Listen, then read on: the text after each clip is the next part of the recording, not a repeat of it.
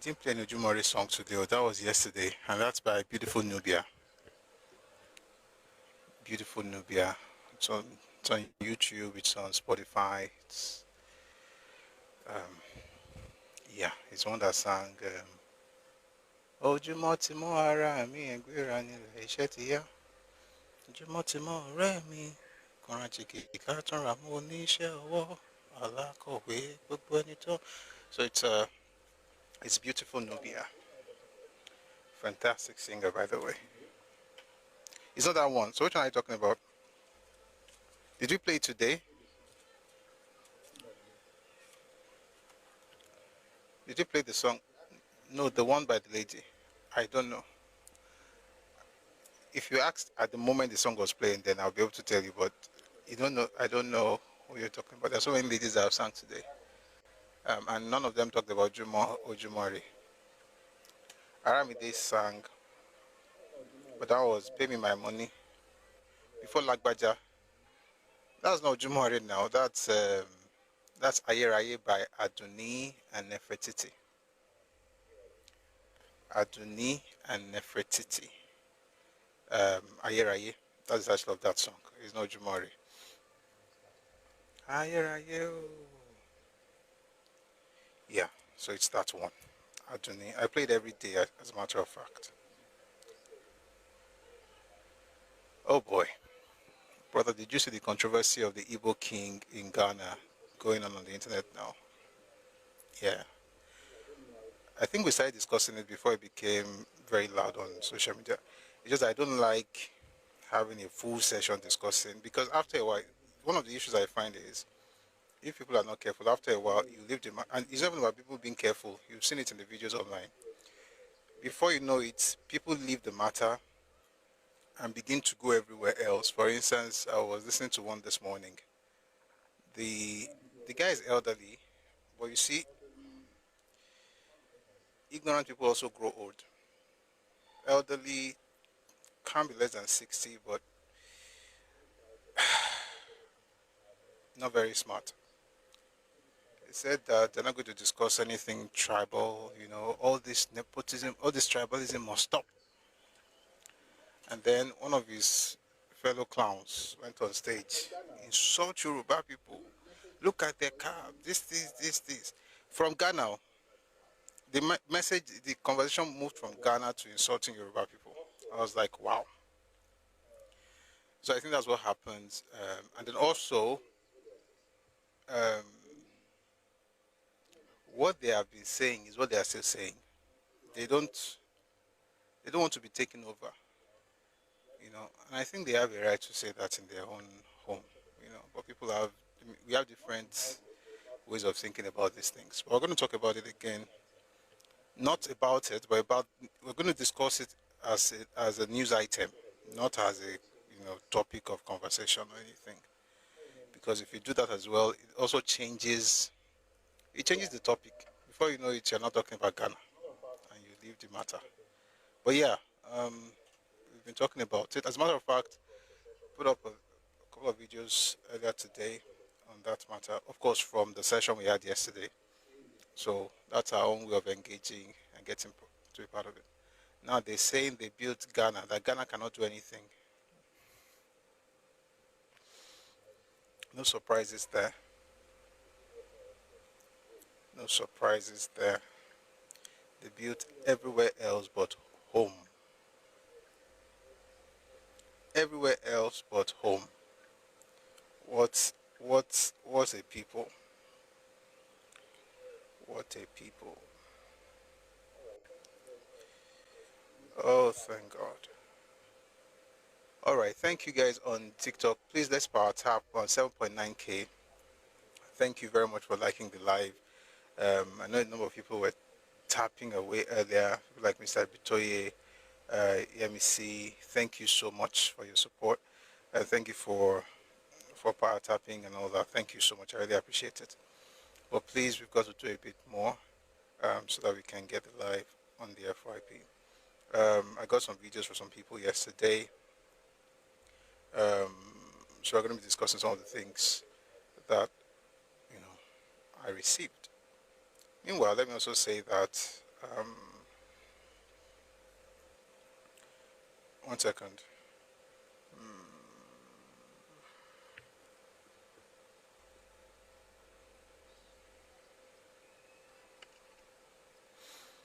Okay, I'm just connecting to that device so it will be easy. Oops.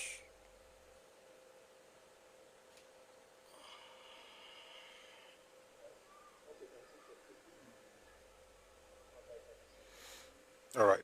Also, if you're on TikTok, please click on the heart icon beside the name to join the team. If you're already a member of the team, kindly drop a heart to me, drop a gift. Thank you, my brother Sean. Thank you, sir. Drop a gift. These things help the live, go out there. So thank you very much for that. Those on YouTube, thank you very much for joining us. I really appreciate your presence here. Thank you so much. It's good to know that you are here and that you're part of the session. Okay. All right. Perhaps we should begin with some of these videos before we get into my other conversation. So, just like the gentleman who came in earlier talked about, we're going to start with some things about Ghana. We're going to end with some things about Ghana. So, the Nigerian news will be somewhere sandwiched in between Ghanaian news. But yeah, so let's discuss some things that have been happening in the last 24 to 48 hours. News making the rounds in the last 24 to 48 hours. So please take a listen to some of this. We'll just to understand again some of this things. By the way, when it comes to Ghana, sincerely, what it's about is knowing your neighbors. Knowing your neighbors. Knowing your neighbors. I don't think we know our neighbors enough. And I think that's probably one of the reasons we have all these issues. Okay, we don't know our neighbors enough. But yeah, so let's get into it. Let's start with a more videos about this on this matter. So please take a listen to this. Country. By that, it's about 4 million, and this 4 million, the Igbos are the majority. I'm coming. I'm bo. Here in Ghana, the population of Nigerians in Ghana is about 4 million. And this 4 million, the Igbos are the majority. The Igbos here in Ghana, they've married a lot of Ghanaians, Togolese, Liberians, Burkinabes, and even Ghana, where we live. Now, these children are all Igbos. And if we don't let them know the culture and traditions of the Igbos, it means our culture is wiping away. And the installation of this king means to plant the culture and tradition of the Igbo in Ghana and any other country that we found that there are a good number of the Igbos living in that country. By that, the essence of this kingship has come to be. I've always maintained that imbecility is a clinical evidence of criminality. I've always maintained it, and I stand to be corrected.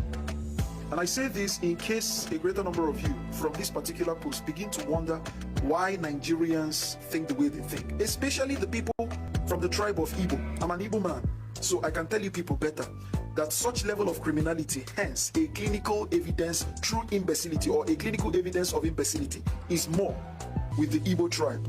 I mean, when you see an Igbo man think, because he's money conscious, you will understand that he's very deluded. They don't care about rationality. They can do things, they can talk like madmen. They don't reason, all because of the money. So in their bid and their desperate chase for the money, you find out that their mind, you see, that's why they say that it will be hard for a rich man or one that chases money to enter a healthy mental state, which is what we call paradise spiritually. They say it will be easier for a camel to enter the eye of a needle than for a man that chases money to have a healthy state of mind, to be sane enough. And that's exactly what happens to you. Now, what do I mean by this? How could this be your reason, your justification for coming to another man's land and clinging to chieftaincies and king? Ask me, even in the Bible, or where logic and rationality applies, have you ever seen a person leave his own land, go to another man's land, and start claiming kingship? If you've given birth to children with the ladies of the people you had, clinged to, take them back home. take them back home. This is not the reason for you to come to another man's land and start running all these kingship, eze, and all these things. Royalty. See, no matter how royal you are in your place, when you come to another man's land, leave it at the doorstep. This is another man's house, and you're coming to claim a king in another man's house. And you know the funny thing. The funny thing is that these same people in their own land can't even claim this right. These same people in their own land can't even do this thing they are doing. They come to another man's land and they start showing rights. Anyways, this is not something that should shock a great number of us who already know who the Igbos are. I'm going to tell you people a very little story, a real life story. So, Enugu State and Ebonyi State are neighboring states in the eastern part of Nigeria, highly dominated by the Igbo tribe. In fact, it belongs to the Igbo tribe. Now, what I'm about to tell you will shock you as a Ghanaian and as a South African. Do you know that the governor of Ebonyi State, lives in Enugu State? The governor of Ebonyi State lives in Enugu State. Every single time he travels back to Enugu State, in a siren, on a convoy. As if he is the governor of Enugu State. If it's not because the governor of Enugu State had to tell him, bro, they cannot be, think about it now, this thing is rational. There cannot be two governors in one state. Whereas your state is empty of a governor. You're governing your state from my state. And then whilst coming back to my own state, you're on a convoy and you're blowing siren like the governor. Now this emphasizes exactly what you people are seeing in Ghana. What you people see in Ghana with Nigerians who are Igbos, with the Igbos who are Nigerians. You leave your father's land, come to another man's land, where you should be focused about doing what you're doing. Do your right thing. Establish your reputation. Peradventure you married those people's daughters and they gave birth to your children. When chips are down, bring back your children home. Don't come to establish chieftaincy title and do all this your fake, illusional, deluded royalty in another man's land. In another, like, I have never seen the most deluded sets of people than this set of people. I have never, in my whole life. That is why when I tell you people that 3 out of 4 Nigerians are mad, people think it's profanity. It's not profanity. I've shown you people facts and figures. It's playing out. I'm telling you people that's why if you come to Nigeria, you see lots of imbeciles, lots of mentally deformed people, lots of Down syndromes. Some clinical, even in the when they don't even show you, by their looks you will know, because you see lots of deformities. You don't need their actions to know that these people are deformed. You just need to look at them to see their deformity. I'm telling you the truth. It's uncalled for. In fact, I don't get it at all. It doesn't make sense.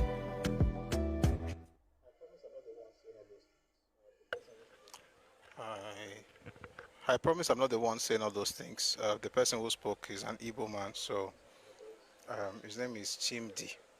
Okay. All right, so we're going to listen to others just to get an idea. Just one more, and then we'll get into other things. 1 second. This one is about the language, the Igbo language in Ghana. Tiwalala, good to see you. Showa, well, so please take a listen to this.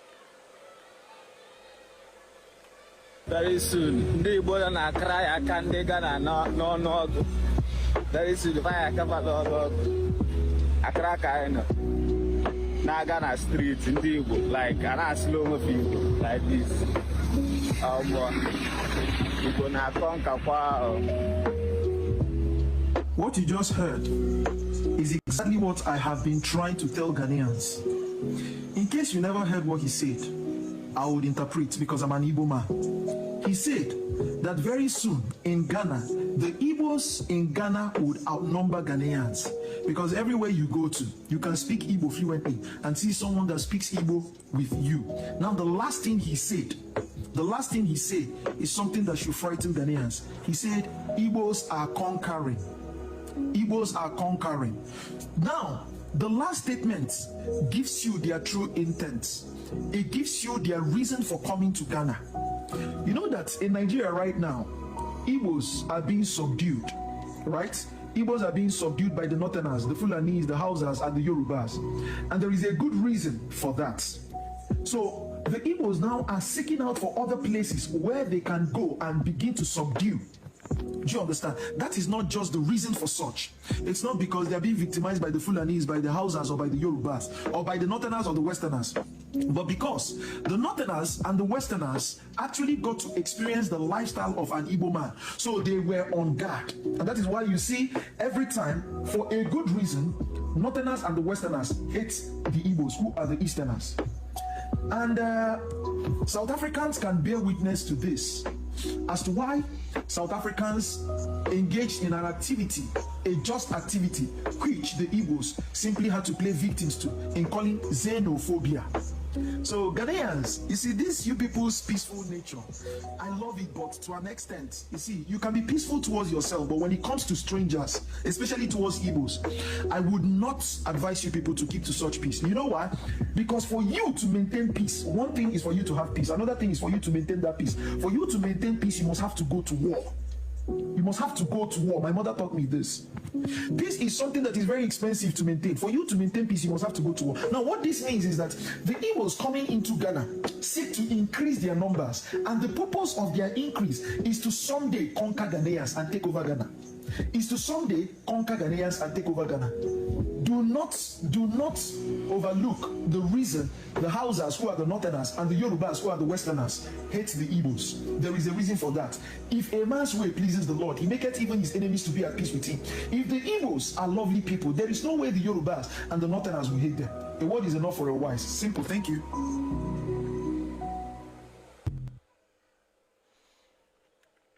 All right.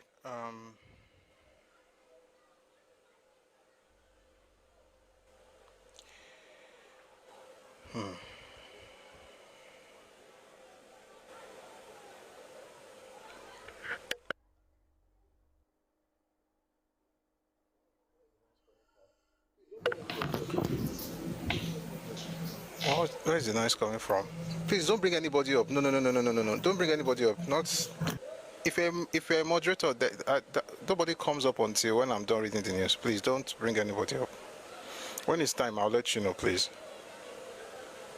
It's because of things like this that we don't bring people up until much later. So mods, please don't bring anyone up until much later. Thank you very much.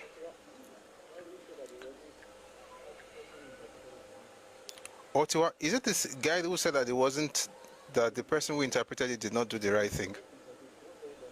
I think somebody mentioned, don't worry, if you want to interpret, just hold on for a bit. You'll come up when it's time, that you can tell us what exactly it means. Okay, thank you. Thank you, Tiwa. Yeah, my was okay to bat it. That's a kubati too. So let's get into the news. We're not going to make it, this is not about Igbos. We're just going to get into the news, and then if you want, and that stuff about the reason Yoruba people hate Igbos, nobody hates anybody. If they really hate Igbos, Igbos will not be living in Yoruba land and be constituting whatever they're constituting. They will not be. This thing of they hate. If you are hated, how come you are allowed to be in those people's lands and thrive? Nobody hates them. Everybody just are aware of their whatever it is they were trying to do. Like, it makes no sense to even act like we don't know. Okay, so we're going to come back to. Don't worry. Life is good. What's your name? All this hatred are coming out because of 2023 election. That's when you were born, Abi. Maybe that's when you were born.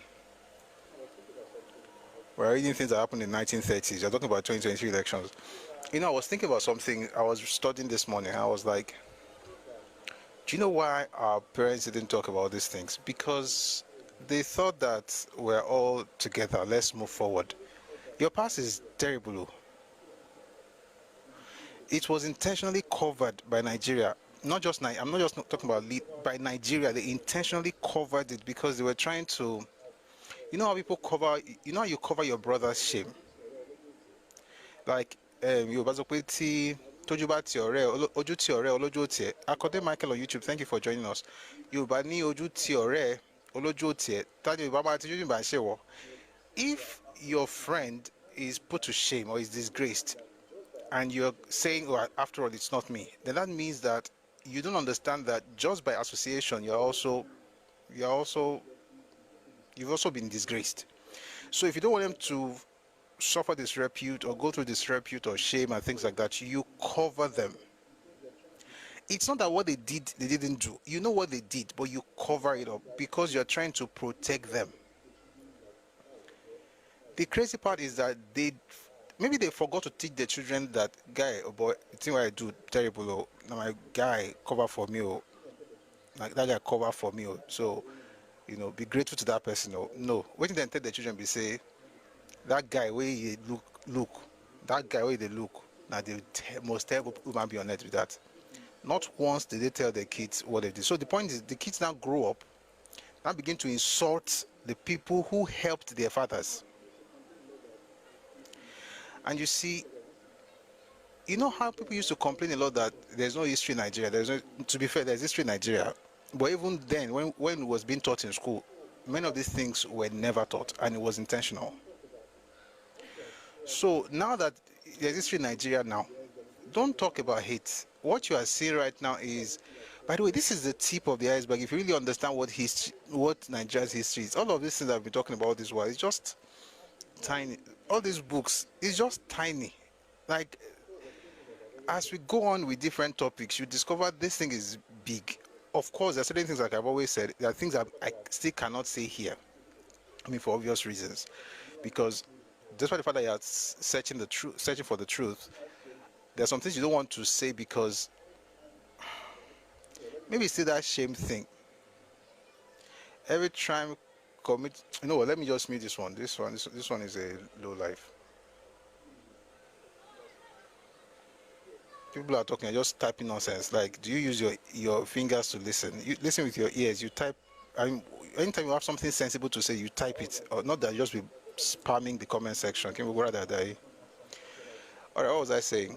There are still some things you wouldn't want to say out because at some point you're like, So let me tell you something. No matter what you hear, I can assure you, no matter what you hear, there are worse things that you can hear. And no matter what I say, there are worse things that are left unsaid.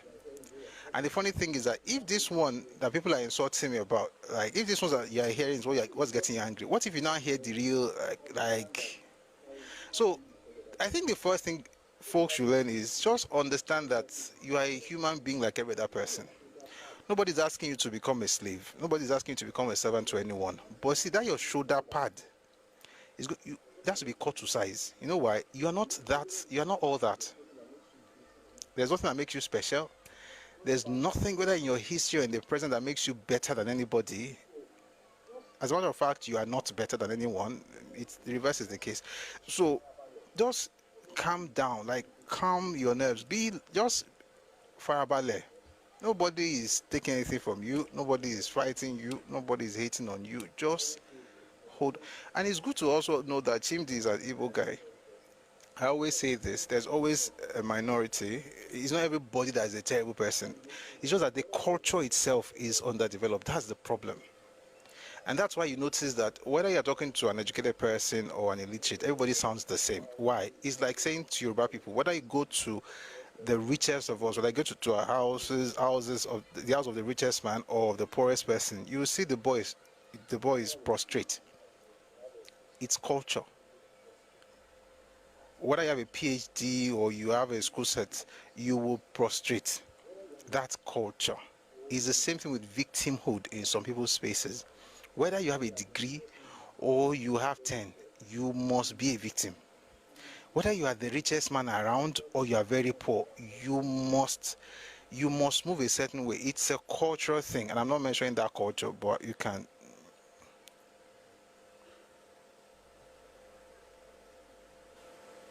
One second.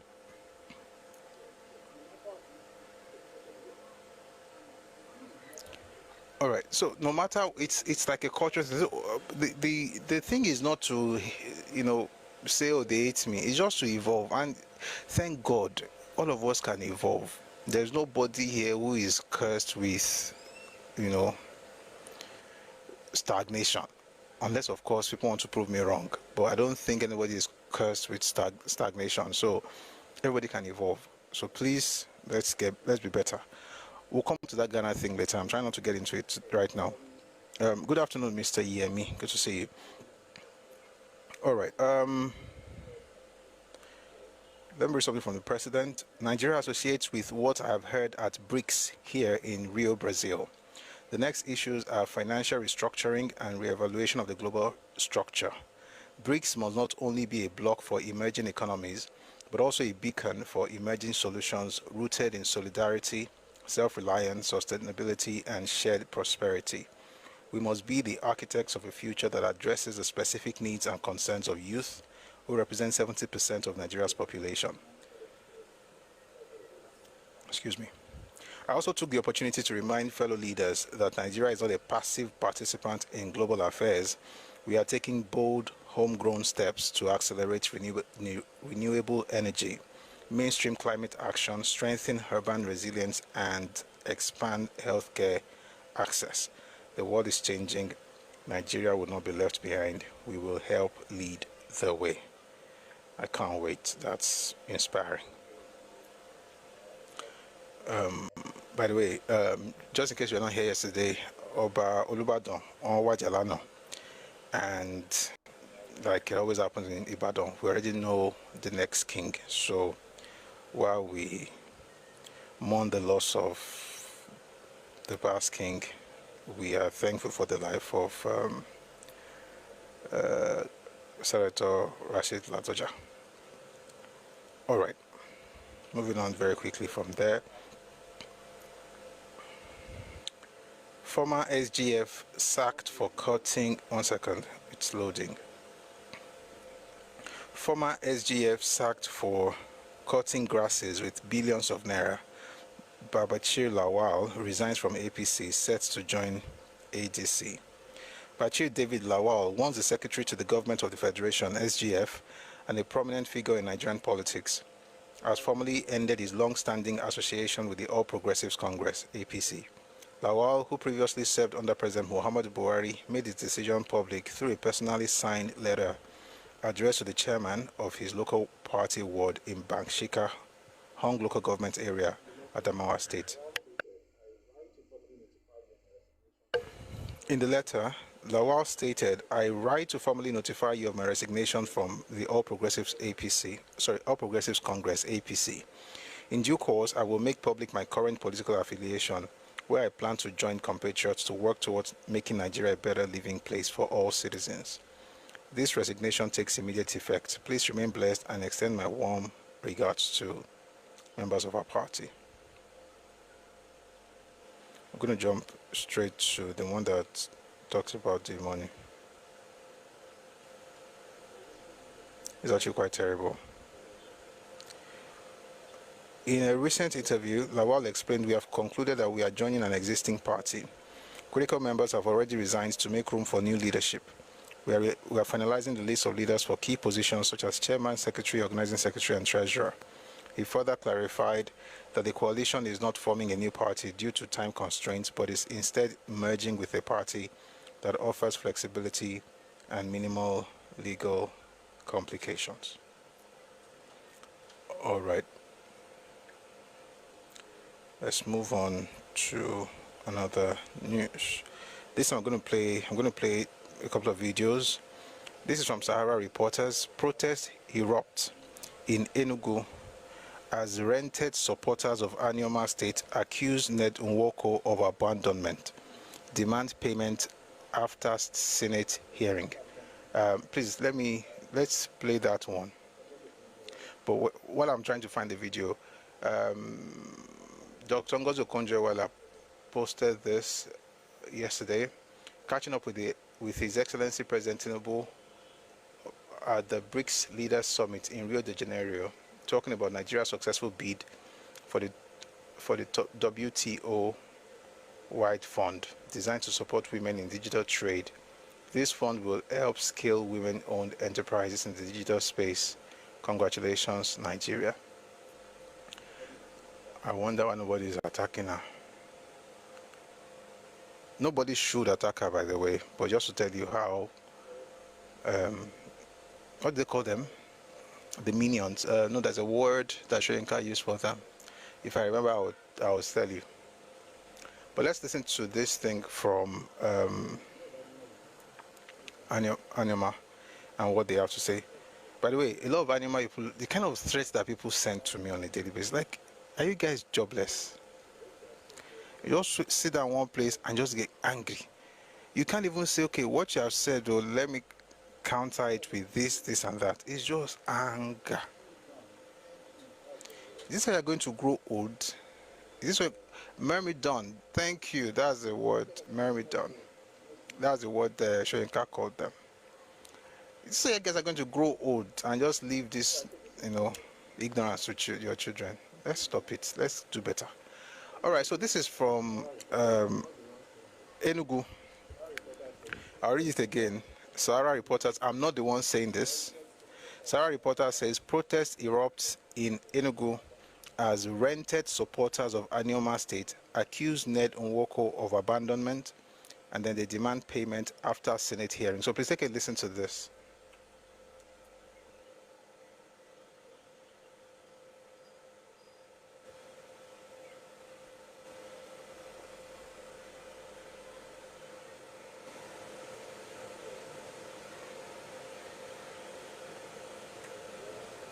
Sorry, this is 1 second.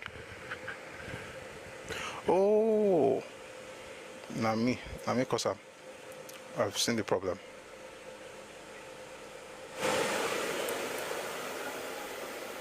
We'll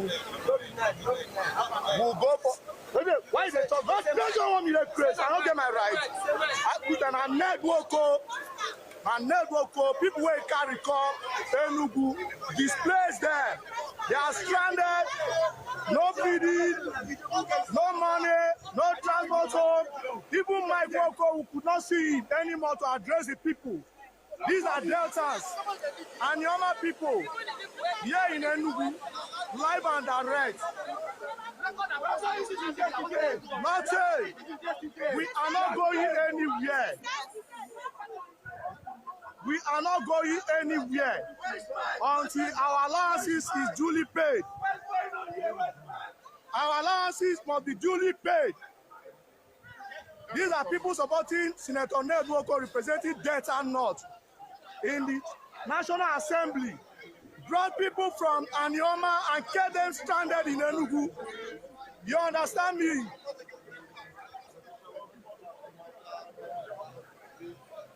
See our people being stranded. Now you want to tell me that Anioma is ripe? It's a lie.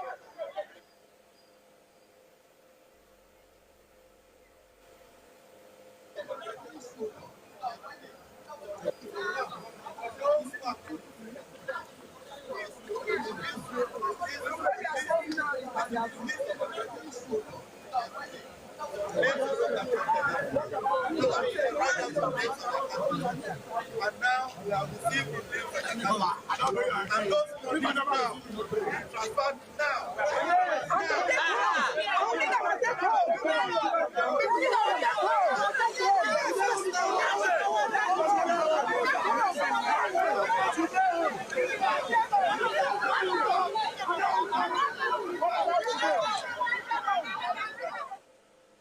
All right, so that's from Enugu. It's sad, but I wish them all the best. Some people actually sent me some crazy stuff. By the way, these guys are threatening me. You know that it can be picked up. One came yesterday to do one nonsense. You can. I'm just saying it. Those who are threatening. There's a reason I respond the way I respond when I type it. So in case you are listening to me, when you send messages and you see all those things, I just say something, and because when it's time to screenshot those things, I want them to know exactly what I told you. You can be picked up. Not by police, like you can literally be picked up anytime I'm tired of your shenanigans. It's not difficult. All right. So they said I'm against Anioma State.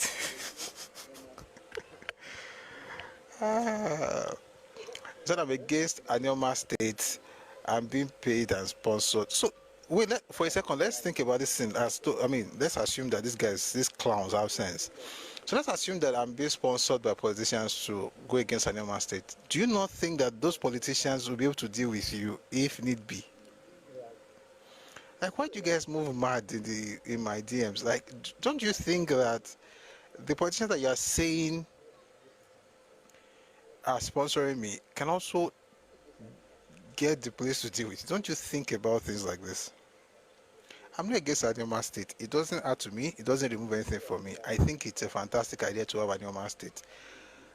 And maybe because I say that the entire place is not Igbo, maybe that's what is paining you. And it's the truth. The entire place is not Igbo. The last thing you can do is probably go and hug a transformer. That's the best. That's the worst thing you can do.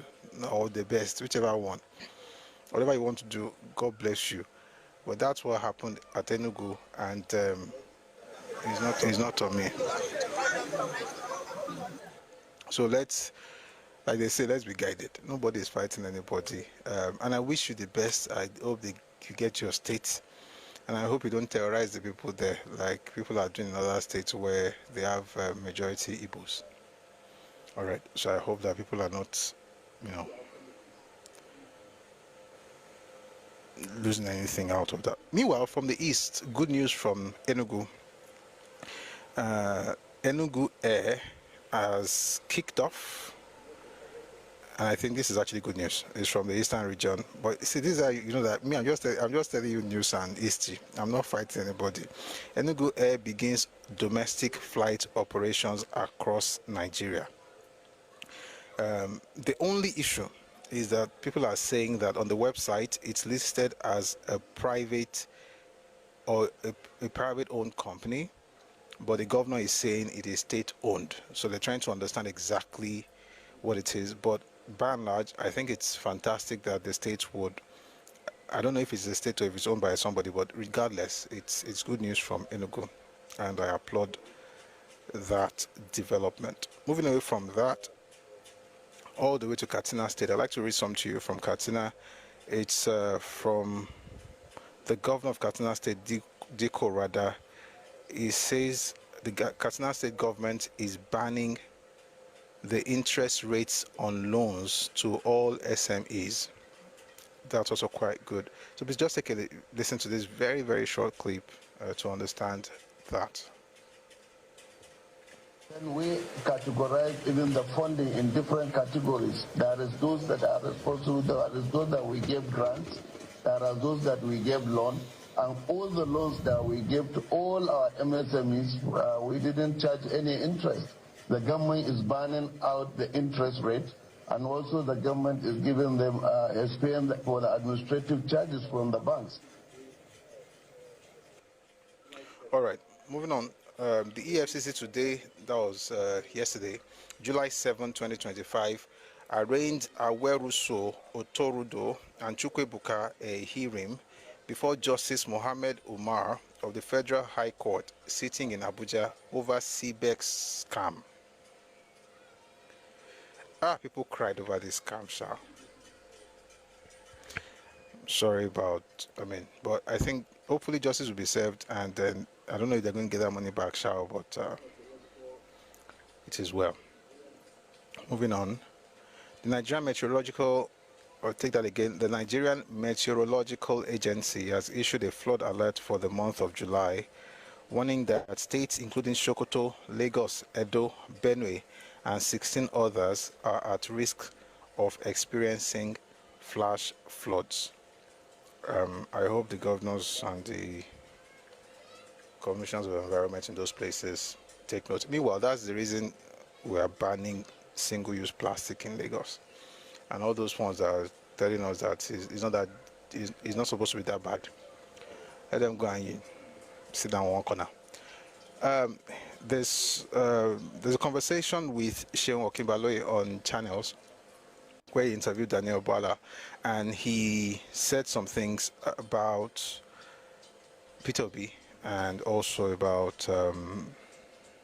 VDM. So I'm going to play a short video from him, and I think there's a response from VDM, but maybe not the whole thing, because this is not about everything. But I think he has something to say to that. So please take a listen to this. Empathy for citizens. Very dark man has more empathy than Peter Obi. He has not been, he's not a empathy for citizens. very dark man has more empathy than Peter Obi. He has not been, he's not a politician, but he was in Benue. Why does he have to wait until he becomes a president before he gets to Benue? Why will he wait until he becomes a president before he will demonstrate? Empathy is personal, and it can be public. So him as a person, where principal did not go there. Why is it that your principal? Is there any reason why the president couldn't go to Yawata, couldn't go to Mokwa, and commissioning bus stations when people have died in the same, when soldiers are being buried? So one thing about leadership is you have so many things and you have to prioritize them. If the president were to be physically in Yelwata, would he have made the differences he was in Benue? You see, some of this rhetoric of Peter Obi and by extension the opposition is neither here nor there. It is because they lack basic things to talk about as far as governance is concerned. They go to talk, okay, because if he was not in Benue, they will say he didn't go to Benue. Now you went to Benue, why didn't you go to Yelwata? The shifting of goalposts is one of these elements you find in these internally displaced politicians. How many of them are gasping for power now? About 7 of them. Who among them has gone there? Go to England, go to America and see the opposition, what they would have done.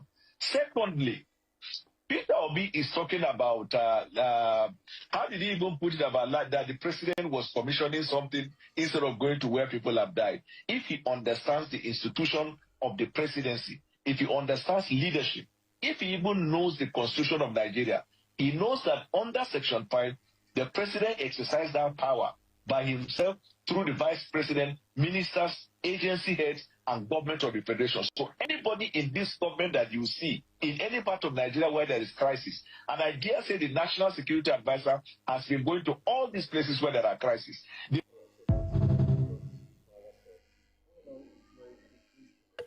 All right, so that's what Boala said. Moving on very quickly because of time. This one is from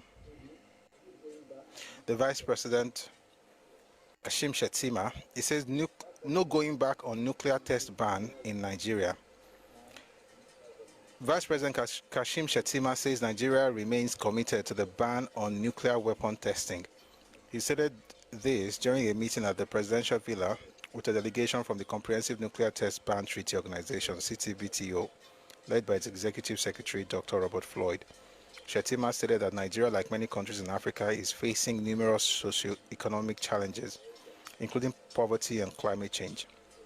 According to him, Africa's priority at the moment is to address its existential challenges of poverty and the effects of climate change, not the pursuit of nuclear weapons capability.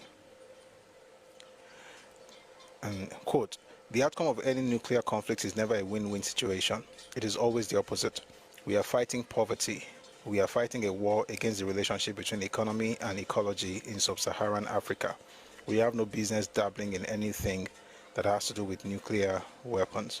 I want to assure and reiterate our commitment to a comprehensive nuclear test ban, and I want to appreciate the organization for the extra vigilance you have taken, having 337 stations spread across the world. All 7 tests conducted by DPR Korea were detected, he said. All right, moving away from that, I think we have maybe 1 or 2 more items before we bring people up. So I found this fantastic man, and I thought you should listen to him. This is in Yoruba, by the way, but I think if I have to interpret or translate, I will do so. But please take a listen to this brilliant analysis of Nigeria's politics, apparently. How do we do this? 1 second, guys.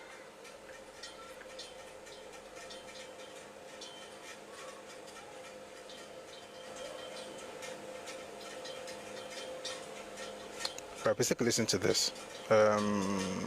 Yeah.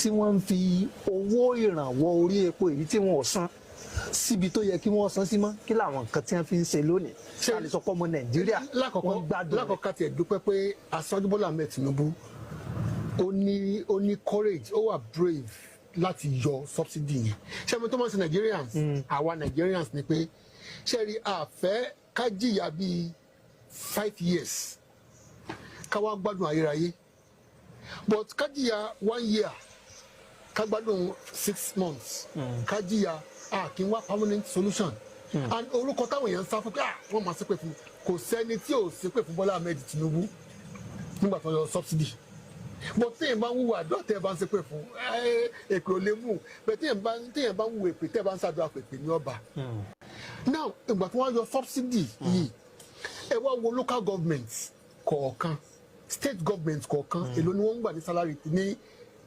monthly allocation wọn tẹ́lẹ̀tẹ́lẹ̀ ó ti di ×3 ẹ wo Ọ̀yọ́ state fún àpẹẹrẹ nísìn ní April or May tí n bá ṣe mistake yẹn allocation from the federal government about 15 billion ni. ìyẹn nípínlẹ̀ Ọ̀yọ́ 15 billion láti ọdún méjì tí Aṣíwájú Bọ́lá Ahmed Tinubu tó ti wọlé kó tó di pé wọ́n wọlé ẹ lọ wo iye tí wọ́n ń gbà sí àsìkò tó wọlé oye tí wọ́n ń gbà irú local government ní Ògbómọ̀ṣọ́ north local government ń sìn mo ní rẹ́kọ̀dì gbogbo owó tí wọ́n ń gbà láti bàtà Aṣíwájú Ahmed tó ti wọlé as president àti local government kò kù so ìgbà mi tí mo máa ń sọ̀rọ̀ máa ní èmi ní evidences nǹkan tí mo ń sọ tó bá dàbí ẹ lọ wádìí tí mo bá parọ́ evidences yẹn wà ń bẹ̀ now owó Aṣíwájú Bọ́lá Ahmed Tinubu ti tiẹ̀ ni pé gọ́vnọ̀ owó ni owó tó yẹ kí wọ́n fún wọn ṣé wọ́n fún àbí wọ́n fún wọn Aṣíwájú Bọ́lá Ahmed Tinubu in láti federal government so àwọn state governors wa lọ́yẹ̀ ká máa bí wọ́n lè pé owó tí ń wọlé sọ́dọ̀ tí ní báwo lẹ̀ ṣe ná. Simply put local government autonomy wọ́n ti politicize ẹ̀ òṣèlú ti wọ̀ ọ́ politicize ẹ̀ because tí wọ́n bá politicize ẹ̀ kò sí tó bad ìgbà tí wọ́n request fún àwọn chairman pé kó submit account details wọn ẹbí wọn lè how many local government chairman ló submit. gbàjọba ní àti fẹ́ máa sanwó fún local government tó kí gbogbo àwọn local government ó jáde wá láti wá fi a lot of things kò wà clearly stated nínú gbogbo àwọn judgement kọ̀ọ̀kan tó ń wáyé ní local government autonomy yẹn so until tí ìlẹ́sọ̀kọ̀ boldness until that political aspect tó ń bá mú kúrò tó máa lè stand pé nǹkan báyìí without minding whose ox is God. Bàbá Jáwò àwọn wo ni ti. All right, so I just want us to listen. I don't think I have to explain or translate because ọ̀pọ̀lọpọ̀ nǹkan tán sọ ìbò náà lọ́kọ́ kúkú fi sọ. Wọ́n kàn dá wọ́n ṣe àmúlùmálà. So àwọn tí ó gbọ́ yóò bá dójú àmì wọn á ti gbọ́ Gẹ̀ẹ́sì tán fi là láàrin ẹ̀. All right, so we're going to end where we started before we get into today's topic, which is the trial and execution of Victor Banjo. Before we get into that topic, I want to finish off this news section with news from where we started.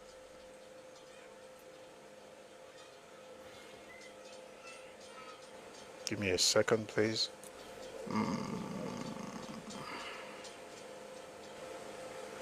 So, by the way, there was a riot in Ghana.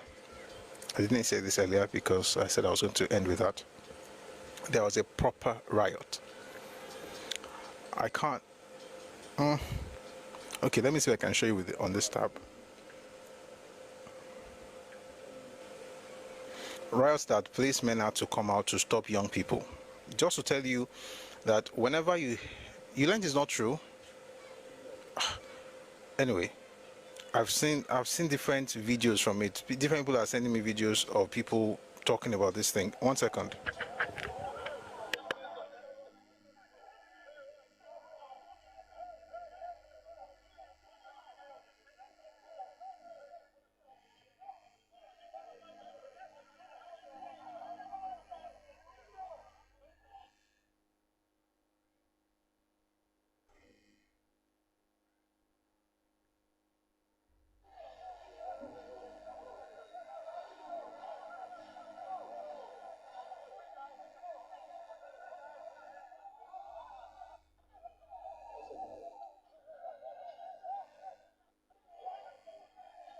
One second though.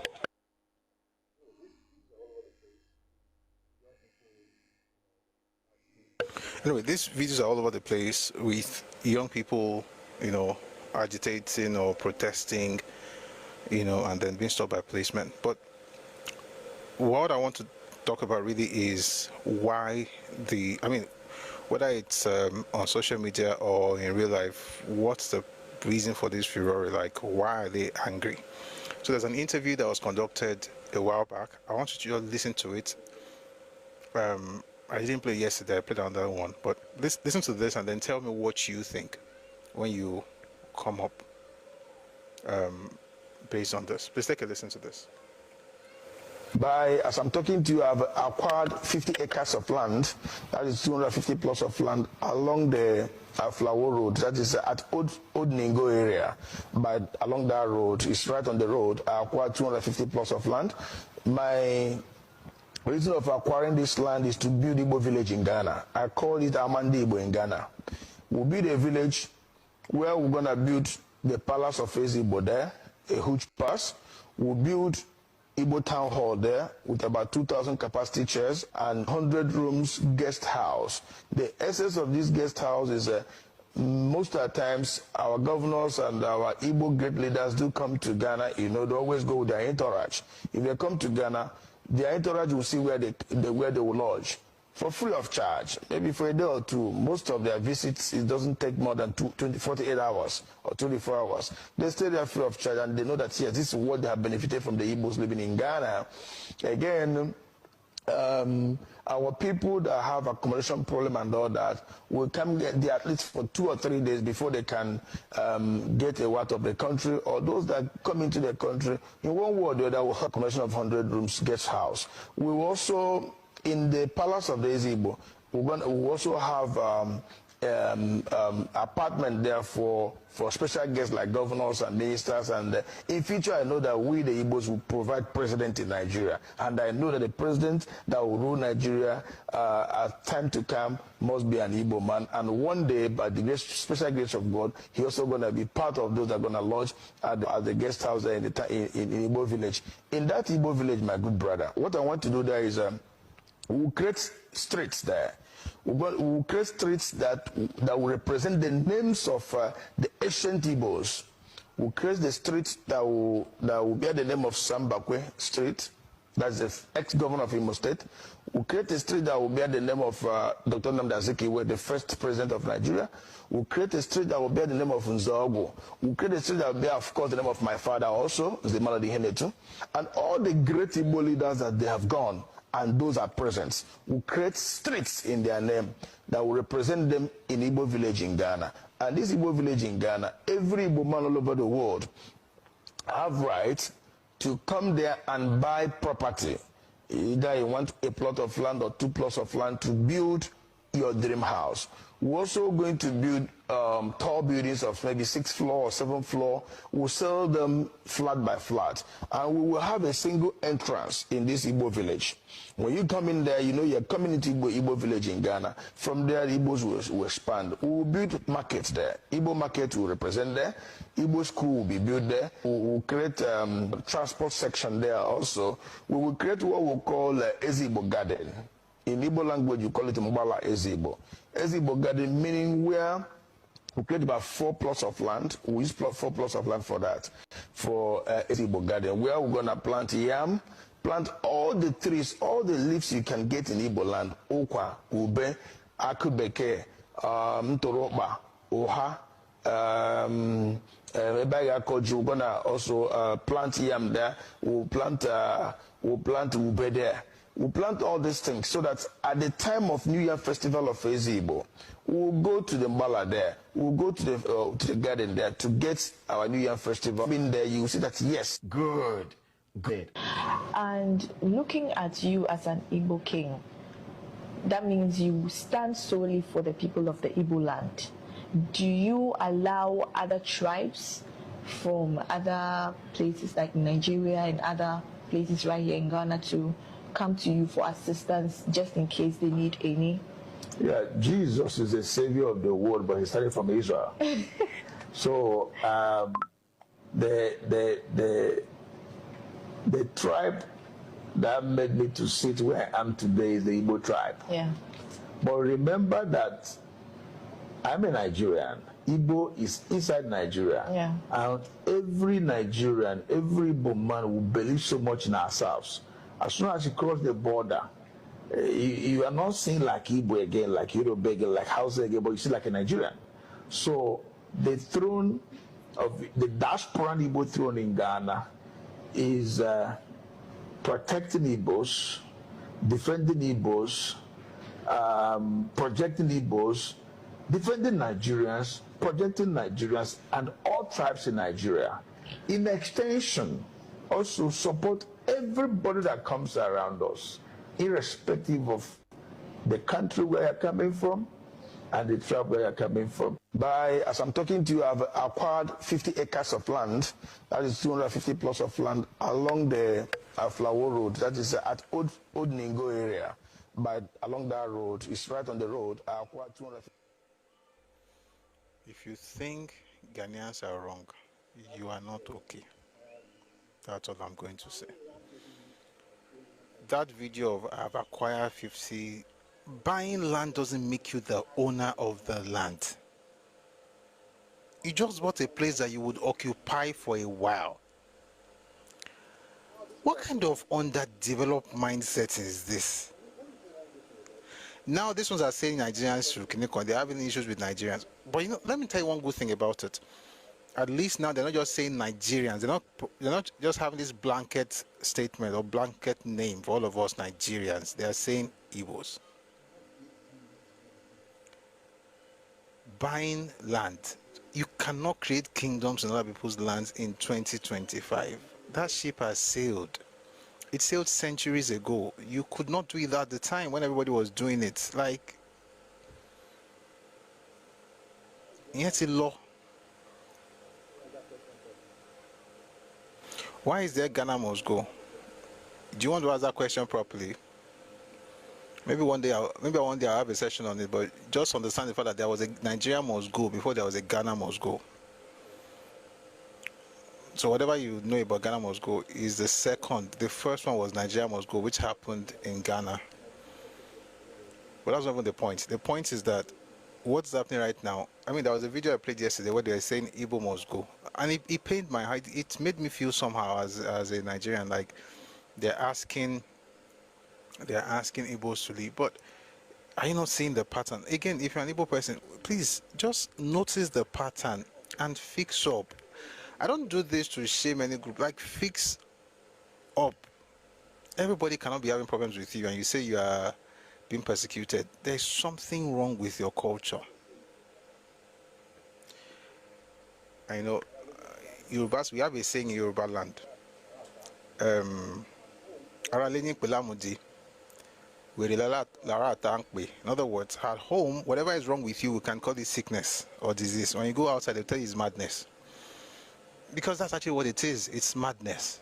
It's just folks at home trying to, cope with you, calling it a sickness. But it's not just sickness. It's so yeah. But good luck to everybody. I hope people are happy in their delusion. But let me read some to you from some of the comments in the video, just to let you know when I say underdeveloped mindset. Someone says, as long as this is bought land, why is this a problem? In the US, we have Chinatowns everywhere. What the heck is wrong with us? It is commerce. It is real estate.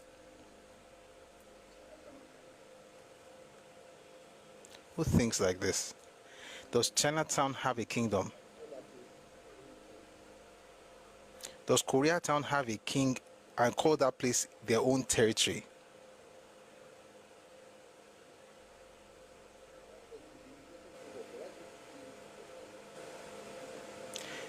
Someone says it's an interesting project, but why can't you build it in your region, in Igbo land? Or your region did not deserve good projects? It's because there's no land there.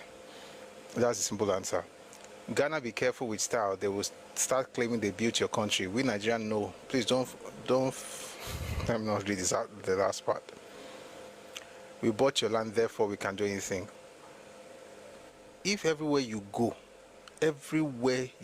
people have issues with you, you are the problem.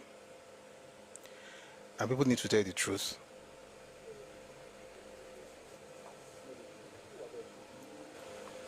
So yeah, everybody will be okay. Meanwhile, there should be no kingdom creating it.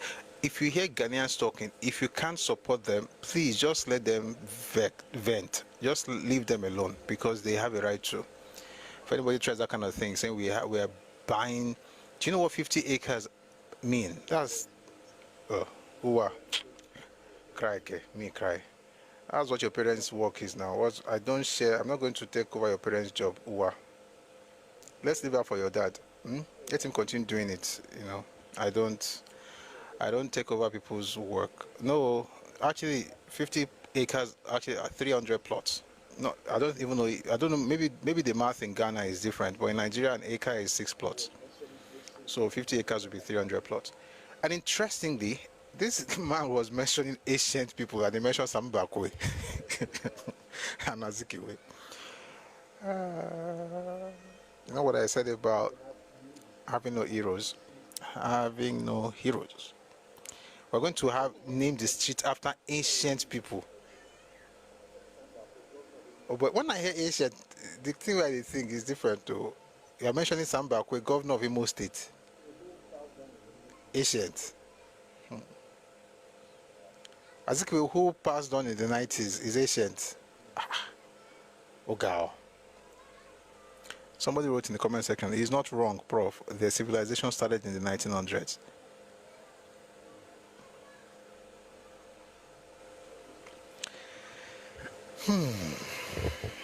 All right. Let's bring some people up. Please, if you'd like to be part of the conversation, please come up. We'll be measured in our contributions, no cursing. Let's leave that to the goats who do it. So please, when you come up, just pick the topic, whichever one you want to talk about. Of all the things we've discussed, you can pick anyone, you talk about it. So if you like to speak, please send your request in the next few seconds. We'll bring people up, everybody speaks, and then we'll get into the conversation. Today, we're discussing Victor Banjo. This is going to be the last session, I believe. Victor Banjo, Trial and Execution. We're going to be reading the book. We're reading 2 books, like primarily, but we'll be reading others as well. The primary books will be The Trial of Biafra's Leaders by Nelson Otta and A Break in the Silence by Adetong Ogunsheye. So those will be the 2 books that we're going to read primarily, and then we'll go into other books as we go along. Now, the gentleman wanted to interpret Igbo for us. You can come up now. Let's bring people up. So everybody, you come up, please. Once you get up, please mute. Great Ashi, J-Fad, and Dark Boy, please mute, and then we'll have 2 minutes each. Thank you very much. See the way he's talking about it, we will not build something. Why not just say, I want to build an estate? Just buy land. By the way, the video we played yesterday, the real estate folks are saying that the person is buying land and it's not a direct purchase, that is buying it through proxy. Apparently he knows exactly what he's doing. Like, why not just buy land and do business? There is this evil guy on TikTok against that Igbo king. Yes, we played this video earlier, and like I said, there's always a wise minority, but the prayer is for that minority to become bigger and that they should speak, because it takes cowardice for people to know what to do and not say it out. Right? So hopefully we have more of them speak out, but it's a shame, really. So let's have Great Ashi, J-Fad, and Dark Poet, 2 minutes each. Please go on, Great Ashi. Hello, are you there? 2 minutes, please. Great Ashi, are you there? Going once, going twice. Odilo. J-Fad, please go on. 2 minutes. Good afternoon, sir. Can you hear me? Yes, sir. Good afternoon. Great, Ashi. I tried unmuting you. I'll try it again later. Yes, please go on. 2 minutes, please. All right. Thank you very much for having me. Thank you for coming up. You see, you are a breath of fresh air for people like me, and for us in Yoruba land. I am telling you the truth. You know what our brothers are doing.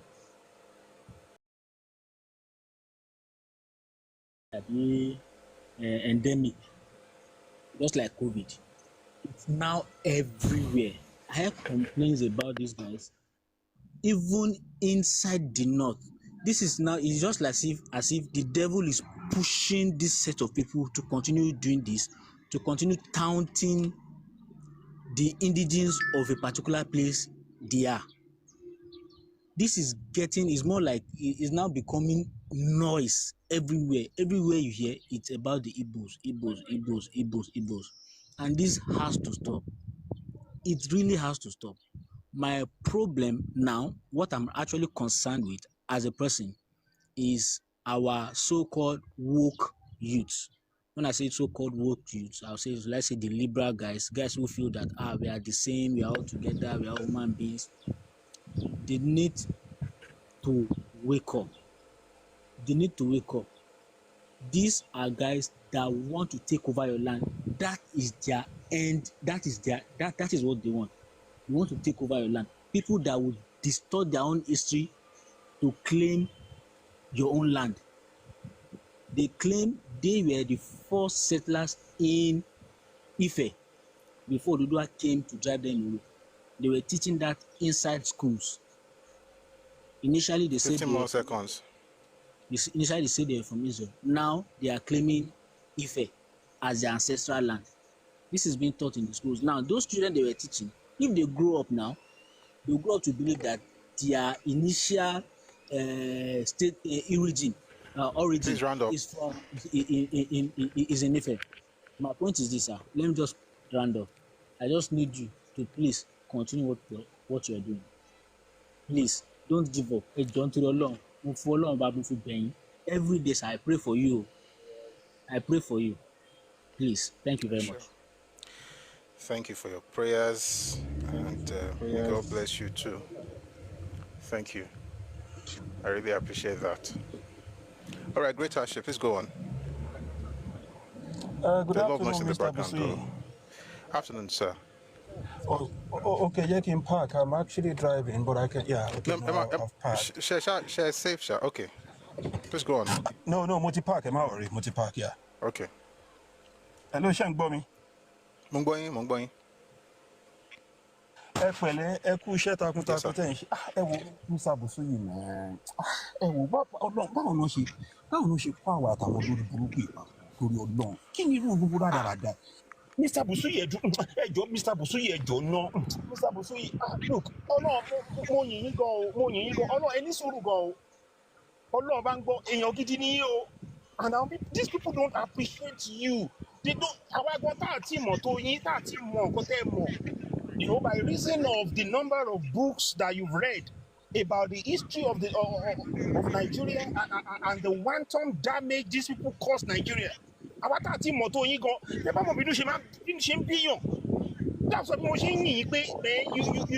always try as much as possible to comport yourself, not to express yourself in a very angry way. Ẹgbọ́n bí idiot yẹn ṣe ń sọ̀rọ̀ nílùú onílùú torí Ọlọ́run. Mr. Busui, ẹgbọ́n bó ṣe ń sọ̀rọ̀, I have acquired. Ibi tí mo wà, mo láwọn ọ̀rẹ́ Ghana, àwọn Ghanaians yí orí àwọn Ghanaians yí.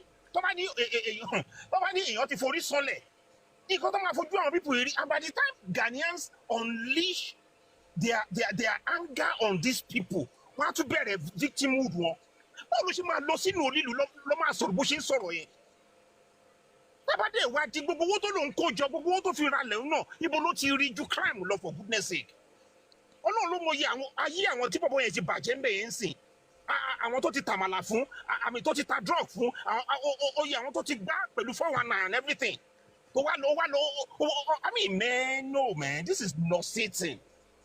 This is irritating. Irú olórí burúkú ẹ̀dá wo làwọn people jẹ? Round up. Honestly speaking, olórí burúkú làwọn people yìí o, olórí burúkú ayé àti ọ̀run. In fact, kò tiẹ̀ tó olórí burúkú lọ́run náà, but olórí burúkú làwọn ọmọ Ìgbò. Olórí burúkú, I mean, ẹ wo Mr. Busui ẹ máa bá ṣe yín lọ, a máa request láti pè wọlé later, láti sọ̀rọ̀ later. Ẹ ṣé gan. God bless you, sir. Ẹ ṣeun gan. Ẹ ṣé. Ẹ ṣáà máa ní sùúrù ṣe rí. Tik Bonk. I think you hear. You just want to ó ní mo ṣe ń dúpẹ́ lọ́wọ́ Ọlọ́run fún yín náà ó ní mo ṣe ń yìn yín Mr. Busuyi Ọlọ́run ó ní mo ṣe ń yìn yín because mo mọ̀ pé a tip of the iceberg nílùú wa yìí mọ̀ compared to nǹkan tẹ́yìn mọ̀ tẹ́ẹ̀dẹ̀ ń tọ́ láti comport ara yín sometimes ọ̀tẹ̀ máa fẹ́ sọ̀rọ̀ tẹ́ẹ̀dẹ̀ ẹ máa withdraw ara yín pé no kẹ má jù àwa náà máa débẹ̀ ọlọ́ in fact ṣàìsàn tọ́nà bá.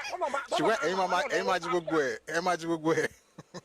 because wèrè láfi wọn wèrè náà olórí burúkú làwọn ìbò yìí náà ṣé rí sà Mr. Busuyi ẹ máa realize pé àwọn òbí wa kì í ṣe pé àwọn òbí wa náà mọ̀ but mo sọ pé àwọn òbí wa bára wọn sọ̀rọ̀ pé let's just ká má reveal báwọn bíbí ṣe jẹ́ wọn mọ̀ pé olórí burúkú làwọn bá dì wọn mọ̀ pé pigs làwọn bá dì that's why táwọn òbí wa inú ẹ bá mọ̀ pé advent of Christianity náà nǹkan ẹ mo ye preaching táwọn òbí wa ti bọ́ ní church tọ́wọ́ pé no let's just bring these people back tábà fọwọ́ òtún bọ́ wọn wí a máa fi tòsí famọ́ra wọn mọ̀ pé olórí burúkú làwọn fà mọ́ra wọn mọ̀ pé àwọn ẹranko làwọn fà mọ́ra that's why I thank God for you every day Mr. Busuyi tọ́lọ́ ràn yín lọ́wọ́ I mean Mr. Busuyi ní sori burúkú o ní ṣubú dànù àwọn ọmọ yín máa ní ládìjú yín lọ because you are awakening Yorubas every day to the wickedness of this olórí burúkú Igbo people. Ẹ wo bí ṣe ń sọ̀rọ̀ nílùú ẹ wo bí ṣe ń sọ̀rọ̀ nílùú torí pé wọ́n acquire 50 acres of land. Ayé ò ní da kò ní sori rẹ̀ mi tó wà yẹn. Wọ́n máa tó máa gbé ẹ̀kú ẹ̀sìn níwá yẹn. Great as it is well. Ẹ ṣe. And you know the funny thing, right? When it comes to this 50 acre thing, coming from a family, I mean, my dad being who he was in real estate, 50 acres is just 50 acres. Like, it's just 50 acres.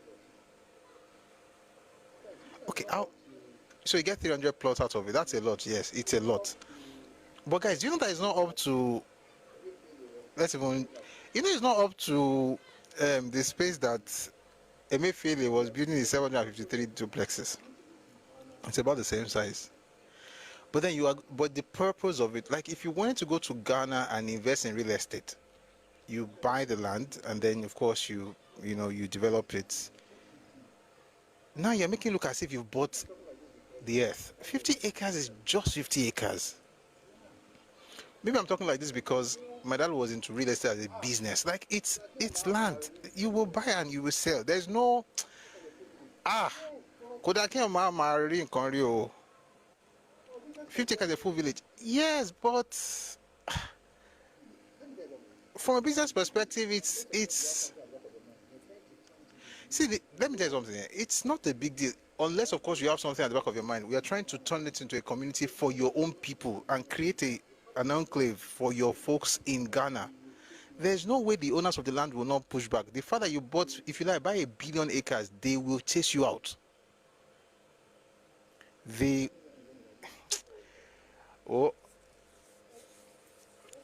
My family land alone in my village is 64 acres. Because just did one land business like last month. Why are they so carried away by land? Like, it's land. But wait, I think maybe the problem, to be honest, I think the problem really is the people that we're dealing with. You know, if you're coming from a place of scarcity, or you have scarcity and poverty mindset, let me say this to all of us.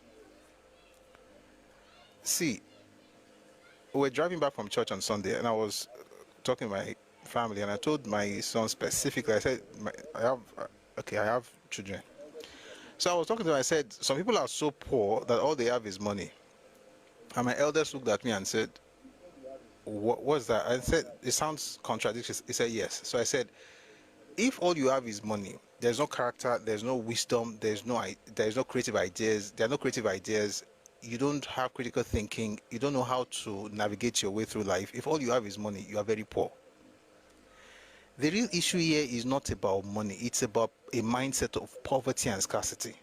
That mindset that makes you want to take. It's the same mindset in some politicians where they just want to steal. It doesn't matter how much you have, you just want to take. And when you look in your past, you don't have certain things that you're like, okay, let me create it for my children. You can't. The only place you can create those things is inside movies and stage productions and your Igwe and Eze inside films. That's the only place, and it's fine. Let me say something, and I'll move on. America didn't. I mean, when the Europeans got to the US, they didn't want monarchy, especially after they got independent from England. They didn't care about monarchy. They built something. Why would you go everywhere trying to establish kingdoms? Like, it doesn't even make sense. But again, I'm Yoruba, so maybe that's why I'm talking like that. We're going to listen to two more people, and then we'll get to the news. The one last news item that has to do with Yoruba people. So listen to Dark Poet, and then we'll go to Olushola. So, Dark Poet, please go on. Good afternoon, everyone. Good afternoon, Prof. Afternoon, sir. Good weekend. Afternoon, sir. Hope we rest well, sir. Ben, sir. Sherry, I will the same thing this man speak now. I will say it in another tone. Emma will be oripipe. Okay, I'm in Ghana now. Okay, I just told the people. Okay, I've acquired the 50 acres of land. So I've acquired 50 acres of land. I want to build an estate in which people can come and live, and maybe people from Nigeria can come and live, and we'll form a community which will thrive with the Prof. You're next person. Sorry, my join later. All right.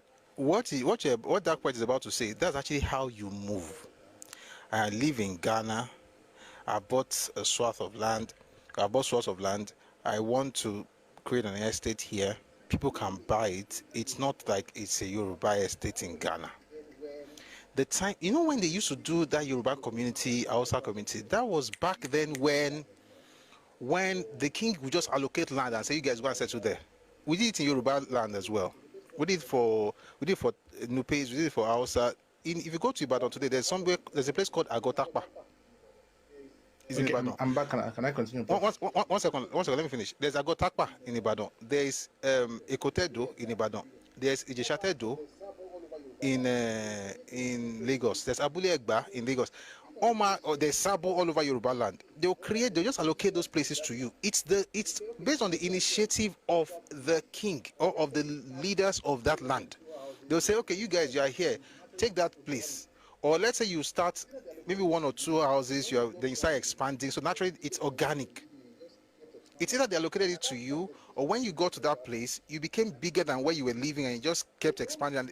And at that point, especially in a place like Ghana, for Yoruba people, they don't see. They know that you are Yoruba, especially Ogbomoso. You are Yoruba. They know that, but you are like part of them, so they don't have any problems with you expanding because you're not calling the place yours.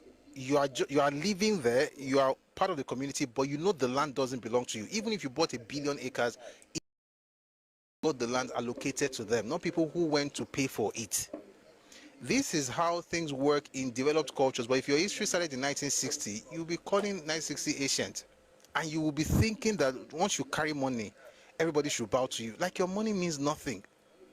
There's so much more to life than cash. Cash means a lot. Money helps you get many things done. But there are things money cannot buy. There are things money cannot buy goodwill. Listen, if you want to use money to buy goodwill, they'll collect your money. When it's time to go against you, they'll still go against you and they'll spend your money. There are certain things that happen. I mean, relationship, things sometimes takes years to build. You just go and destroy everybody's work because you have money. Everybody, I pray that you prosper, that you have loads of money. But guys, money is a tool. If money becomes your guy, you are done for. It's a tool. You should use it. You should command it. Once it starts making you do things, it means that you are the servant of money. Just begin to act like it is well. All right, let's have Dark Poet now. I'll restart your time. 2 minutes, please. Okay. Yeah, like I said, when you go to a town, it's okay, I want to build a community in which we will thrive together with our host community, and we'll build we'll have cultural exchange, business exchange, in which you say it like that. It makes a lot of sense to the host community to even support you with this. Now you are saying, I want to build a kingdom inside another person's land. That we'll be doing Yam Festival, we'll be doing agbékalẹ̀ ọ̀rọ̀ rántí náà ọmọọ̀rọ̀ social ọgọ́rọ̀ sọ kò yín ṣe nǹkan ẹ̀ ni. You say it like you want to go and dominate a host in his own backyard. wá ní kó má mú elu kó má nù ẹnu kùnà bọ́tà kò nù bẹ́ẹ̀. And like you said, the O and the C of O, I think they don't understand the difference between ownership and occupancy. They think certificate of occupancy is certificate of ownership. Bóyá èèyàn tún ní láti sing yẹn sí wọn létí dáadáa kó lè understand. So and another point I want to bring is that I saw a video of one lady, I think her name is Dr. Adam Wonso. She's talking about this neo-fund student loan. And she's talking about how wonderful it is that that people need to do more to actually spread that, and that it's actually a wonderful idea that people can actually get education easily, even though they'll pay the loan later. So if you go under this thing, you see some people telling you, is education supposed to be expensive? I was like, they should try ignorance. And I was telling one under that comment that go on in America, I don't know assessing student loan. In anywhere in the world, there's always student loan available. To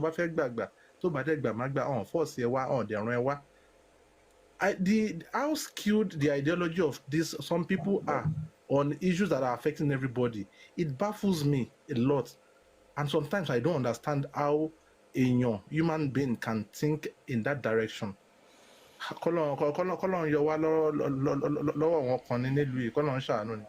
I'll rest my case.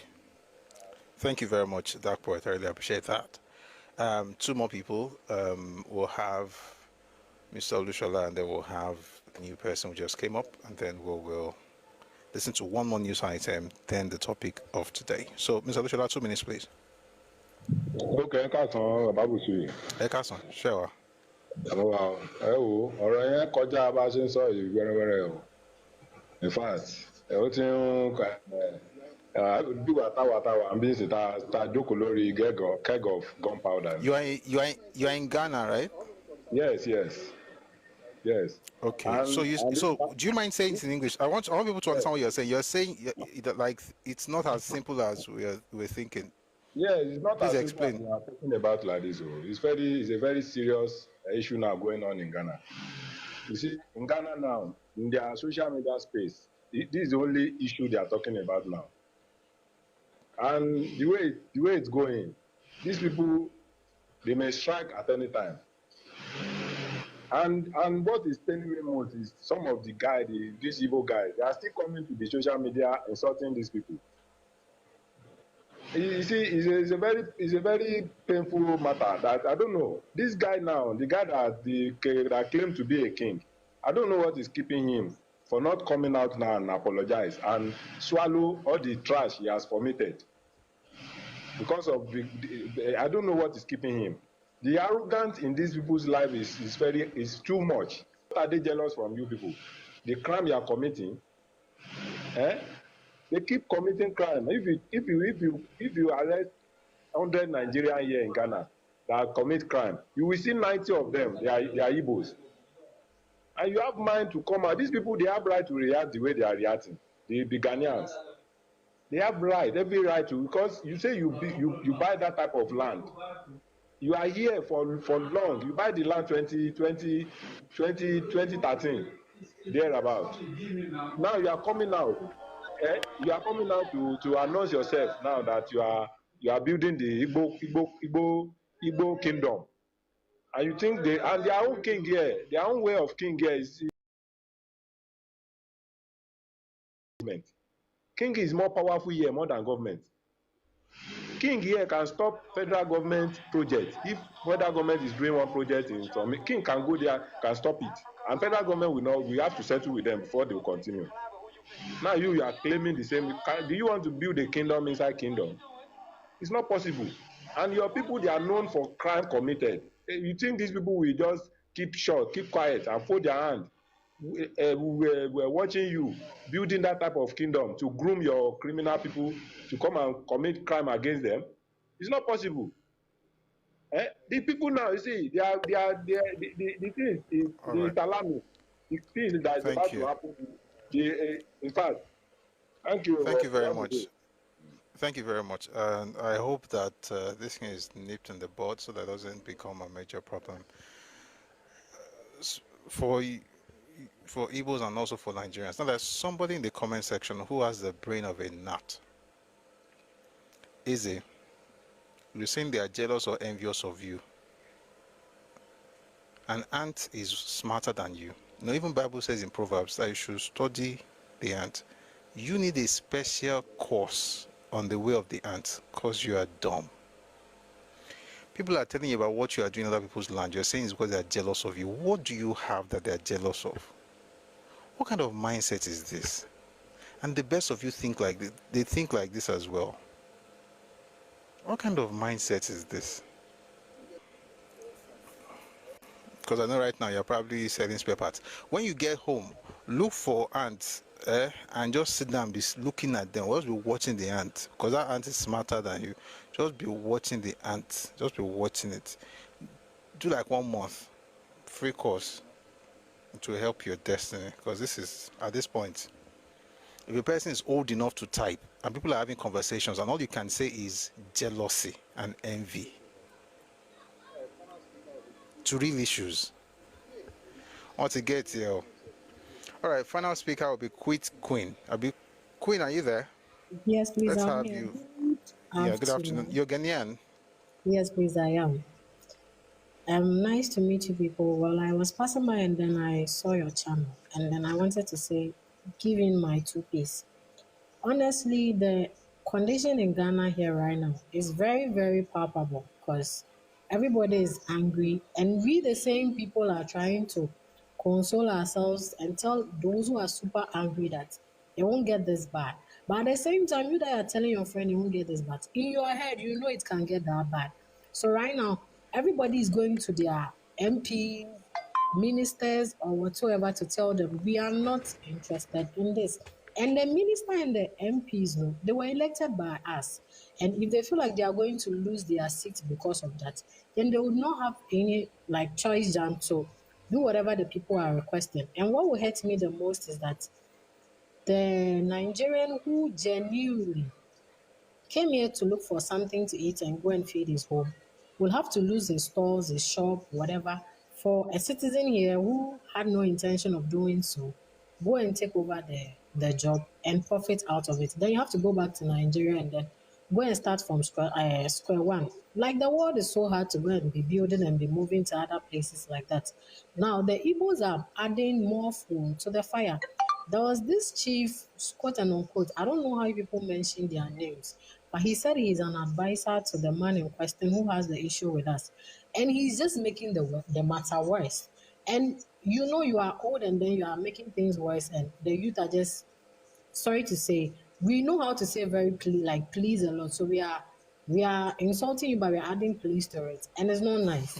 Like we as the Ghanaians, we feel like it's not nice, it's disrespectful. But you as an outsider, you think, oh, he added please to it, so it's not an issue. But it's an insult. The man in question, he said he's a chief or a king, whatever he calls himself. He has appointed certain people and then he said they are sub-chiefs and they are buying plots of land genuinely. Foreigners can buy land but can use it for maybe their own personal purpose or commercial purpose and then we all use it. But the fact that do you know he has actually built a school and then he's finding ways and means to teach Igbo languages? No, hell no. We are not doing that because when we started our freedom fight, you people were not part of it, and I'm not sure any of you were also part of it. Even though Nigerians were supporting us from afar, we were not part of the tradition. They have this yam festival. Whose yam are you using? Our yam. Who planted it for you to come and use the yam? No, you don't do that. So the truth is, do not disrespect people like that. We want peace. Leave the land. He's buying land and we don't care. But we find ways and means to get it back and we don't care. Is it that he moves? Do you want to mute that? Do you want to mute that background noise so that we can hear you properly? Either he moves or we make the people move, and that would be a very hurtful thing because now everybody is so angry and they're holding their phones and they're angry. Then people would have to hit the street and then business will stop and then people will be looting Nigerian business and it's not nice. So it's either he would communicate with the public or the generation here or he will move. And what we are scared of is if he buys land and after 10 years or 50 years to come, then our kids will have to be fighting over this land and it's not going to make sense. So the way these people are so enriched with, they are portraying African culture. Bro, you are not staying here. You can gladly move to your father's land and go and do that culture thing. You are not using my yam to come and be doing those things. So live here peacefully, celebrate peacefully, and do whatever you want. Else, it's either he moves with his children and his wife, or everybody is going because we are tired. I have one question for you, cute queen. Is Ghana developed? No, Ghana is a developing country. So these people, the goal is to develop Ghana. So they are trying to We help don't you have a develop problem. Ghana. We even have a Trasaco which is owned by an Italian, but it's a commercial land. He bought the land. You don't want them to help you. You don't want them to help you develop Ghana. No, the That's thing the is, point. if you are helping us develop it, don't make a kingdom out of it. What are you saying? Your land, you don't even have a kingdom in it. What if the kingdom itself is the development they want to give to you with the Then New Yam Festival? And the funny thing is, we can keep quiet for him to create it, and he doesn't have citizenship and everything. Then you have to go back. If he can carry the plot of the houses, then we don't care. Can he do that? If he wants it to be like that, then we can do it. Within 10 years, he will build the house and then we will tell him to leave. Then we use it for orphanages. Thank you for coming up and thank you for sharing your thoughts. I feel your pain. You know, sometimes when you have a black sheep in your family and you try to contain that black sheep, after a while, if you now go up to do something terrible outside, you'll be like, and got now will to join me, but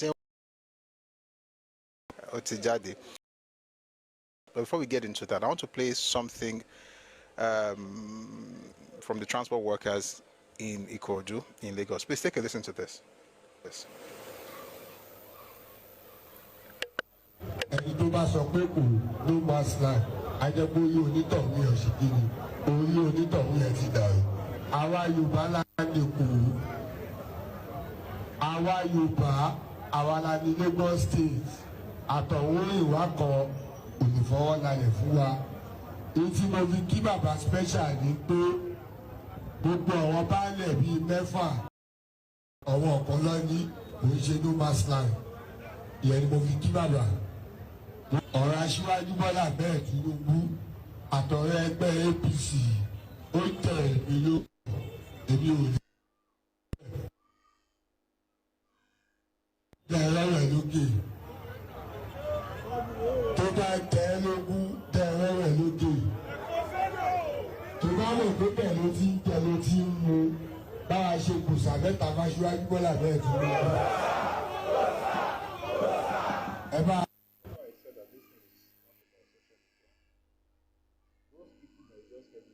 Remember I said that this thing is not about social media. Those people that you just heard Dugbosa, they are the ones I was talking about last week. They don't read, they don't carry books like this. You know me, I always carry books, different books, be reading. They don't read. Well, they read, but they don't read books like this on social media. They don't even have time to read like that. If they ever read stuff, news, children's books, to know what their children are doing. But in reality, they don't have time to come on social media and be quoting Olusegun Obasanjo, my command. They give to a sequence. They would have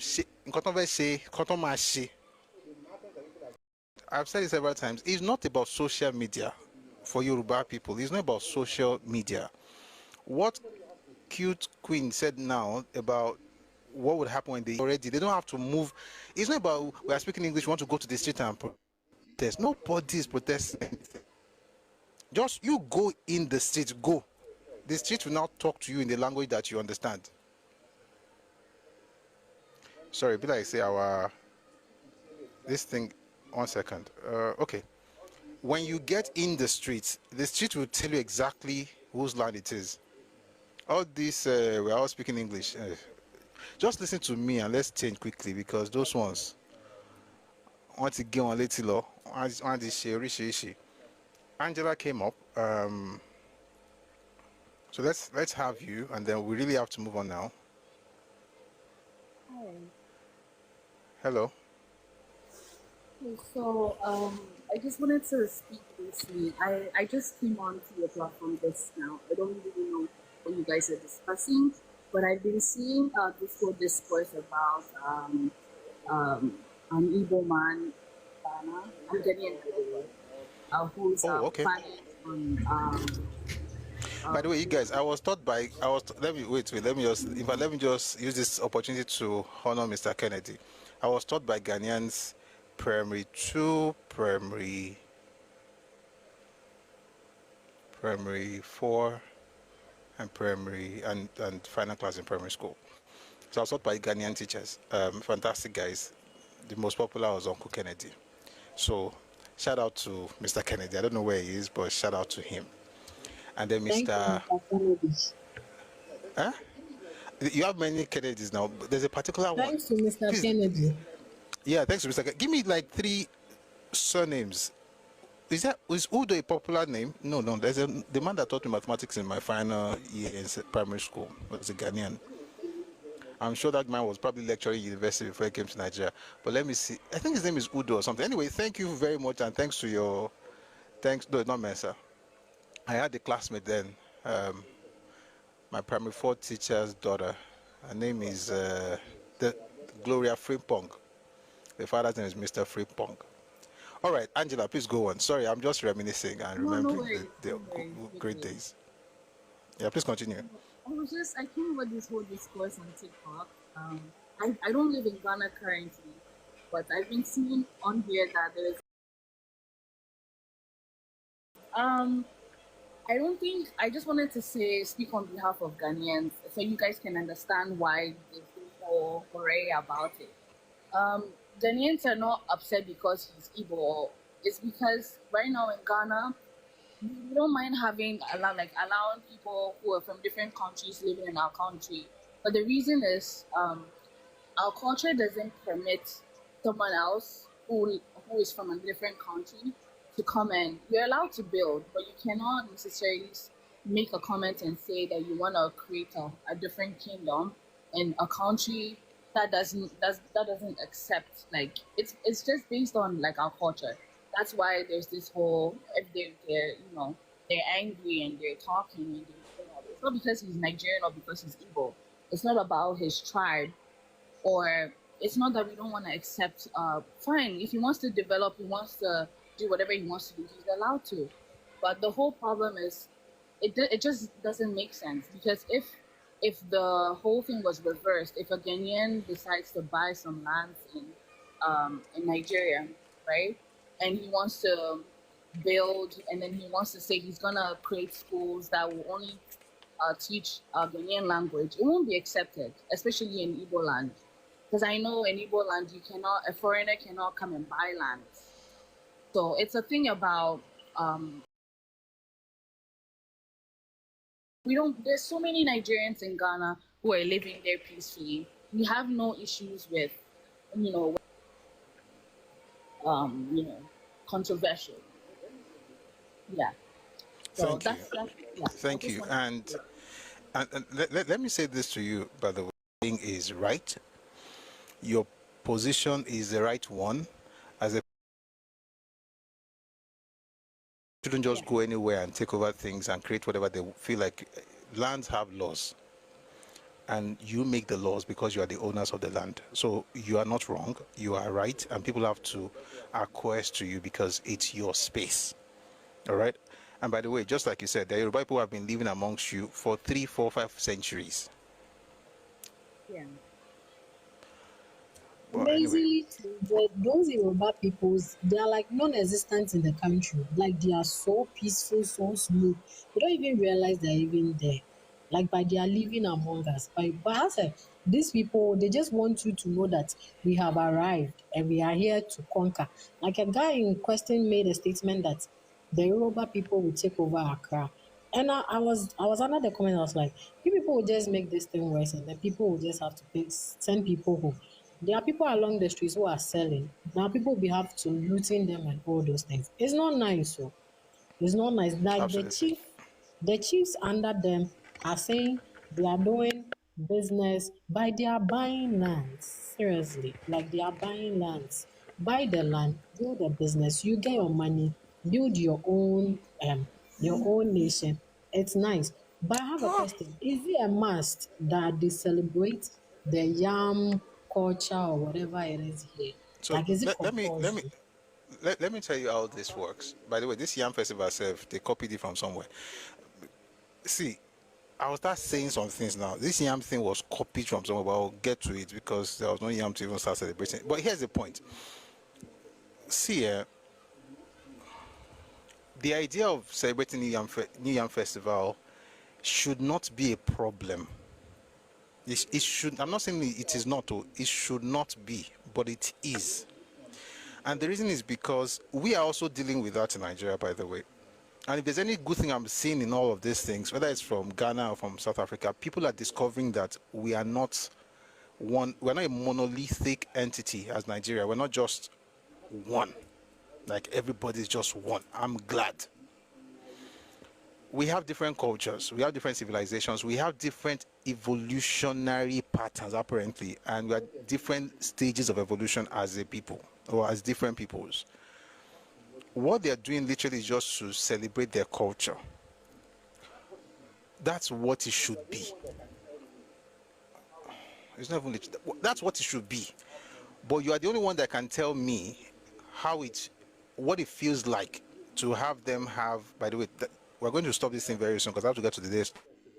But you'll be the one to tell me what you think about that festival. Like, how does it make you feel? What exactly is the problem with it? Like, do you have a problem with the fact that they are celebrating something in your land? Because it's supposed to be a cultural event. But I want to ask you, why No, do you have we do you have a problem with it, and what's the issue with honestly, it? I do not really have a problem with it because when you travel, it takes a while for you to go back home. But like wearing your attire, playing part of the culture by in where you are, makes you at least feel a little bit at home. And even in the nation that you are in, there are a little bit of similarities there. So you have the people who are similar to you. You meet together, you enjoy your feast. You can invite people if you want to. You can even rent, if the Ghanaians were not accommodating, they will not even rent you their bigger space for you to use. But if you tell us that the space that we've been giving you is too small, so you want to build a space bigger, and then you use some that one day there will be an Igbo president, so that the president. So did that? No, sorry to say, like before no. Every president that has been coming in, have they ever came to complain that Ghanaians have not been hospitable to them? So you that man, you want to bring build a hotel for the president who come and stay. So what I saw, are you saying we are not capable enough to accommodate a whole president when he steps into our nation? How does he feel, say, a president to come and meet us for business, or we are coming to see him for business, and then you say, I can't stay at your place, I'm going to stay at my place? Oh, am I allowed to speak? So yeah, please continue. I want to just stand up for a second, but please continue. Okay, so I can't stay at my place, but I'm going to my friend who traveled into the nation's place to go and stay. And genuinely, it's like you're telling us that you are feeling uncomfortable here, and we are just making you feel some kind of way. Okay, fine. Just do whatever you have to do, but do not build a kingdom here. We are upset about this thing. And those living in the diaspora who are also Ghanaians are also upset about it. But the only thing is, they can't come here and come and demonstrate it with us. So please, you said he claims it's for an Igbo president. The Igbo president, so he's the president of Nigeria. We don't care. We don't care. He's a president. So when he comes, he can come and stay where we give for presidents to stay. Like this whole Thank you. Please, Angela, you can continue. Thank you, Angela. Please, have the floor, please. Like this whole Yam festival thing. I feel like even in abroad over here, the Ghanaians over here, we have our own festival celebrations. We come together, we celebrate like Ghanaian culture in an enclosed space. We don't make it so like in a way that where in your face kind of thing that we're Ghanaians, so we're celebrating. There's no problem with this whole Yam. They can do their own Yam festival. That doesn't really matter. But the whole thing is like I don't even it doesn't make any sense that he's doing all of that. And I actually I don't even blame our our president giving these or guys the the opportunity MPs to in the do this because country for I've gone to them giving with this a guy the opportunity to do this, because fine, maybe he might have gone to them with a whole different idea, telling that, oh, maybe he intends to do something else. But now that he has acquired the land, right, he's doing whatever he It's not to actually. cut you. Angela, please not to cut Yeah. you. According to what they are saying, he Mhm. acquired the land Please through the let name of Angela his let wife. sorry, 1 second, I'm just Queen. telling her something. I'm saying, according to Okay. what they are saying, he acquired the land through the name of his wife because she is a Ghanaian. Oh, okay. So he didn't really, they Okay. didn't really say that they were using it for a particular purpose, but she was buying the land because maybe it would be beneficial for an estate or a commercial use. Okay, so that means the intentions were different. So because I've joined other TikToks, and most of the Igbos are talking about that why did the government give them the land? Didn't we have sense to investigate before we gave them the land? What are the laws? And I'm like, that's very disrespectful. Where how can you even say such a thing? Obviously, there's laws in place before you can acquire land. There's laws in place before, and that's why I'm saying that the intentions to get the land in the first place were different. They wouldn't have sold the lands to him if they knew that he intends to do all of these things that he's claiming that he wants to do. I think that's where the whole problem is. Now Ghanaians All are right. blaming their leaders that, oh, why did we sell land to Igbo people when they had intentions of doing such things? So I feel like this whole thing is just crazy, to be honest. All right. Thank you.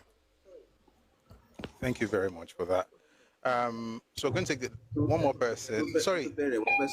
No, hold on. I'll call you, please. The truth is, if a person gets the land and uses it for a different purpose other than the one that the place was meant for, you can revoke it. All this nonsense about we've bought land, everybody just trying to be gentle and courteous. You can deal with government will do what government will do.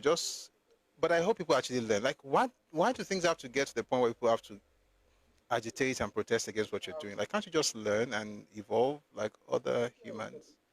Anyway, let's have Elo. Hey, we still have a topic to discuss today.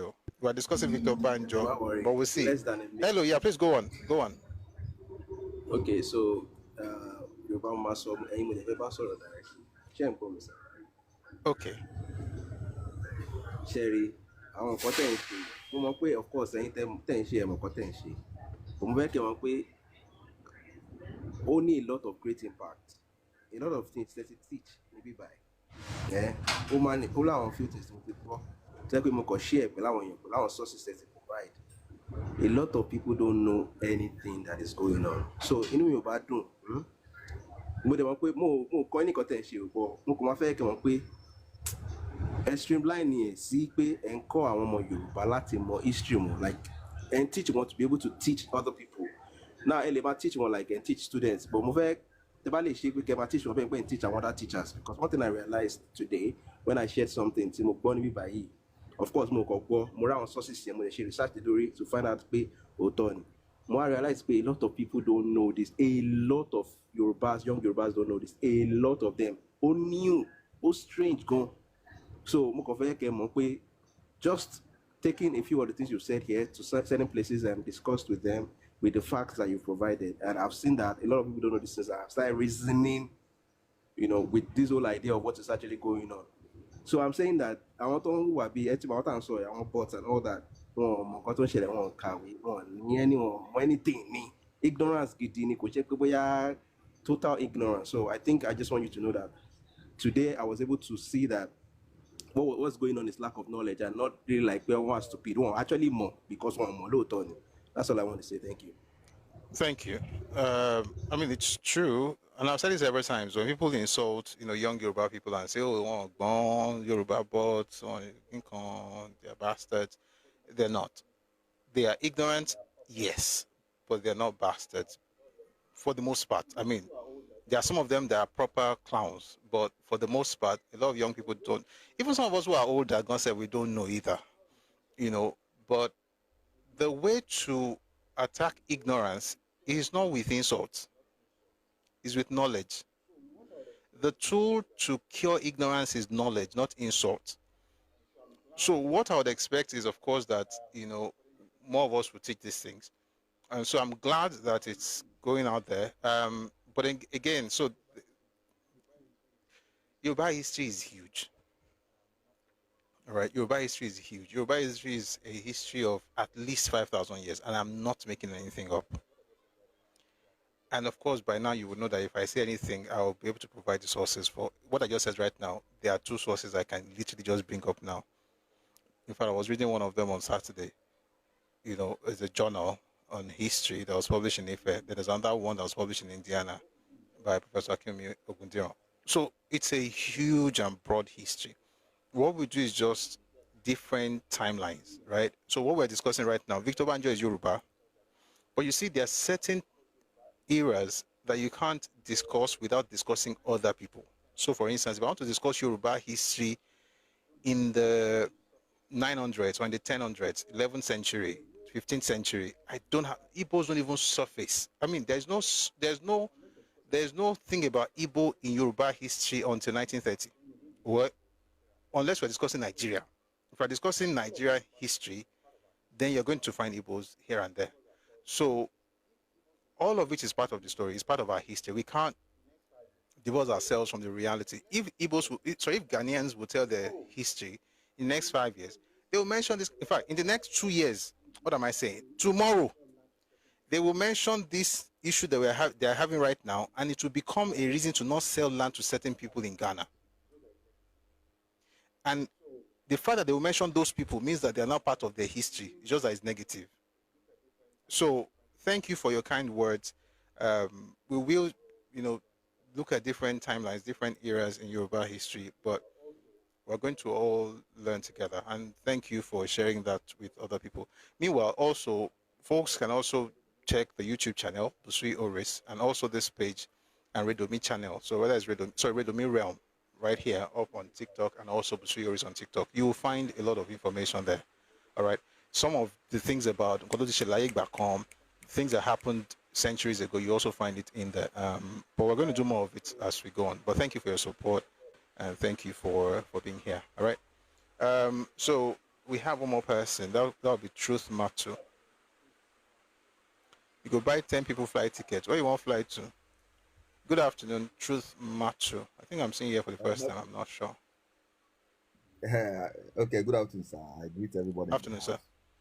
Yeah. Yes. I'm from Southeast region. I'm an Igbo guy, and I want to make something clear. Understand? There are some certain things when these morals, all these non-entities, when they go outside and do it, understand? They affect all Igbos. Let me tell you, my brothers and my sister that is here. I know you guys pains, and this is what we need to. This is what we are fighting to correct. You see, these non-entities they call Ohares and Igbo. Because these people in their own village, they cannot even be what they call it, even local government, talk less of chief in their own kingdom, in their own village, in their own region. But they go over there to do business with nothing, because they have made small money. They feel like they can be king, impose themselves as a king. Because for me, I see it as imposing issue on them. They just pose it on their own. Not for the advantage of all Igbos in that region, but for their own advantage, because of that ego. So they will be called SND Igbo over there. And I can ask them, what have you done for Igbos in Southeast region? Have you consulted even a borehole or renovated a school in your own region, or even a single hospital? What have you done in that region that warrant you to be called or SND Igbo over there? Somebody that cannot even give account of anything, but because he finds himself over there, impose himself as a king without nobody authority.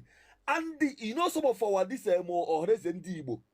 this our social cultural group, they don't even say anything about these non-entities to condemn them. Who give you audacity to carry a kingship title over there? End of the day, they keep quiet. And this thing now will affect the good Igbos that are doing business genuinely over there. The same thing that happened in Lagos also. The non-entity they called Mwesende Igbo in Amodofi imposed himself as a king, said that he's going to invite ESN to Lagos to help them secure these people. Governor of Lagos State hijack him and put him inside Krikri. That this is what they call it Zagananga. You go have go to jail. That in the who give him that title, but nobody's condemning those non-entities. They go over there, cause problem for normal Igbo. That is the same thing that happened to this non-entity, the jobless Baba in London, the Corona and the Caro. Self-imposed himself as a spring leader over there. Some non-entities of Igbo are hearing him. Somebody that cannot even boast of a room and power in Igbo land. Somebody that cannot achieve any single thing in Igbo land. When we come out to call it, they say that we are against Igbos. But these people now, the people that now they carry created in Igbo land are making us to suffer. They are buying us in thousands, in hundreds. Go to Osu Itokwa, Awi Demiri, Osu RGA. Iseke, all those Iyala, and all the whole zone, kidnappers, all those boys now carry arm with AK-47 because he was asking for a title of he want to be spirit leader, he want to be IPOC general. The same thing that happened to this thing, non-entities in Finland also. Who know that non-entity in Finland? No single room and power in his own village. Because he want to be Prime Minister of Biafra. He imposed himself on Igbos. People are worshiping him. Some of his cabinet are still worshiping him, praying for him to come out. But the boys in armed with AK-47 are buying his own people in his own region. They are not condemning it though. The same thing that's happening in Igbo land today. Nobody's condemning the atrocities of non-entities in Nandikaro, but they're asking for his freedom. That is what I'm trying to say here, Jonathan. You see these people that claim self-claim king over there. They are the problem we Igbos are having in Southeast region. Have this king condemned what is happening in Igbo land for once? No. But he's busy acquiring land over there. Not a land to beat factory. That to show you he's a dumb human being. Not a land to acquire to build to manufacture even nylon or anything. But he's acquiring it to build a kingship. A land to add up to what you are saying. No. Please hold on. You are going to speak. Just hold on. Let him. Hold on. Let him finish. He will continue with what he's saying. I'm helping him so he will understand what he's saying. On. He will. I will come to you. Hold on. Truth matter. You're almost done, and then she will now speak once you're done. I'm sorry, sir. I just make it round up in some minutes. You are just a host, and this is what you have to understand. And that is why you see some of other regions, they don't find comfortable living with Igbos anymore. Because you fail to match up your boundaries. Go to South Africa. Why are they chasing Igbos? Go to what they call them, Liberia, all those places. What even go to Kenya? What is all this? You don't know your boundaries. You don't know where you stand. You are a host over there. Why can't you go there? You're a guest over there. Make your fortunes. Go to Igbo land. Develop your region. If you feel like you want to be the kingship, why can't you buy? If you want to buy the whole acres, buy the whole acres. Build your palace over there. Nobody will push you out. But why are you going over there, trying to divert other people's culture, try to make it look like those people are foolish with their own culture? Not the same way you don't recognize your own king. Those people challenge their own kingship. They challenge your own region king. Why can't you respect them? Why can't you understand all those people, their pain? And you come here, you think they don't like you. Today now you are thinking the whole Nigeria don't like you because you fail to understand your boundaries.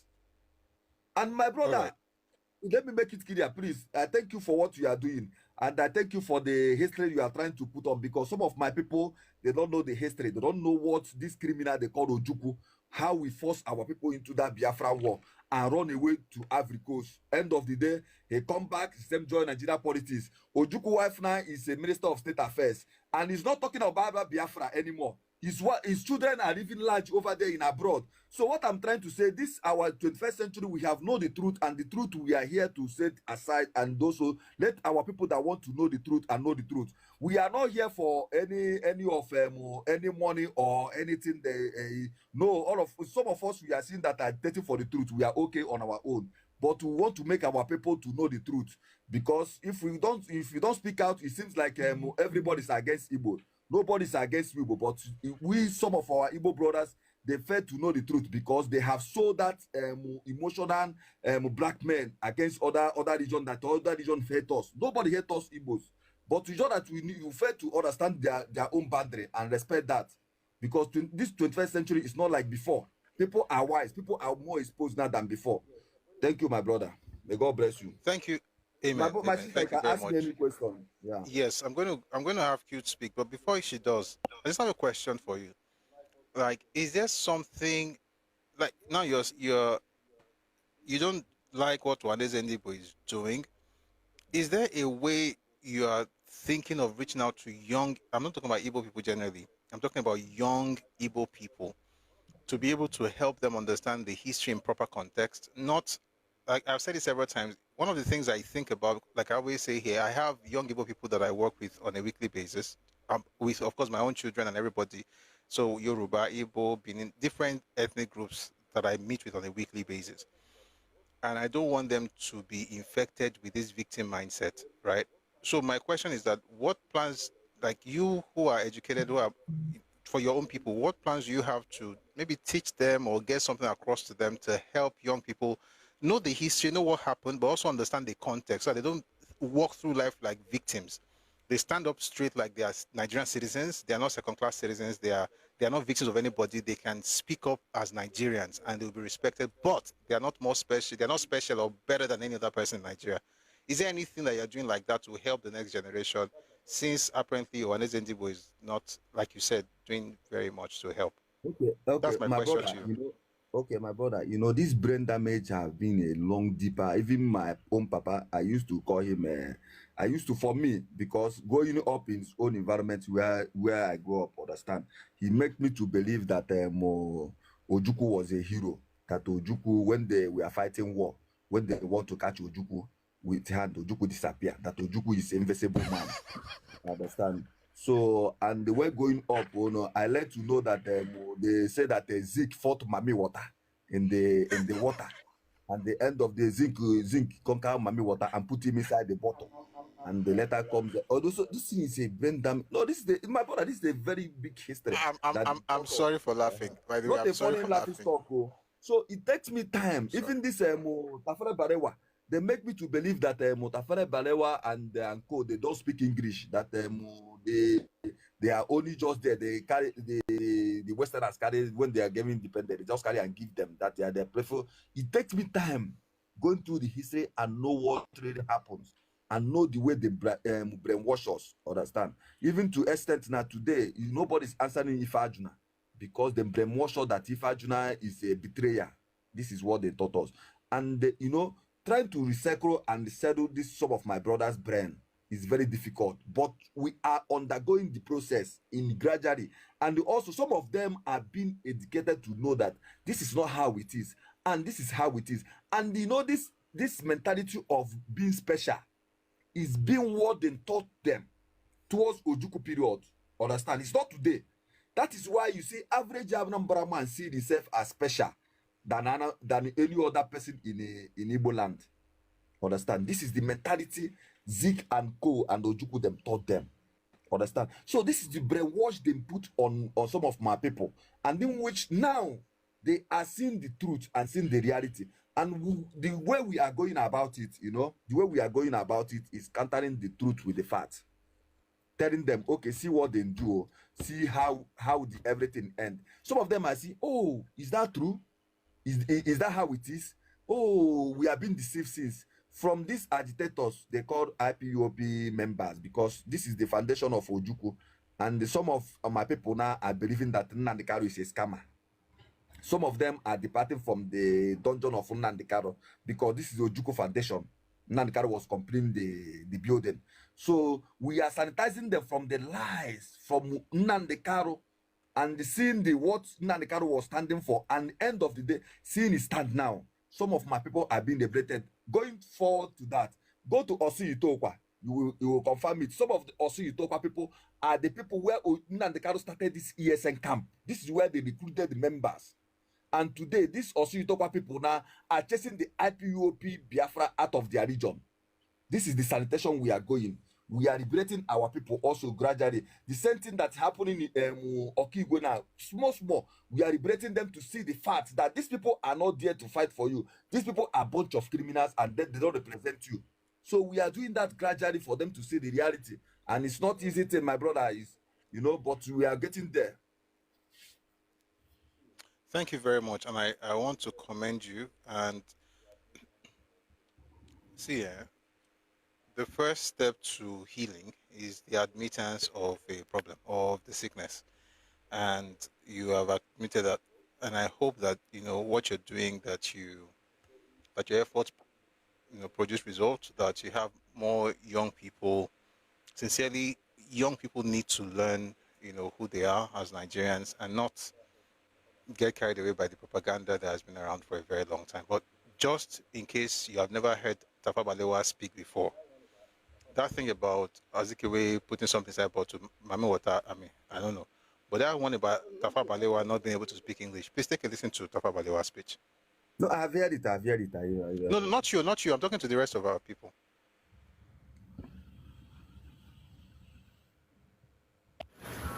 And Nigeria was on the threshold of independence.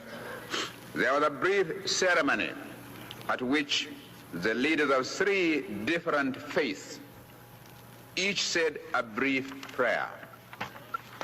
We then realized, all of us, that however much we might imagine ourselves to be responsible for the happy accession to independence, we realized that above all, there is a divine providence.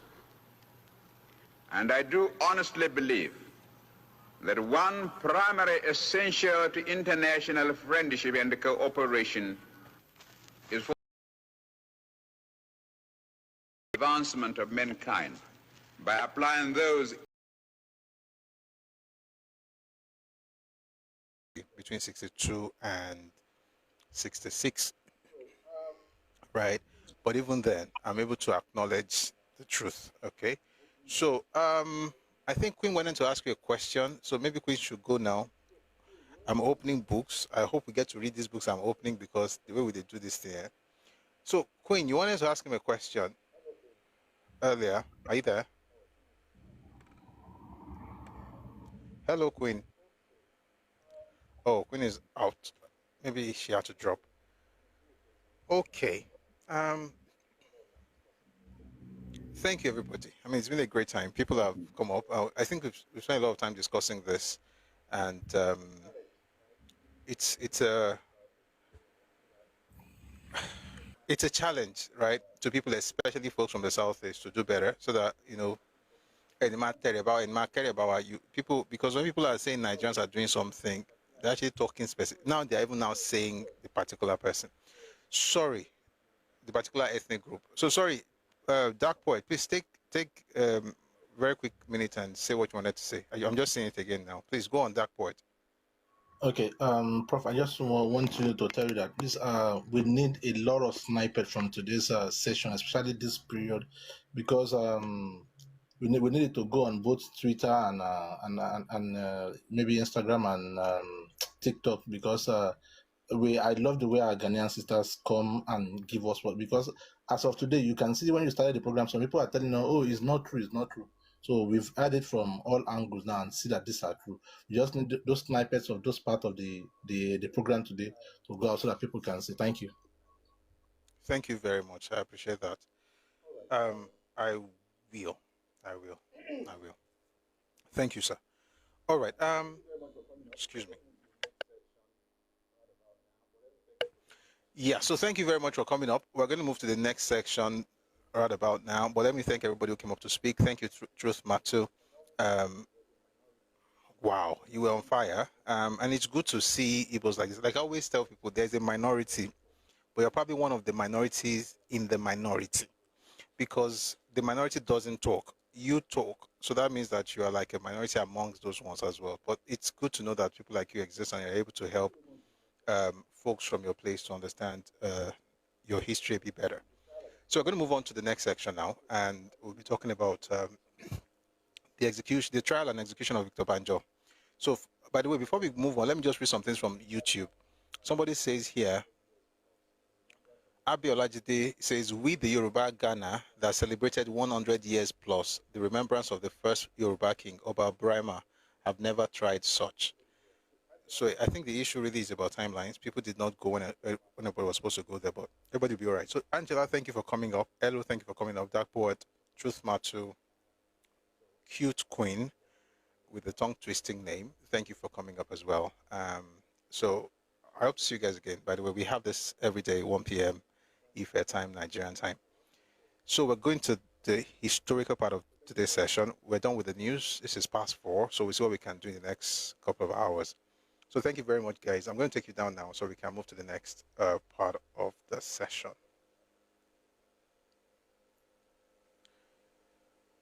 All right. All right.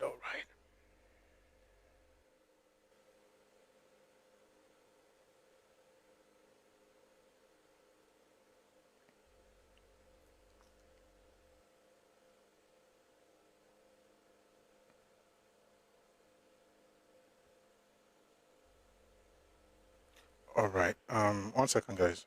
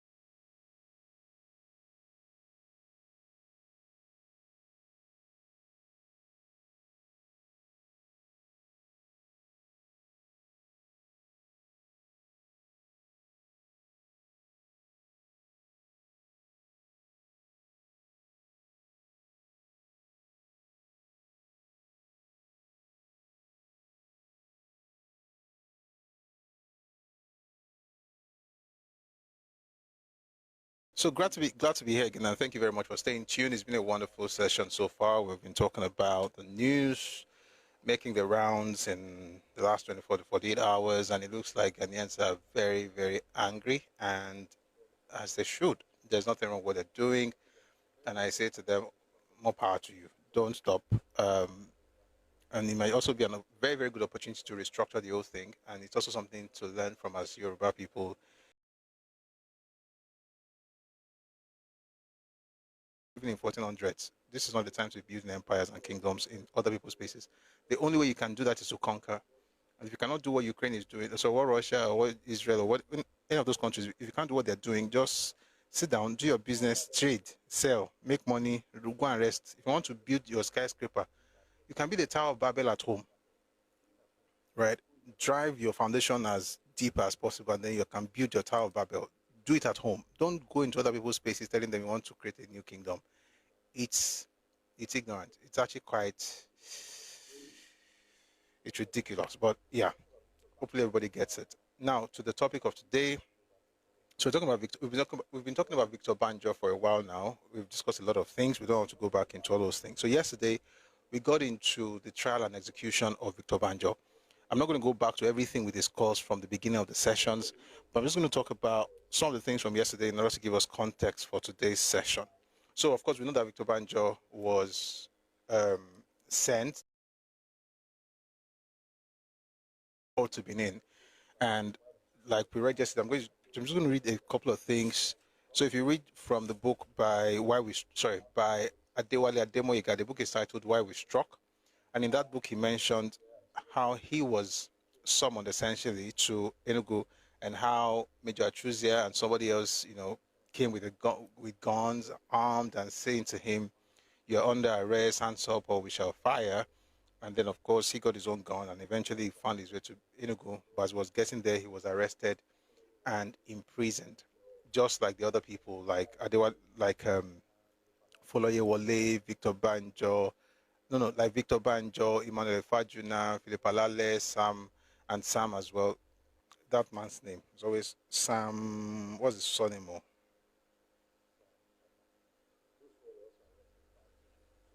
Agbam. Sam Agbam.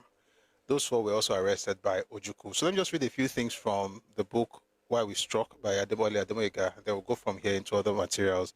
You know what? Before I even read the book, let me first read something to you from Sunset in Biafra by Elechi Amadi. I have it opened on my lap here.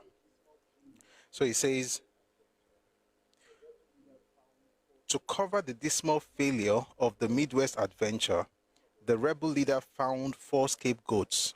Among them, Major Emmanuel Ifajuna, one of the original coup plotters, and Mr. S.I. Agbam, a colleague of mine at Ibadan University College. They were all publicly executed, ostensibly for plotting against the rebel leadership. I thought this was a very cowardly act. With all due respect to every Igbo person here, let me say it this way. The writer of this book says what Ojukwu did was a cowardly act. And what we have noticed over time in history is that there's a particular set of people that tend to carry out cowardly acts. So the question is this: is this writer saying Ojukwu was a coward? You can actually answer your question to yourself. Just answer the question. But in truth, it was, because every time we look through history, he was always busy running everywhere. He ran away from troubles that he created. I mean, it was a pattern, which is quite sad. Anyway, so having read that, let me now read to you. So that's like the basis. Ojukwu always looked for other people to blame for his mess-ups. One of the major trait or one of the major characteristics of a leader is the ability to accept responsibility. Ojukwu wasn't like that. He always looked for somebody to blame. And you see, even today, there are certain people who hate the idea of accountability, the idea of taking responsibility. You must always find somebody somewhere. And God forbid that person is you. It has to be someone else. That's not leadership. It's actually a terrible case of insecurity. Well, like a person being insecure. All right, let's get into the book now. Why We Struck by Adewale Ademoyega. And it says here,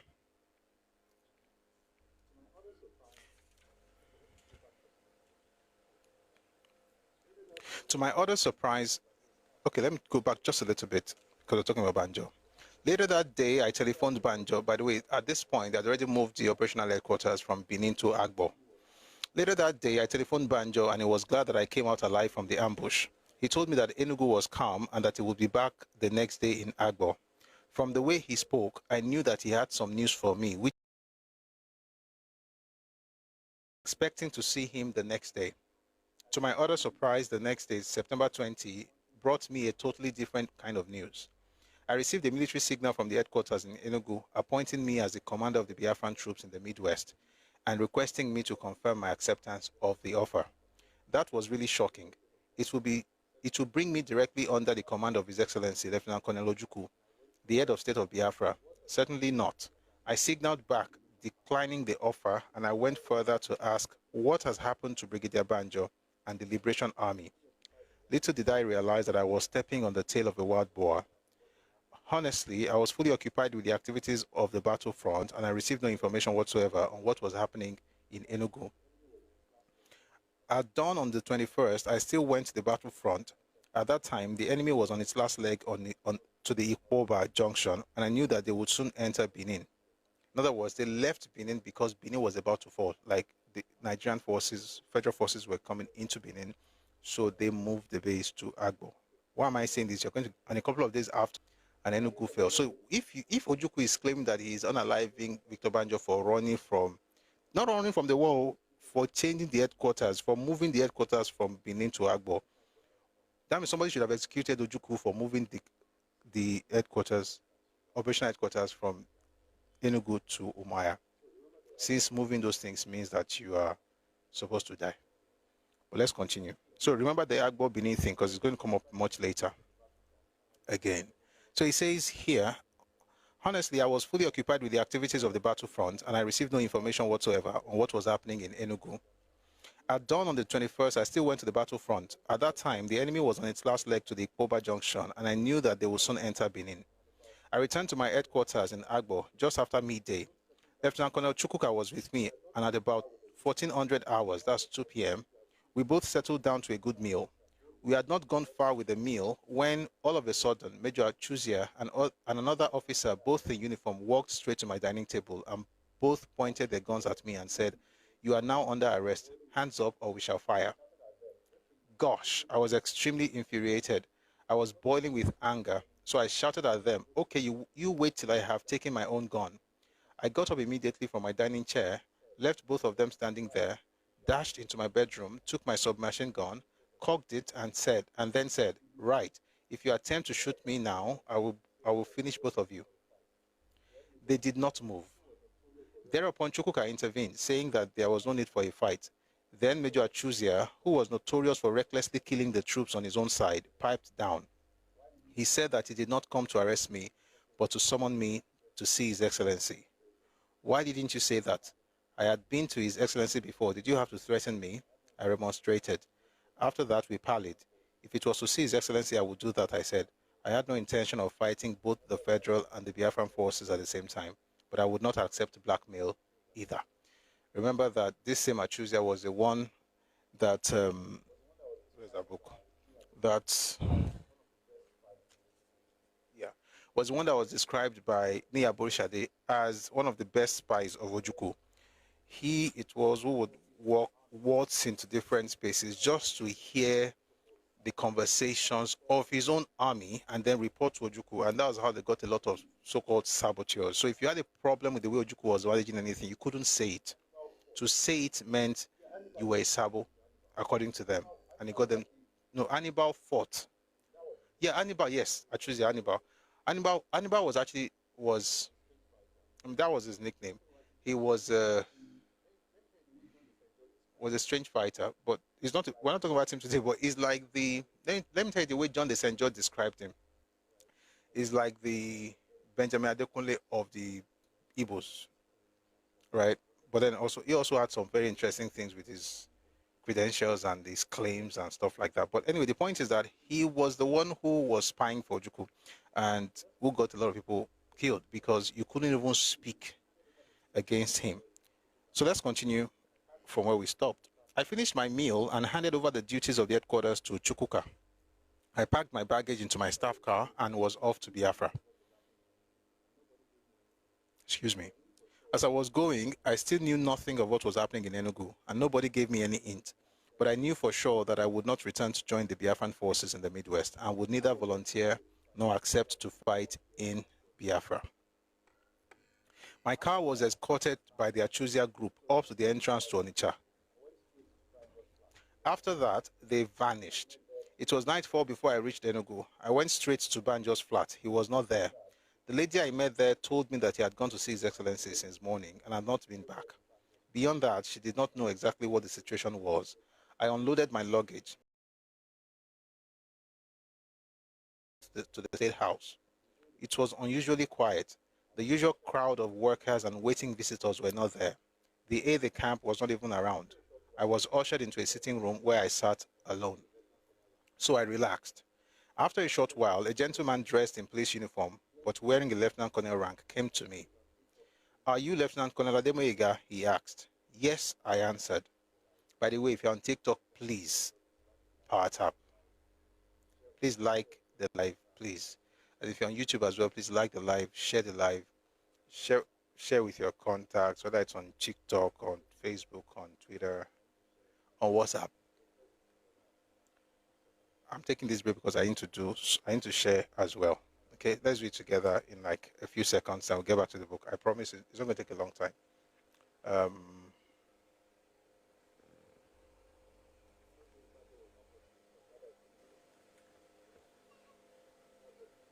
Somebody says Banjo was not caught in the storm. Rather, he committed a crime against the regime. Yes, that's what you will say since you have no...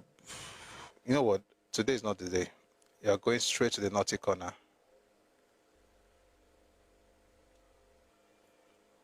Naughty corner. Naughty corner. That's where you belong, because you act like a child.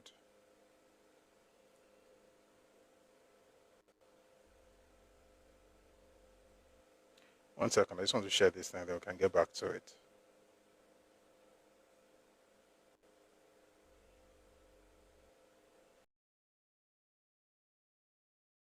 The way His Excellency here would be Ojuko. Why do you refer to some people as Yoruba bots?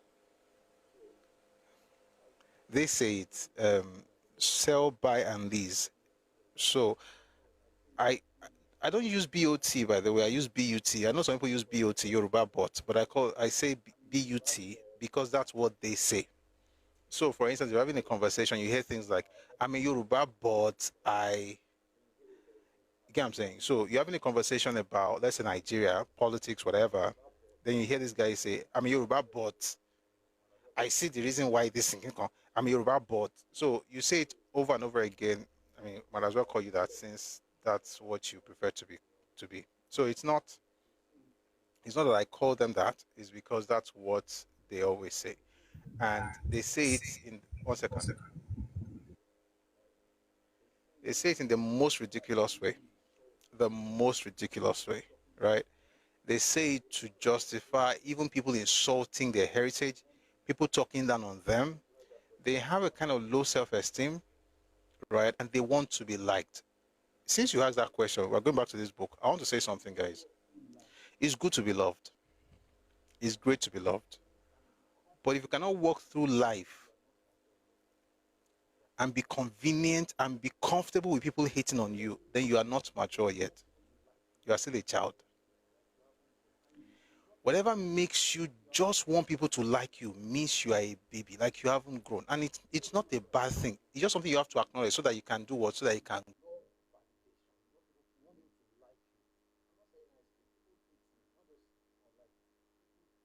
I'm not saying ice cream. People hate me, not just unlike. People hate me. How do I know? The messages they send, I know they hate me. But guess what? I don't care. Why don't I care? Because in my own heart, I'm not doing anything against them. I'm happy with my life. I'm happy with them, Seth. I'm happy with them. I don't hate them. I have nothing against them. Therefore, when they hate me, I don't really mind. Now, I'm not going out to intentionally rile people up. The point is not to offend people. But there's no way you're going to share the truth that it will not be offensive. It's not possible. If it's the truth, oh, it will be offensive. Why do you think Yorubas have a saying, tí ọmọ ìyá méjì bá wọnú ilé tán bá jáde, tán bá dẹ́rìn jáde, wọn ò bára wọn sọ tọrọ. So they go in to have a conversation, then they come back smiling. That means they've not told themselves the truth. In other words, in that proverb, you see the idea that the truth can be uncomfortable enough to make people frown. And it's fine. But the question is, why is the truth being shared? Is it to shame you? Is it to say you are a demon or to, no. It's to let you know exactly what's up. Like this validation. I'm loved at home. I'm loved by family. If anybody loves me from outside now, I'm happy with it. Like it's a plus. I don't lack love to the point where I have to, pander. And Yoruba bots are professional panderers. They can pander. Even when you are insulting their parents, they will still be pandering to you. And they are the only Yoruba group of people in obedient movement, which is the worst movement in Nigeria in the last 20 years. The worst.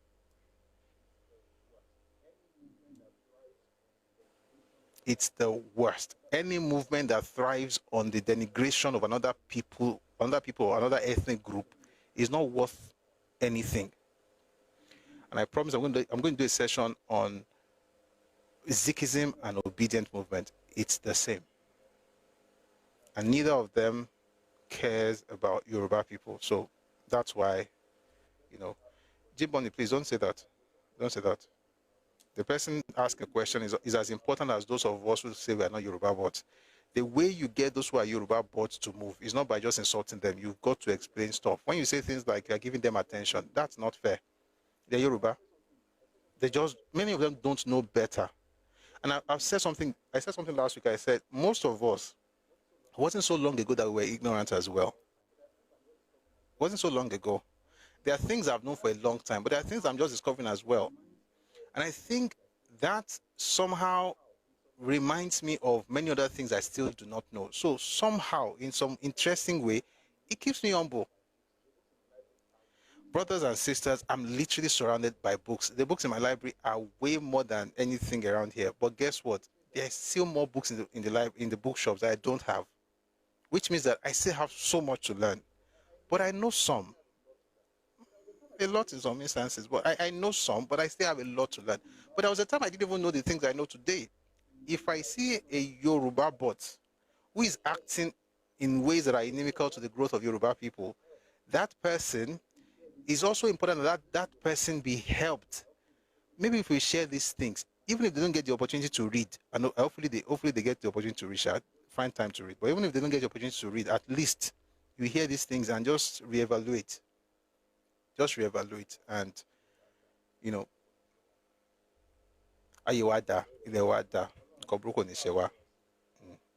Àwọn tó lè jẹ́ Yorùbá, Ọlọ́run á tún wọn ṣe, Ọlọ́run á yìn wọn lọ́kàn padà. Ṣùgbọ́n àwọn tó bá pé àríjẹ́ dìmọ̀dàrú ni wọ́n tán fẹ́ balẹ̀ Yorùbá jẹ́, wọ́n á ṣe lásán ni o, wọ́n á ṣe lásán ni. Wọ́n máa ṣiṣẹ́ irin, wọ́n máa jẹjẹ ìlérí ni, wọ́n máa ṣe lásán torí they will labor in vain if they are dedicated to destroying our patrimony as Yoruba people. They will labor in vain. Somebody says, I disagree with you. People with low self-esteem cannot be changed with books. It's psychological. How do you change psychology? Words. Where do you get some words from? What's a book? A book is a collection of words in print. How do you fix a person psychologically? With information. Whether it's with books, with audio, with video, audiovisual, whatever it is. But people are actually being helped. I've received messages. That's why I take my time to do these things sometimes. And I don't like insulting Yoruba bots. But please, if you're a Yoruba bot, man, that quote later. Your house may not be fine. But trust me, the ones you are joining to insult how terrible your house looks, they don't even have a hut. They are living under the bridge. But they have all the things to say about how terrible your building is. And instead of you to call your brothers and fix the part of your house that is not fine and make it better, you are joining those who live under the bridge to insult your fathers for building a house. When your fathers were building, their fathers were doing whatever they were doing. That's my business. I don't want to talk about other people's fathers. But your fathers were building. Your job in life as Yoruba people is not to criticize your fathers who built. It's to maintain what they built and build something better and build better. Not just say, they could have done this. All right? And that's what we're trying to do here. And I hope that we're achieving it. Let's build on what they've done and let's make it better. Okay? Now back to the book. Again, the book is Why We're Struck by Adewale Ademoyega. I'm going to continue the story from where he went to the State House. So he says, my cow... No. All right. It says, it was unusually quiet. I drove straight to the State House. It was unusually quiet. The usual crowd of workers and waiting visitors were not there. The aide-de-camp was not even around. I was ushered into a sitting room where I sat alone. Excuse me. So I relaxed. After a short while, a gentleman dressed in police uniform but wearing the lieutenant colonel rank came to me. Are you... Thank you. And the gentleman that asked about Yoruba bots, thank you for what you wrote as well. I want there to say that. Thank you. So he says here, are you Lieutenant Colonel Ademoyega? He asked. Yes, I answered. The man sat down but said nothing. A few minutes later, he rose up and said, "Let us go." I followed him without a word. I still had no clue as to why the atmosphere was so somber, almost still. He entered a waiting car and I sat by him. I observed that my staff car had disappeared. Still nothing was spoken between us and I asked no questions. We drove through Enugu and we were soon in front of the prison gate. He went to speak to the gatesman and came back to call me out. We both entered the prison. It was past midnight, but the superintendent of the prison was there to receive me. "Take good care of him," my gentleman guard said to the superintendent. "He is not one of them," he added. After that, he left. The superintendent made some entries in his books and asked me if I had any luggage or valuables that he could keep for me. Nothing at all. I really had nothing on me because I had just kept everything in Banjo's flat. My personal weapon had been dropped with the security forces at the gate of the State House, as the custom was, and it was not given to me when I was leaving the place, contrary to the custom. In any event, that was the last thing I needed in a jailhouse. Within a few minutes, the superintendent had taken me into one of the cells and locked me there. Oh, was I back in detention again? It was exactly 44 days since I came out of it in Warri, I thought. But I shed no tears for the change of detention place and no tears for all that had happened in between. Before daylight, I was removed from the first cell into another one in a rear building. Those prisons usually had special or reserved cells, which had maximum security. Only special prisoners or detainees who were never allowed to mix with other prisoners stayed in such cells. Obviously, they had to evacuate one of the cells for me. That was why there was a delay before I was moved there. It was soon daylight, and after doing my physical exercises, I was opened up to go to the backyard for a bath. No sooner had I entered into the corridor than I heard someone shouting, "Wale, Wale, Wale." Looking a little way ahead, I saw my friend Ifajuna in another cell. I was taken aback. What the hell had gone wrong, I wondered. "Wale, when did you come?" he asked. He asked me. "Last night," I answered. Then I quickly narrated my story to him. "We had been condemned to death for intending to overthrow Ojukwu," he told me, "and we shall be executed any moment from now." I could hardly believe my ears. I was totally dumbfounded. "Unless a miracle happens, we shall soon be shot. Banjo, Alale, Agbam, and myself." That's Ifajuna speaking, said my friend. If I wanted to weep, I could not find the tears. So I pleaded with the warders to let me speak to Banjo in another cell not far away. They refused. I pleaded over and over again. No way. I turned around to speak to my friend again, but the warders would not let me remain with him. I should go for my bath, they insisted. I said goodbye to my friend. "Look after my wife and children," were his last words to me. I took my bath quickly and returned to my cell. It had an iron door, but I could see through. It was located at the approach to the main door of the building, so that from the cell one could clearly see the head and shoulders of whoever was approaching or leaving the building. For this reason, I perched myself at the iron door, watching who would leave the building that day. Just before midday, I saw the heads of the 4 men as they left the building under escort. First Ifajuna, then Alale, Agbam, and lastly Banjo. I could not speak to them. It was the last that I saw of them. That was on September 22, 1967. It was on that same day that the enemy entered Benin, and only 6 days before the enemy entered Enugu. I came to know it much later that Ojukwu, listen to this. I came to know it much later that Ojukwu had charged these four for an intention to overthrow and also for subversion. Mind you, for an intention to overthrow, but not for attempting to overthrow, because they had not actually attempted.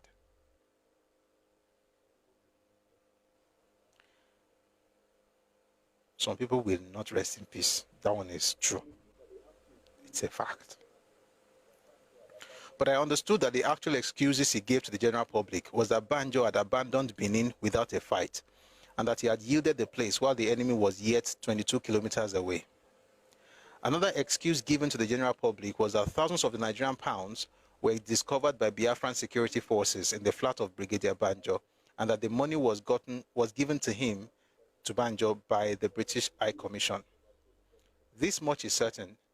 that there was no real attempt to overthrow the government of Lieutenant Colonel Ojukwu, and that the evidence of Brigadier Madiebo that he was consulted on the possibility of overthrowing Ojukwu's government was absolutely uncorroborated.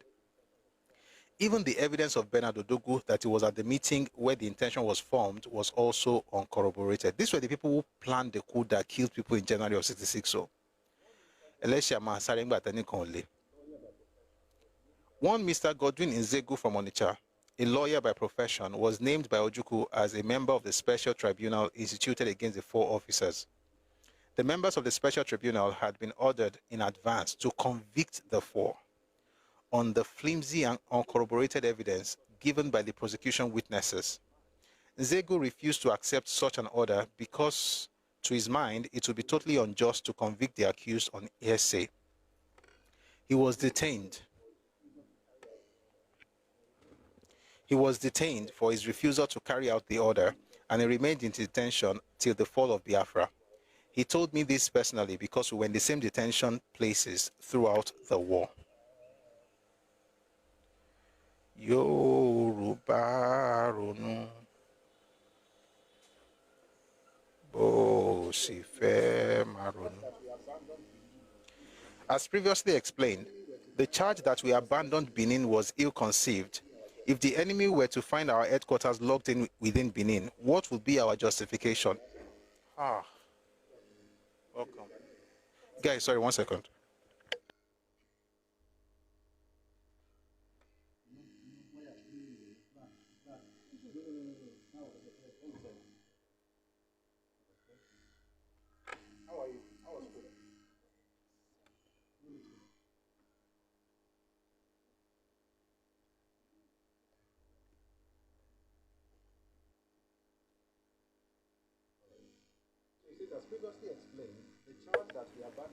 All right. So he says, as previously explained, the charge that we abandoned Benin was ill-conceived. If the enemy were to find our headquarters locked in within Benin, what would be our justification? And what kind of tactics would that be? The enemy was within striking distance of Benin in the northern front. If he was still far away on the other fronts, would he have waited for his lower fronts to catch up before entering Benin? The enemy was prevented for 3 more days from entering Benin by our own action. Lieutenant Colonel Chukwuka is still alive today, 1981. We slugged it out together at the war front. If we were wrong, why was it that Lieutenant Colonel Ojukwu himself moved out of Enugu on September 26, 2 days before Enugu fell? And did we have to offer hordes of civilians as cannon fodder to the enemy, as he, Ojukwu, did for 3 full days before moving out of Enugu? In other words, Ojukwu allowed people to be killed for 3 days before he eventually left the capital. But he killed others for moving 3 days before the federal forces got into Benin. They moved the capital. But Ojukwu did not mind. Again, no human feelings, no compassion, just a user. I feel sorry for those who just get unnecessarily agitated when we talk about him. You don't know the person you are calling your hero. We'll read more about him if time permits, but let's continue. Finally, the charge that Banjo took money from the British High Commission was utterly false and frivolous. Ojukwu himself knew that to be so. Ojukwu and Banjo had been friends since the 50s, and the former knew perfectly well that the latter was not a gold seeker. Banjo was a well-to-do officer and was quite comfortable. He had no need to look for cash. Banjo entered the Midwest with no more than £5,000 given to him for the operations. He had not spent more than £500 before he handed the remainder to me for the operations. While in Benin, he received several instructions from Ojukwu to break into the central bank, Benin, and remove whatever money that was there. Banjo completely refused to do it, saying that it was not honorable. It was on the same principle that he refused to destroy the autonomy of the Midwest. Ojukwu did not cease to pester him about the need to break into the bank, but Banjo would not yield. He brought the instruction to my knowledge, and I supported his view that such an action was not honorable and should not be carried out. Later reports, however, indicated that the forces that entered into Benin after us did not treat the bank as a sacred institution as we did. Nevertheless, Banjo was an honorable officer who had no need to and certainly did not obtain blood money from the British High Commission or from anybody else. The truth was that Ojukwu needed a scapegoat for his utter lack of preparation for the war and for his failure to find the means of supporting the soldiers in the field. If Banjo was responsible for the fall of Benin, was he also responsible for the fall of Enugu at the same time?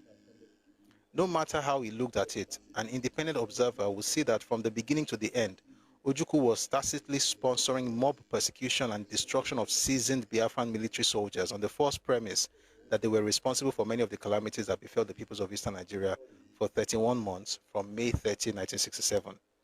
Surely, history will not forgive him.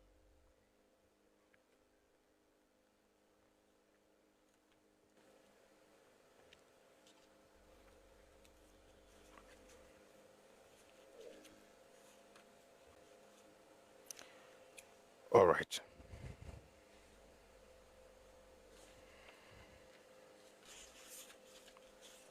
I'm going to move to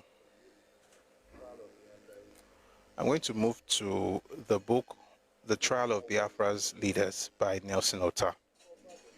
But please remember what everybody is saying. To cover the dismal failure of the Midwest adventure, the rebel leader found 4 scapegoats.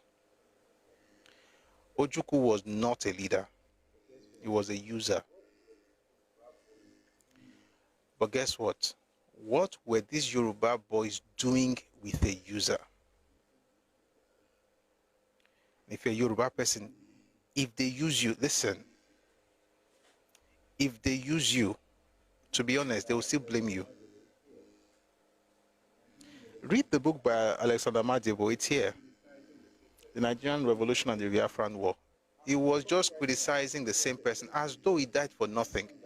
As we're talking right now, even right here, somebody came here and mentioned that, hey, Banjo was not caught in any storm. He was Kinikon. The people who were there are telling you different things that happened.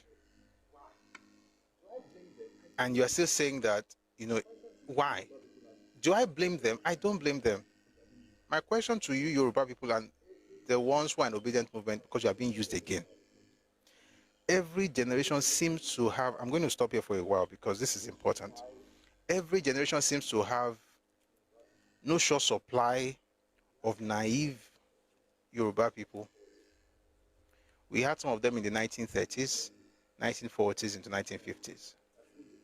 In the 1940s, it was some of them that Ojukwu decided to work with to create a parallel organization for Yoruba people. Mere thinking of it infuriates me.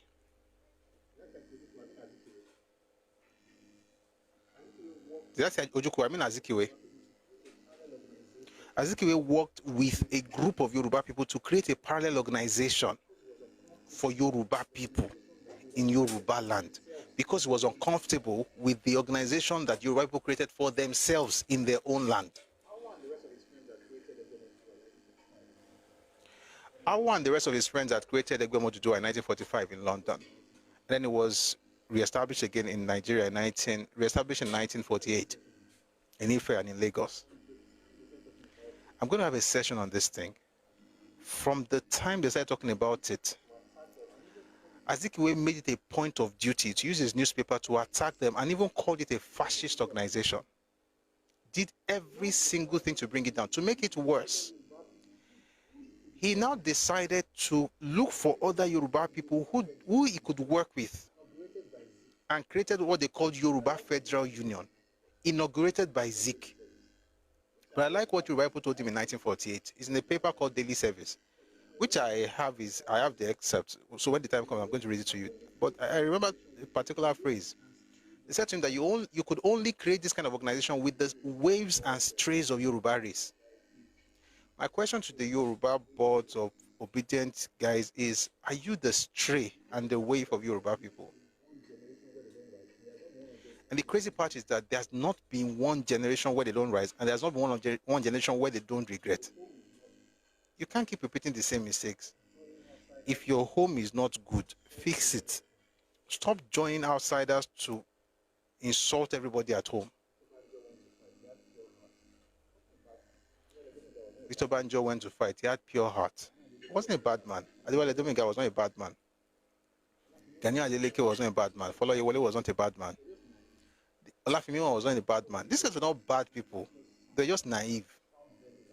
even when you read their books, the naivety just shines and it sounds very loud. You're wondering, how come you don't even understand that you were naive? Because even writing, you're still showing your naivety. Don't be a useful idiot in the hands of people who just want to use you, not because you are smart or wise, but because they consider you to be an idiot. Now let's go to the book by Nelson Otta. For those who are asking where they can get books, the ones that are available that you can buy, you can find them at Redomi Books on Telegram. That's the ones that I. If you want to buy books, can check out the link, and then you find books there. All right. Let's move on very quickly. We're going to get into Nelson Otta's work. It's going to be a full day today. We are going to have fun. We are going to have fun. Imagine the TOS Benson debacle with NCNC. That as well. All right. Let's start. Let's start with the trial and how it went down.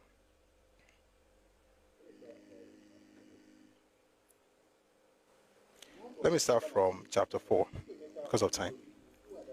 The month was September 1967. Chukwuemeka Odumegwu Ojukwu, who had on 30th of May 1967 declared the secession of the former Eastern Nigeria from the Federation of Nigeria and given the name of Biafra to the region he had seceded, was moody, irritable, and uncertain.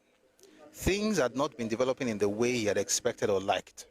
The police action that was ordered on July 6, 1967 by Yakubu Gowon, the head of state and commander-in-chief of the armed forces of the Federal Republic of Nigeria, had blossomed into a full-scale war. Enugu, the palladium and sinew and symbol of Biafra, was under threat. The threat of being overrun by the advancing federal troops. The invasion of the Midwest states of Nigeria that Ojukwu had embarked upon in order to remove the pressure on Enugu from the Nsukka front had not only run into a determined opposition to the outskirts of Ore. What was worse was that the fortunes of war had turned markedly against the invading force. Lieutenant Colonel Banjo's invading troops had been badly mauled by the federal Nigerian troops under the command of Lieutenant Colonel Murtala Mohammed, and also misinformed by idle gossips, was on a headlong retreat in a most disorganized fashion. Lieutenant Colonel Banjo could not stem the retreat of his defeated army. "My troops have been refusing to stand and fight," was a sorry confession to his commander-in-chief, Chukwuemeka Odumegwu Ojukwu. But Ojukwu, despite abundant evidence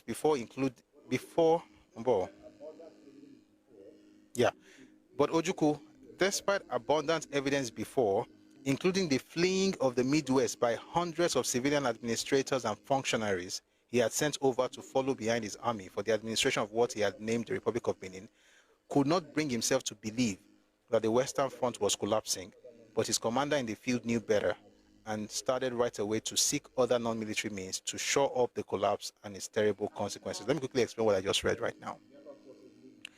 You see, after the Biafran forces moved into the Midwest, right, Ojukwu sent senior public servants, civilians, to go head departments in the Midwest, which is why I tell people the idea that they were going through the Midwest to get to Lagos is nonsense. Anybody who believes it must be a clown, or maybe naive. If you're naive, that's okay.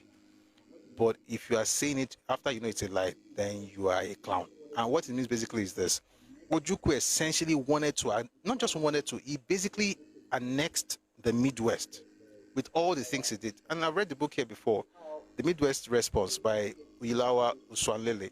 You see how not only did he get into that space with the help of Igbos who were in the Midwest, he then made an Igbo person the governor of the so-called Republic of Benin, contrary to the advice of Victor Banjo, who was supposed to be the one in charge of the operation. But again, that's what happens to Yoruba. But the person using you knows exactly what you are necessary for. They don't need your wisdom. They just need your skills. Like, use your skills, do what you have to do, and get out. They know what they want to do. You are the one who is being used if you allow yourself to be used. Okay? And so he took over that entire place, brought in people from Enugu to work in the Midwest, in the civil service, demanded revenue from the corporations in the Midwest, even the state-owned corporations, to send money to Enugu on a monthly basis. And yet people will tell you that they were just going through Midwest to get to Lagos. It wasn't. It was stealing the place. It was stealing, it was annexing the place, and it was because of oil. The same reason that, what's this girl's name? Chimamanda was given by saying that Nigeria fought people because of what? There was no oil because of oil. There was no, say Nigeria fought Igbos because of oil. There was no oil in Igbo land. As a matter of fact, when you consider the time, at the time, the Igbo speaking, not Igbo, but the Igbo speaking areas had 5.7% of the oil in all of Nigeria. About 52.7, 5.8, 5.6%, about 52.7% were in Rivers State, Rivers Province at the time. And then under 30 or so, you find in Delta Province, which was in the Midwest. So in reality, nobody fought anybody. If anybody fought anybody because of the war, because of the oil definitely wasn't Igbos. I mean, respectfully, it wasn't. And still isn't. Because look at, people come around and say, oh, we're also oil producing. I'm like, say waiting. The entire oil production, guys, don't just take a second. The entire oil production of Abia State is 1.1%. The entire oil production of Imo State is 0.6%. If you combine the two together, it's 1.7. Abia is one miserable number as well. When you put these things together, Ondo State is not a major oil producing state. It's an oil producing state, but it's not a major oil producing state. But guess what? If you combine these states together, they no reach. If you combine Abia, Imo, Anambra together, they no reach what Ondo State they produce, and Ondo State just give us like 3.7%. So this idea that you are producing anything, and that's the crazy part. The people who insult you the most in Nigeria, who call people the parasite, who call people parasites, who insult people, who say there's nothing at home. With all due respect, you are projecting your scarcity. But guess what? You can. The real issue is the Yoruba person who supports you to insult other people and say, why not give them Kiriko? Why not allow them to do something? There is no basis for that. And as a Yoruba person, you should be smarter than that. Your elders who tried it in the past, they had to pay with their lives. Not in the hands of Yoruba people, by the way, in the hands of the same people that they supported. Let's not have history repeating itself. We've had too many Afonjas, and they're not bad people. They're just very, very naive. And so we're saying here that despite the fact that a lot of these functionaries were returning to Enugu, this man kept saying there's nothing, in his mind, nothing was wrong, because again, I'm going to, in fact, let me not say it, I'll read it. He just buried his head in the sand. He's playing the ostrich, and when anything happens, he will then blame somebody else. Do something, no go do, because nobody say anything like that, but let's continue. But Ojukwu and his aides, still very much ensconced in the comparative safety and comfort of the State House, Enugu, were determined not to listen to or cooperate with the field commander. Millions of the inmates of Ojukwu's monolithic empire fed on nothing but the fanfaronade being dished out by Radio Biafra, and so still convinced that no force in Black Africa could bring the Biafra empire down. They were not listening either. If you are Igbo and you are young, my heart goes out to you. My heart goes out to you. This man perfected the job. Destroyed generations without even having to do much. He was in the comparative safety and comfort of the State House, himself and his aides and his advisors. They were in Enugu, who was a lot safer. Millions of, when you called it millions, this man is actually terrible. He's very good with words, but the things he's saying is actually terrible if you really think about it.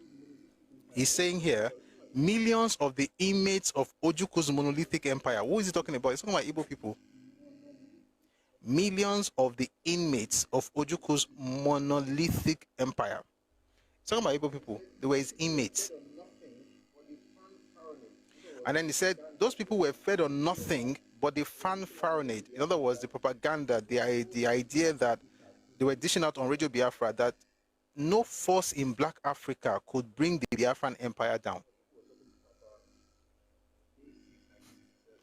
You know, Ojukwu was talking to Papa May 6, 1967.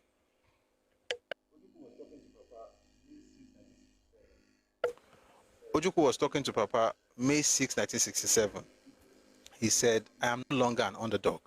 I have built the biggest, strongest army in Black Africa. I mean, we no get gone. When I started this thing, this enterprise, I had 120 guns, but now I built the strongest army in Black Africa. No force in Black Africa could bring the Biafran Empire down. All words, no action. And guess what? When the chips are down, this person will not take responsibility. That's the saddest part. And that's why you know that this Yoruba, I'm doing this whole series because Yoruba people, by the way, but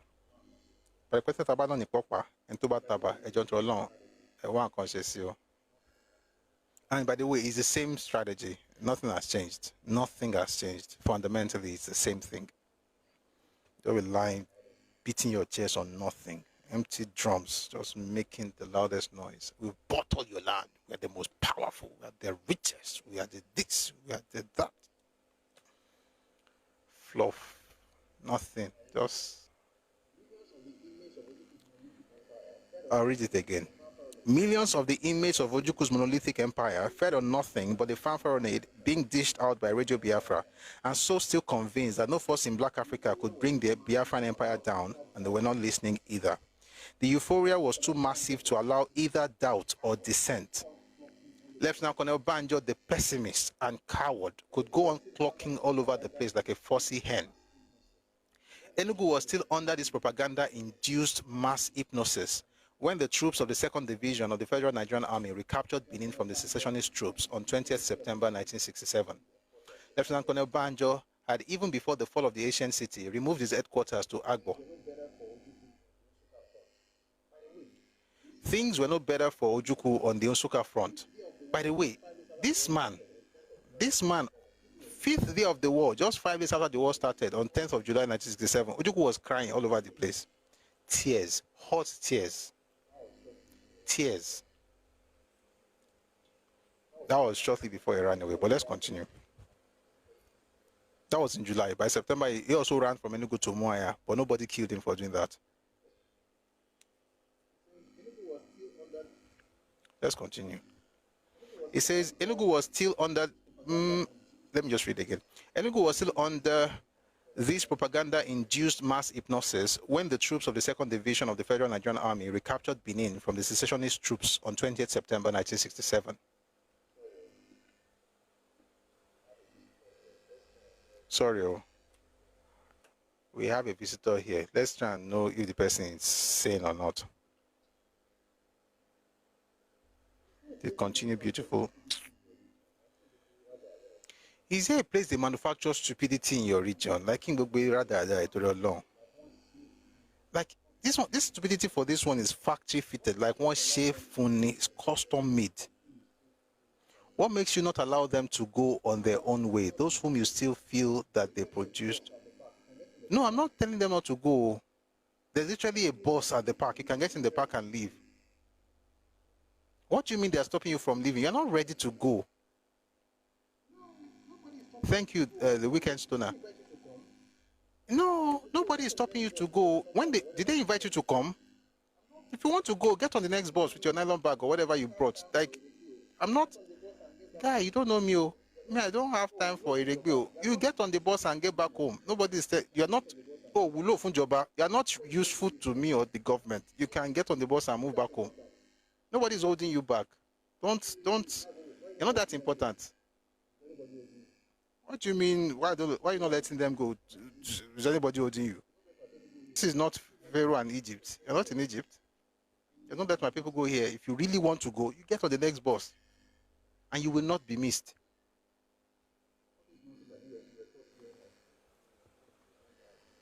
All this nonsense that you were taught growing up, it is a different time. These are different. Maybe you can talk to some of the Yoruba bots, but they are changing too. Many of them are changing. You can talk to them and tell them, oh, let us go. Nobody is holding you back. Get on the next night bus. You are back home, safely in the comfort of your father's land. God bless you. I'll make it soon, okay? Ada, holding you back. Shakin Shebiora, you actually think you mean something like, why you holding me back? Why am I? You are not useful to me. There's nothing you are doing that I require. So if you go, if you stay, it's okay. If you leave, it's okay. It doesn't affect me. It don't affect me either way. Meanwhile, whenever you are going to your wherever you want to go, just make sure that you carve out only the place that ancestrally belongs to you. That's the only place that you're entitled to. Why are you holding Nnamdi Kanu and panicking? Me. How am I holding Nnamdi Kanu? I'm not holding him now. That one's the federal government. The federal government is holding him. And he'll sit there for a while. And I know your Lord and Savior, the other one, because you have two Lords and Savior. There's the political Lord and Savior, then there is the Ipobian Lord and Savior. The political one says that is your, he didn't do anything. I was even going to play you a video, but I just said, let me just leave that matter. Said they detained him because of vulgar words. Let me tell you something. In my opinion, Peter Obi should, anybody can wish, should keep wishing to be something in Nigerian politics. He should never get power for anything. Why? He is not a leader. A leader would say there's something wrong with what you're doing, but this is the way to do it. In other words, you are not condemning the person, but you can point out what they are doing wrong, and then you can prefer solution or give them a better path. What he did in that interview 2 days ago shows me that he should never come close to power. Never. The guy said they are locking Nnamdi Kanu up because of vulgar words. If it's me and you just insult me, I will not do anything. You can just insult. It's just of vulgar words. That's not a leader. Like, Oga, you were wrong. What you said, what you did, people, there are guns in the street. But guess what? There's a way you can even talk about Nnamdi Kanu, that even Nnamdi Kanu will know that, this guy is rebuking me for what I did wrong, but he's also telling me what I could have done better. And then it will feel like, okay, even if I don't like you, and I know if you tell the world, say I like you, wait till you talk, I will go think about it. Let me tell you something about people, yeah? When people are in a bind, there are certain people they call. You see those people that like people surrounding them and telling them what they want to hear. When they get in real troubles, they call people that will tell them the truth. The sad part is that if the generality of your leadership doesn't tell anybody the truth, you just tell people what they want to hear, how do you grow that space? I'm not saying tell the truth just to make it say as they sweet, as they paying them, it go they sweet us. That's not the point. It's not about making the person feel the pain. That's not the point. You can tell people, hey, this thing you're doing is wrong, but there's another way to do it. You can be gentle, but no. When I heard that phrase, it was because of vulgar words. I was like, this one, you should just be leading his region. If people are dying, go and rescue them, Paul. If people are dying, maybe your family members are dying, go and rescue them. Don't bring your bad news here. Your region, you have no good news to share in your life. Just be telling people if people are dying, go and raise them up. Wait, so you wrote here you are a business expert, economist. Is this what it means to be an economist? Guys, I'm sorry for taking a break. I'm trying to rest. You know what it means to be an economist? People are dying. Do you know in this Nigeria, go to Statistics, there's a website like that. Look for the regions where people beg to eat. The regions, like 6 regions in Nigeria, look at the percentages of the regions and how they require help in order to feed. But I don't know, Paul, maybe I didn't get everything, but please, if you want me to get the full comment, write the full comment, then I'll be able to respond accordingly. But thank you very much for being here. But please, let's not do that thing of people are dying. People have always died. And I'm not saying this as a callous person, but I hate people using things like that to blackmail people. Say people are dying. My dad died 10 years ago. Full life. Wonderful man. But guess what? He's going to be with his maker. And I'm not meeting him anytime soon. So, by the way, sorry guys, when my dad passed, death just became like death. So please don't use that one to be having a conversation on the people that die. Go and raise them. Thank you very much for being here. Let's get back to the book. So we are reading The Trial of Biafra's Leaders by Nelson Otta. It says Ojukwu and his aides, still very much ensconced in the comparative safety and comfort of the State House, Enugu, were determined not to listen to or cooperate with the field commander. Millions of the inmates of Ojukwu's monolithic empire fed on nothing but the fanfaronade being dished out by Radio Biafra, and so still convinced that no force in Black Africa could bring the Biafra empire down, and were not listening either. The euphoria was too massive to allow either doubt or dissent. Lieutenant Colonel Banjo, the pessimist and coward, could go on clocking all over the place like a fussy hen. Enugu was still under this propaganda-induced mass hypnosis when the troops of the 2nd Division of the Federal Nigerian Army recaptured Benin from the secessionist troops on the 20th September 1967. Lieutenant Colonel Banjo had, even before the fall of the ancient city, removed his headquarters to Agbo. Things were no better for Ojukwu on the Nsukka front. It was in this same month of September that Major T.Y. Danjuma had issued to his troops an order of battle that read, quote, mission to capture Enugu by 1800 hours, that's 6 p.m., on D7, end quote. When the 1800 hours struck, Major Danjuma and his troops started to advance rapidly towards Enugu. This was in the morning of 12 September 1967. Major Danjuma's advance brought him and his troops to such towns between Nsukka and Enugu as Akwebe, in which a young Nigerian intellectual, Major Christopher Okigbo, was killed after his battalion headquarters had been outflanked. Ikolo, Ogbede, Umulngbe, and Okpatu. At this time, Radio Biafra was still busy announcing the recapture of Nsukka and Okpi. Listen, no. Please have mercy on young Igbo people. The elders, those ones, they'll be fine. Those young, have mercy on them. The federal forces are taking Nsukka. They were taking other towns and advancing towards Enugu. But Radio Biafra in Enugu is telling the Igbos in the town that, listen, the Biafran forces are retaking Nsukka. In other words, is it the same T.Y. Danjuma? Yes. The same T.Y., the same man. The same T.Y. Danjuma. Theophilus Danjuma. Meanwhile, they were already advancing, but Radio Biafra was telling them that, listen, now they win. As a matter of fact, we don't recapture the Nsukka. Nsukka we don't fall since. All the times we don't fall. Radio Biafra was in Enugu telling them something.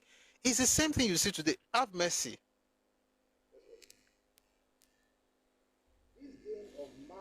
Let's continue. This game of mass deception continued until the advancing federal troops, probably angered by the blatant lie-telling of the Enugu radio station, lumped over 2 artillery shells which fell within a few yards of the broadcasting studio and sent the broadcasters running. This incident took place in the morning of 26 September 1967. Within Enugu itself, events were marching furiously, although the mass hypnosis, which was at the time very effective, was still obscuring realities. Men and women in the streets were telling themselves and their neighbors that there was no danger, that the artillery shells, which were then exploding with uncomfortable frequency, were new weapons.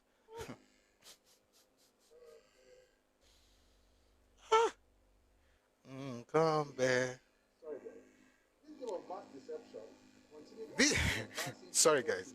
This game of mass deception continued until the advancing federal troops, probably angered by the blatant lie-telling of the Enugu radio station, lumped over 2 artillery shells which fell within a few yards of the broadcasting studio and sent the broadcasters running. This incident took place in the morning of 26 September 1967. Within Enugu itself, events were marching furiously, although the mass hypnosis, which was at the time very effective, was still obscuring realities. Men and women in the streets were telling themselves and their neighbors that there was no danger, that the artillery shells, which were then exploding with uncomfortable frequency, were new weapon systems being tested by Biafran scientists. They won't kill you. You say na Biafra, the test weapon. Hell. But at the same time, there was a group of young men who knew better and who, because they believed themselves to be well regarded by Ojukwu and his aides, were out to do something, including calling off the war and negotiating with the federal authorities in order to avert total military defeat. and thus blunt the edge of the sword that they very much feared would be directed by the victorious. Federal troops against the masses in the Biafran territory. Sorry, I'll take that again. But at the same time, there was a group of young men who knew better and who, because they believed themselves to be well regarded by Ojukwu and his aides, were out to do something, including calling off the war and negotiating with the federal authorities in order to avert total military defeat, and thus blunt the edge of the sword that they have much feared would be directed by the victorious federal troops against the masses in the Biafran territory. The names of the young men involved in this game of devising a means to avert total military defeat and the massacre that they feared would follow were Brigadier, he had at the time been promoted to this rank by Ojukwu, Brigadier V. Banjo, Lieutenant Colonel E. Ifajuna, so appointed by Ojukwu, P. Alale, S. Agbam, C. Osu Agu, D. Ungube, and U. Chukwumerije. After a series of clandestine meetings, these young men decided to write down their appreciation of the whole Biafran situation, including the progress of the civil war and how it could possibly be stopped or be won by Biafra. In a memorandum, they wrote that in a memorandum and sent this to Ojukwu. The draft memorandum, which they finally drafted after many agonizing hours of self-questioning, read, "We are face to face with the prospect of immediate defeat. The realities of this war make our collapse almost inevitable. Given the prevailing mood and circumstances, the only factor in doubt is how soon the enemy, the Federal Nigerian troops, will overrun Biafra. The weakness of our position may be described to the following, the weakness of our position may be ascribed to the following factors. A, military. Our troops went into the war better officered. Now, however, we have lost a good number of our brave and imaginative officers.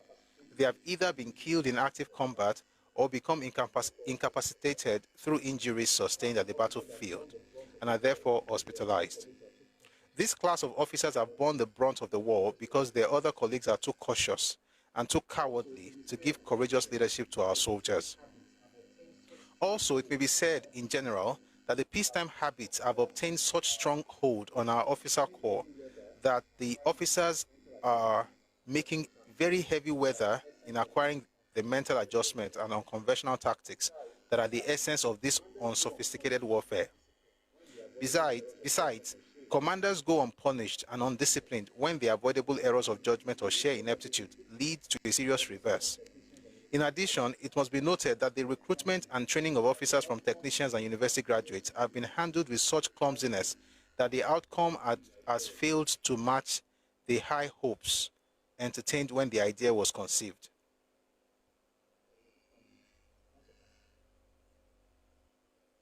By the way, this man is... 1 second. Let's continue. On the other hand, the enemy launched the war with a severe shortage of good officers and field commanders. By the way, that's one of the reasons Ojukwu thought was going to win, because, to be honest, back in the day, the Igbos had more officers than other groups. And because of that, Ojukwu thought, I have officers, brilliant men. So it says here, on the other hand, the enemy launched the war with a severe shortage of good officers and field commanders. But in the course of the war, they have been able to progressively overcome this handicap by continued recruitment of mercenaries and the secondment of military personnel from Britain, Russia, and other foreign countries.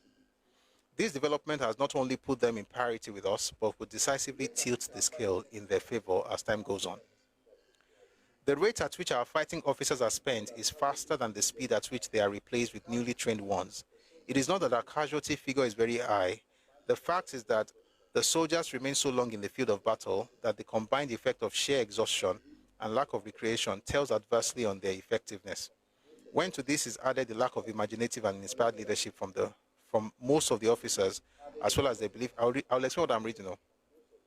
When to this is added the lack of imaginative and inspired leadership from most of their officers, as well as their belief in the superiority of the enemy's weapons, the troops are apt to suffer from low morale and the want of a sense of purpose. In consequence, their reaction to the enemy's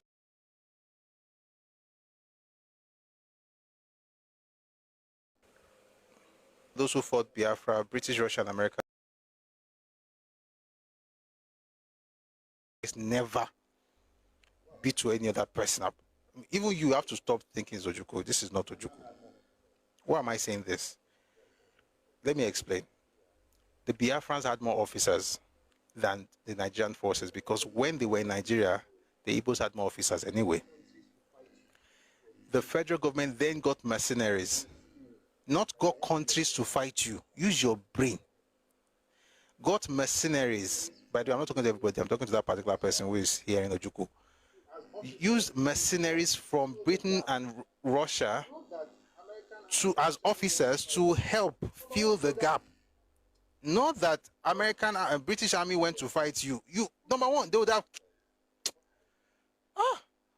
Oh God, who did this to you guys? Why?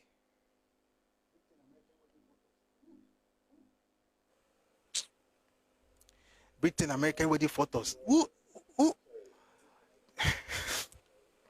A Yoruba man thinks Igbo wild knocking is. Sorry, at this point, I think you're a retard. You're a retard. You're not worthy to be here.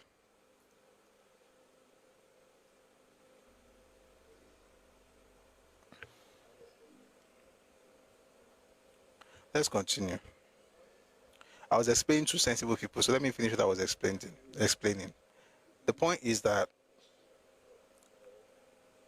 in the beginning, saw Rozuma in the beginning.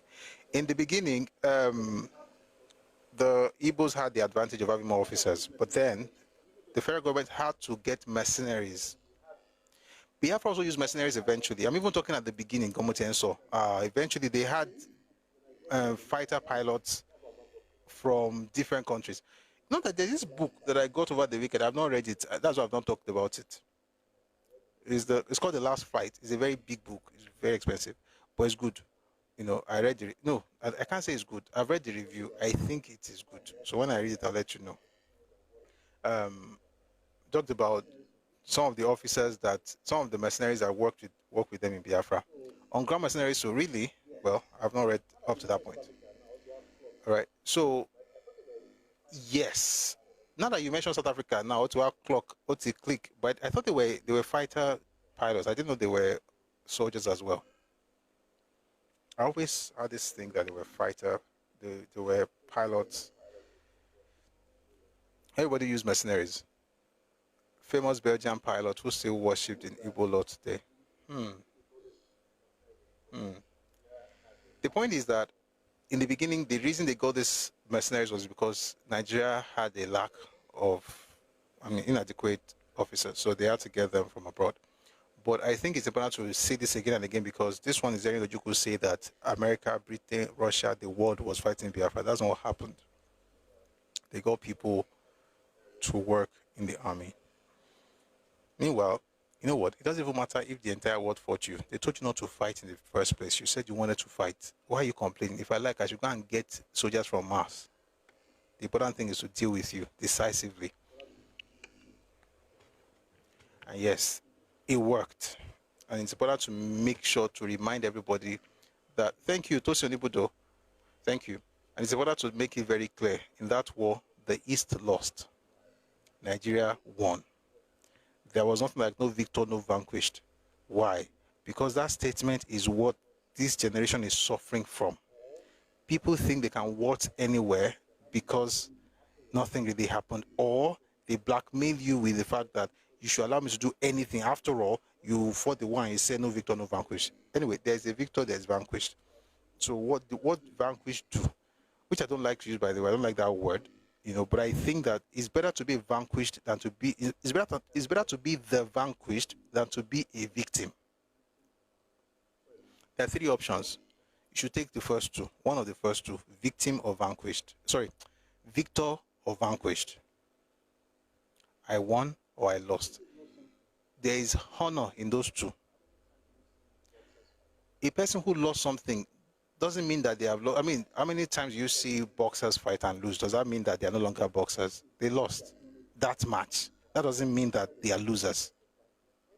So it's important to acknowledge I won or I lost. You are either the victor or the vanquished. Anybody who says you are neither that thing is going to get you to become the third thing, which is a victim.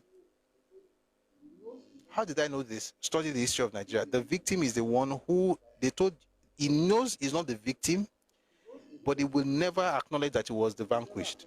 Therefore, let me tell you again. He knows he's not the victor, but he will never acknowledge that he was vanquished. Therefore, he becomes the victim. If you lose in life, maybe you do a business. I don't know about you, but if you've done businesses, most business people, if you have done any business, I have done a business, I've not one that I failed. It's fine. Well, it wasn't fine then, sir, but it's fine. You get, it happens. You learn from it and you move on. But when you are deceiving yourself that I didn't fail, you will begin to repeat the same mistakes, and then you now be blaming everybody, and you make yourself the victim. Guys, if you lost, just dust yourself up and do better, but don't go around crying all over the place like a baby.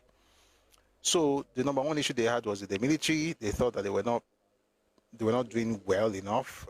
Many of the soldiers were killed, officers were killed, some were hospitalized. Those who were available could not perform up to the normal standard because they were tired or they were exhausted and stuff like that. I am pained you have not mentioned Black Scorpion, who are the ragtag army and demolished Biafra, because we're not talking about Benjamin Adekunle, we're talking about Victor Banjo, one by one. On YouTube, we'll get there. We're not talking about the war, we're talking about Victor Banjo. All right, so the first issue was with the military. Number two, that's B, is weaponry. At the opening of the war, the enemy enjoyed superiority of numbers and heavy weaponry. Against this, we counted on air supremacy and the greater effectiveness of our lighter weapons. These assets tended to redress the balance, but the factors of time and the greater material and political resources of the enemy have been working against us. Through bilateral assistance, the enemy has acquired an air power that outclasses ours both in quantity and quality. Who is writing this? Young folks in Biafra trying to see what they can do to change the situation by first acknowledging the problems. Who are these young people? Victor Banjo, Emmanuel Fajuna, Philip Alale, Sam Agbam, Si Osugu, Ngube, and Uche Chukwumerije. So they said these weapons, oh boy, these guys on the enemy has found it easier. By the way, anytime you hear the enemy in this context, they're talking about Nigerian Federal Forces. The enemy has found it easier and faster to shop for all kinds of sophisticated modern weapons, which now give it a clear advantage. The ingenuity and talent of our young scientists notwithstanding. C, the military high command. Our military commanders are too rigid and hidebound with the conventional traditions of warfare, nor are they sufficiently politically motivated.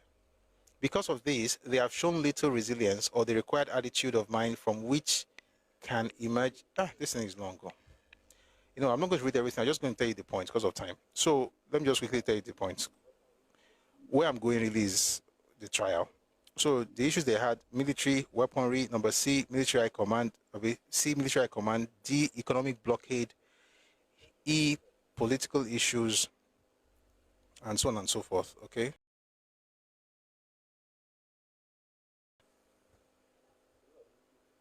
The trial. Okay. So those are the issues they brought up. So let me just read the conclusion, then we'll move to the trial, which is what we're really getting into today. This memorandum, which was used in evidence and marked Exhibit 6 in the trial of Brigadier Victor Banjo. Umbo.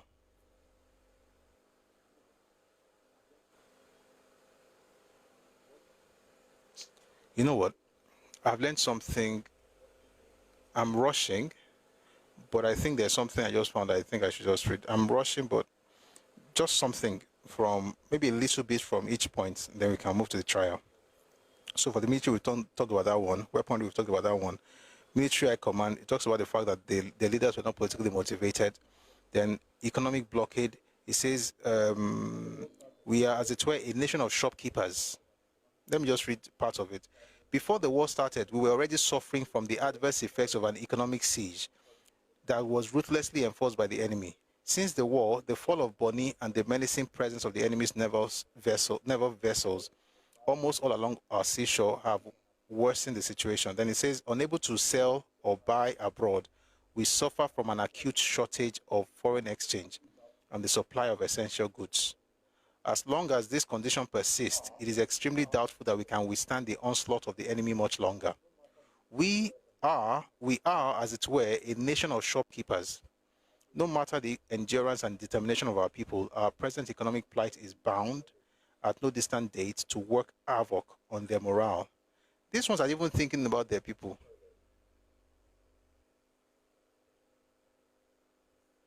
Sorry, guys. So it says, we are a nation of shopkeepers. No matter the endurance and determination of our people, our present economic plight is bound at no distant date to work havoc on their morale and their ability or even resolve to continue to make their present indispensable contribution to the war effort. Then number 5, we talk about the political issues. It cannot be denied that the present conflict is in part the product of historical factors. Only against this background will the dialectics of the conflicts of which the Biafra-Nigeria struggle forms a part become comprehensible. In order to safeguard their permanent interest, the British deliberately built an element of instability into the political structure that grouped disparate people under the name of Nigeria. The ever-recurring struggles for survival among the different ethnic groups followed in the wake of British withdrawal clearly revealed one constant factor. In essence, the struggle has been an ideological one in which the progressives of different shades have ranged themselves against the reactionary and feudal clique. The dividing line between the two rival alliances is also geographical. While the reactionaries are mainly to be found in the north, the progressives are grouped together in the south. It did not, however, mean that there were no progressives in the north and vice versa. All right, so it's talking about the entire structure of Nigeria being one of the major problems. This is 67, and I say this, I think they are very correct. But not to, I also like the fact that they added that just because it's not about north and south, because there are people in the south who don't as well. Then it says, from the foregoing analysis, let me finish this part. The Biafra or Eastern Nigeria found itself alone in the current crisis is an... Guys, 1 second. I think I'm rushing.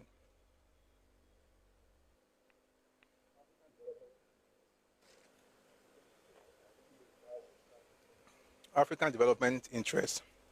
I told them before that when Yoruba will start responding to their propaganda, they will be ashamed. Somebody asked me a question some time ago. Did you ever think a year ago that you'll be doing this? The answer was no. But am I happy doing this? I'm proud I'm doing this. And I'm proud the recordings are up on YouTube. And I'm proud we are putting out the names of the books as well. Yoruba ti ready for your lunch one on tawa ti ready ìwé lamoka. Tawa kàwé tán, àwọn boys wọ́n wà ń gboro. Àwọn yẹn ẹrú pọ̀. Ẹrú pọ̀ Yoruba land. Ẹ̀kọ́ kan tí mo kọ́ lọ́wọ́ àwọn bàbá tó máa ń ṣe òṣèlú ní ayé àtijọ́ yẹn. Gba àwọn 1950, 60 yẹn. Àwọn bàbá yẹn mọ̀ wípé ọmọ burúkú lọ́jọ́ tiẹ̀. Àwọn afitiwé ṣe, ṣùgbọ́n tó bá di ìgbà táwọn yẹn náà, nígbà tí pé wọ́n máa dìde fúnra wọn. Ṣùgbọ́n ẹrúgbọ́n yìí dìde ní Lẹ́kọ̀ọ́ lọ́jọ́ wọ̀. Fọ́nrán kan la gbọ́ lẹ́ẹ̀kan yẹn. Fọ́nrán kan la gbọ́ lẹ́ẹ̀kan yẹn. Àwọn ẹrúkú yẹn wọ́n burú bíi wọ́n lè lọ́jọ́ tí wọ́n. Gbogbo àwọn agbèrò tí agbèrò bá yíjú sí ẹ, ó kọjá ọ̀rọ̀ kan gbowó lọ́wọ́ ẹ, wọ́n á ti nà ẹ́ jù, wá sáré. Babadédìbò, yes. Interview. I'm taking a break. I think I was rushing because when I'm reading, I'm I like reading very fast. So I don't want to bring it out. So I have to calm down a bit. That's why I'm taking this very short break. Babadédìbò was very, very, very, very useful in the 60s, the 70s. There's a place for them, but it's better for you not to see them, that side of them.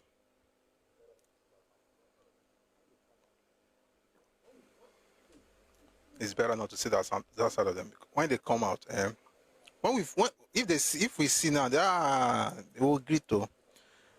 I want to boss down people. I want to give one. Let's go back to the book now. I think I'm a bit calmer. That Biafra, Eastern Nigeria, found itself alone in the current crisis is an historical accident. Had a similar crisis occurred a year or so earlier, it is conceivable that Biafra might have swapped positions with Western Nigeria. This is not to gloss over the fact that the northern attitude to the personal traits and qualities of the Igbo man has given this crisis its peculiar virulence in terms of the human tragedy that has accompanied it. Let me quickly say something very, very, very, very, very important. If you read, there's a book called Chief Obafemi Awolowo, The Political Moses by Odugua. If you read that book, in there you will see the broadcast that Papa made in August of 67. Let me tell you something. It's the truth. What happened in the East was actually meant for the West.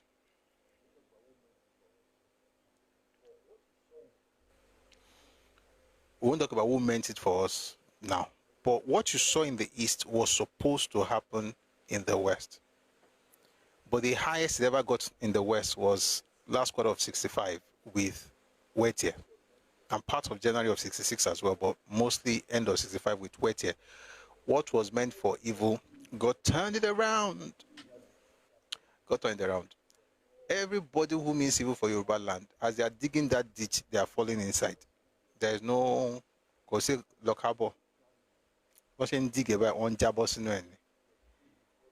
And the people who planned it, some of them were killed before this war. Some of them experienced this din before and during this war. You know them.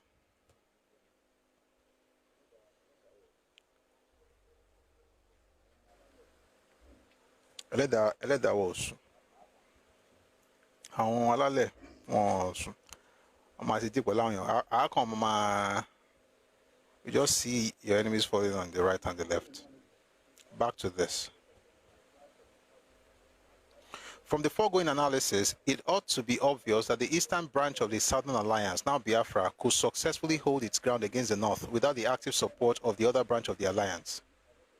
Its task has been made the more arduous by the fact that the North has not only won the reluctant support of Western Nigeria through military coercion, but also is receiving massive-scale military assistance from the two superpowers. Let me say something. The North did not get the West to support through military coercion. The West supported the North because of the invasion of the Midwest and the West. Again, these guys are good people, but they also didn't get it. They didn't force us to join Nigeria. We joined when we saw you guys coming into Ore. When we saw what you did in the Midwest, we're like, I'll let you in Shane and Gidio. So we had to support Nigeria. I'm going to move away from all these things because it's very long, but I'll see if I can just read some parts of it just to give us context before we move on to the trial. What time is it? Okay. So they say here, to stave off the impending disaster, we must endeavor at all costs to win the active support of a foreign power, which is the USA, with the productive capability that can offset the enemy's superiority. Our survival depends on the speed with which this objective is gained. To ensure its achievement, the political base of our leadership must be broadened to inspire courage in our soldiers and to command a broad respect and confidence in our present and post-war policies. The new leadership must be a collective one in which members do not hold their officers to the whims or pleasure of one man, but to their ability and contributions to the war efforts. This leadership must derive its strength from the masses. In other words, the masses must be awakened to the grave danger which faces them. Every attempt must be made to arouse in them a Duncan-like spirit.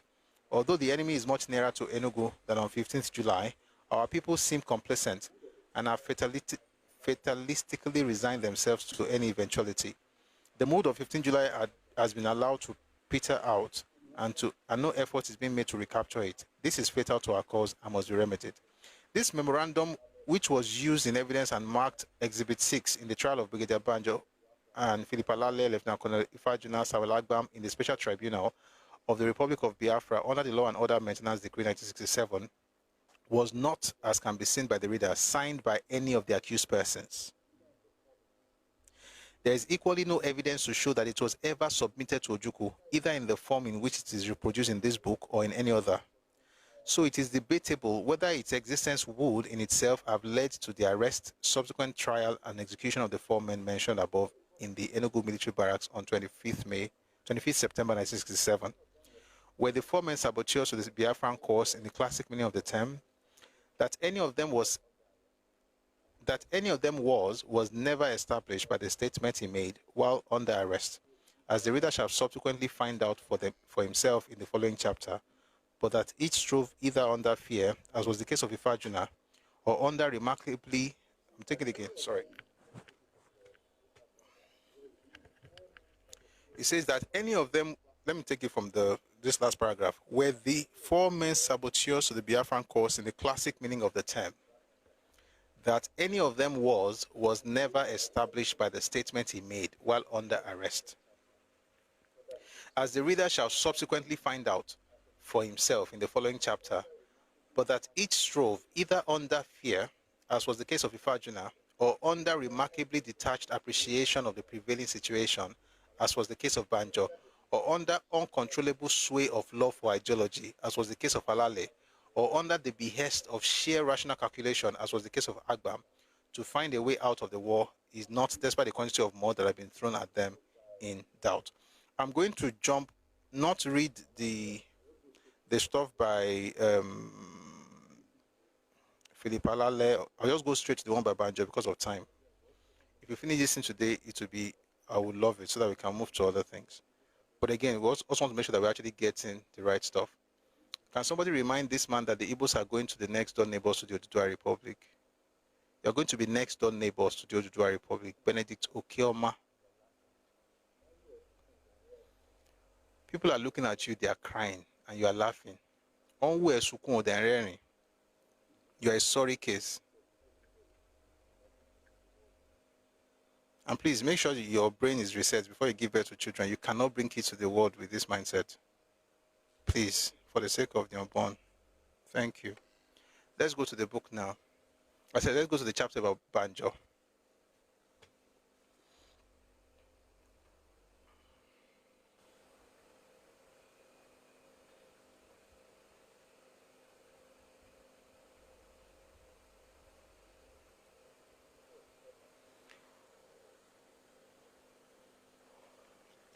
Victor was the first accused.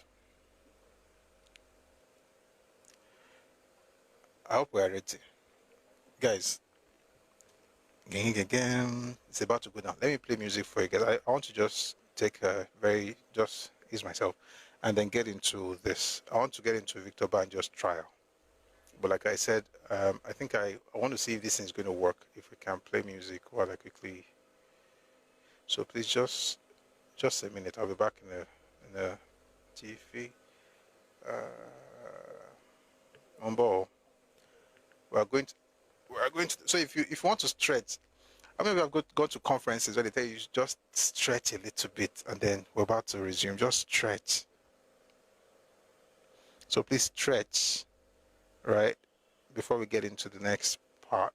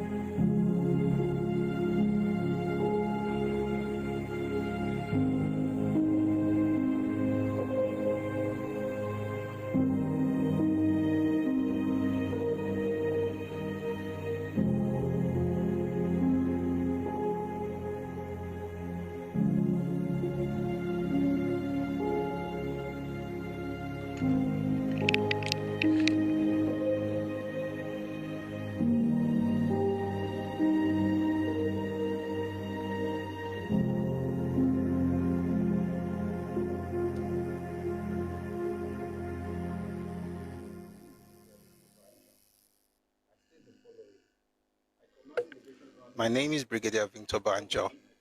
I state the following. I command the Liberation Army in the Midwest. Before then, I commanded all the operations in the Northern Front. I know all the other three accused persons fairly well. The third accused person, Philip Alale, I met for the first time on the 9th June 1967, when there was a collapse on the Nsukka front among our troops. Neither himself nor myself was then an officer in the Biafran army. We went to Nsukka together with Brigadier Effiong to assist to stem the tide of the collapse of our troops. On that occasion, I watched Philip Alale talk to the troops with vehemence and sincerity that to a great extent helped to rekindle their sagging morale. His Excellency Colonel Ojukwu was as well at Nsukka that night. I later found out from the governor that Philip Alale has been his close friend and the man primarily instrumental in organizing the support of the masses for the declaration of the Republic of Biafra. On the morning after our activities on the Nsukka front,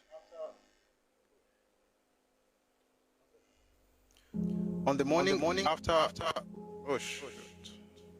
One second, guys.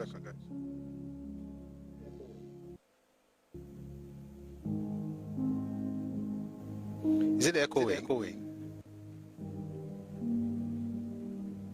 Is it echoing, guys? Is it echoing?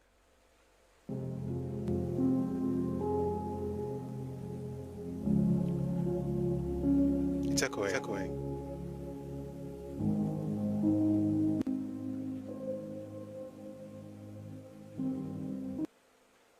I kind of like the music.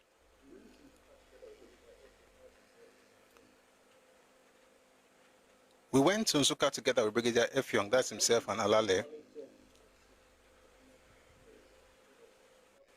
I watched Philip Alale talk to the troops with vehemence and sincerity that to a great extent helped to rekindle their sagging morale. His Excellency Colonel Ojukwu was as well at Nsukka that night. I later found out from the governor that Philip Alale had been his close friend and the man primarily instrumental in organizing the support of the masses for the declaration of the Republic of Biafra. On the morning after our activities on the Nsukka front, His Excellency formed an ad hoc war council consisting of himself, Brigadier Njoku, Brigadier Effiong, Major Alale, and myself. And I, all the fighting there was placed under my command in the 101st Division. Major Alale was appointed political officer of the Biafran Army, responsible for all the doctrinaire orientation of the armed forces and raising of the morale of the troops. Throughout the hectic weeks that followed, during which it was my task to stem the advance of the enemy, Major Alale was with me practically every second of the time. I know that His Excellency thought very highly of him, and therefore, when subsequently we discussed the opening up of the Western Front, Major Alale and I were the only complete confidants of His Excellency in all the political and military aspects of the operation. Major Alale, even though he had responsibilities for the entire armed forces, followed me on the operation.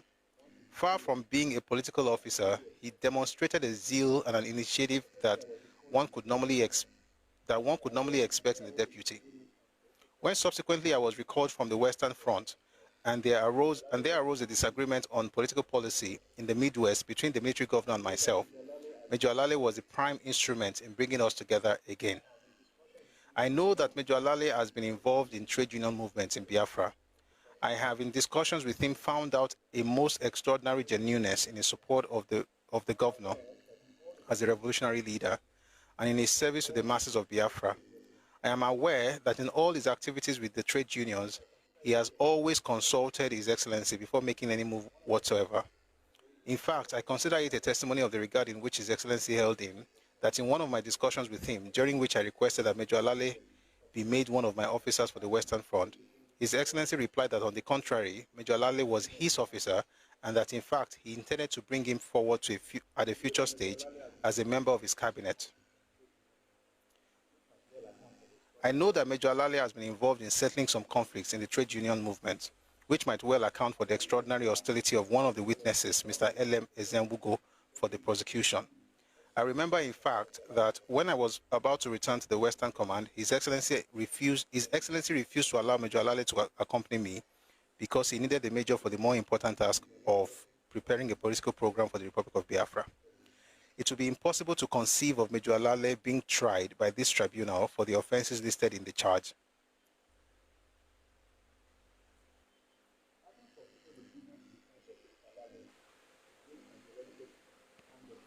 Having concluded the brilliant defense of Philip Alale, the great ideological panjadrum of the Biafra dream, Victor Banjo, his powerful intellect now at its highest pitch, went on in defense of Emmanuel Fajuna, despite the fact that Ifajuna had in his own statements to police implicated Victor Banjo.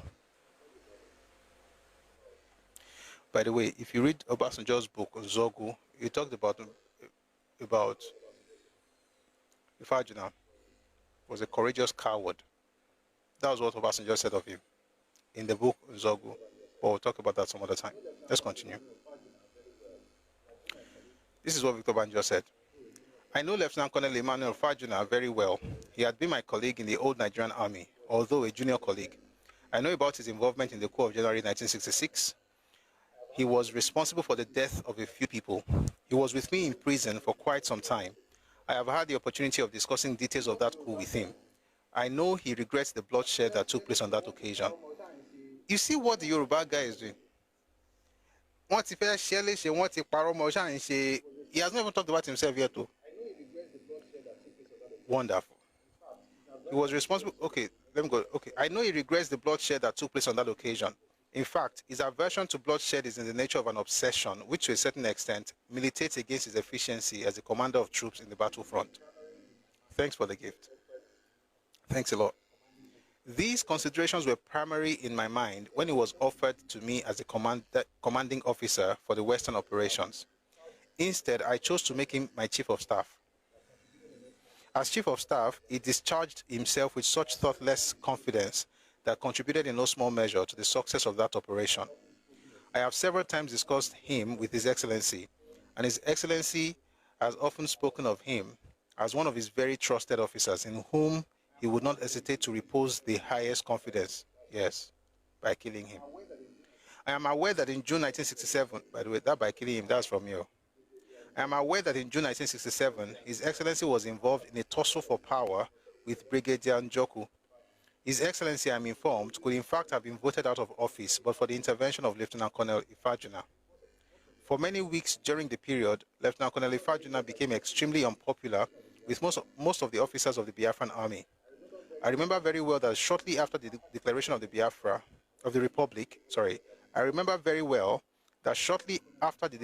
Republic, and when it became clear to all of us that war was imminent, Lieutenant Colonel Ifajuna demonstrated a great deal of concern about the absence of necessary plans or adequate preparations for the war.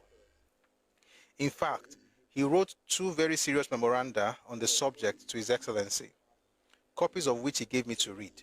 When finally he despaired of any plan being made in the army, he came to see me for the purpose of assisting him in the preparation of the preliminary plans.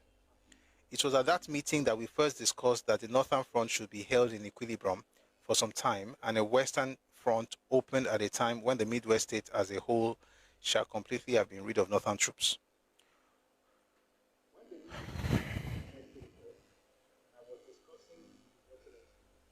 When the military situation became quite critical, and I was discussing with His Excellency the several strategic dispositions that could be made, we proposed the introduction of an independent brigade through the Midwest behind the enemy lines to assault Nsukka from the rear.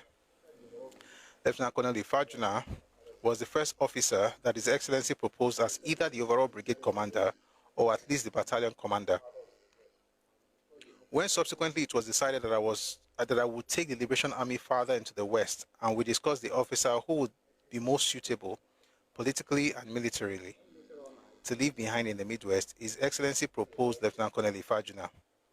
When later on I held telephone conversations with His Excellency about the overall state of the war, and it was decided to send a battalion to Ikom, a command which I considered most dangerous and suicidal, it having been part of my command previously, Lieutenant Colonel Ifajuna was proposed by His Excellency to command the battalion.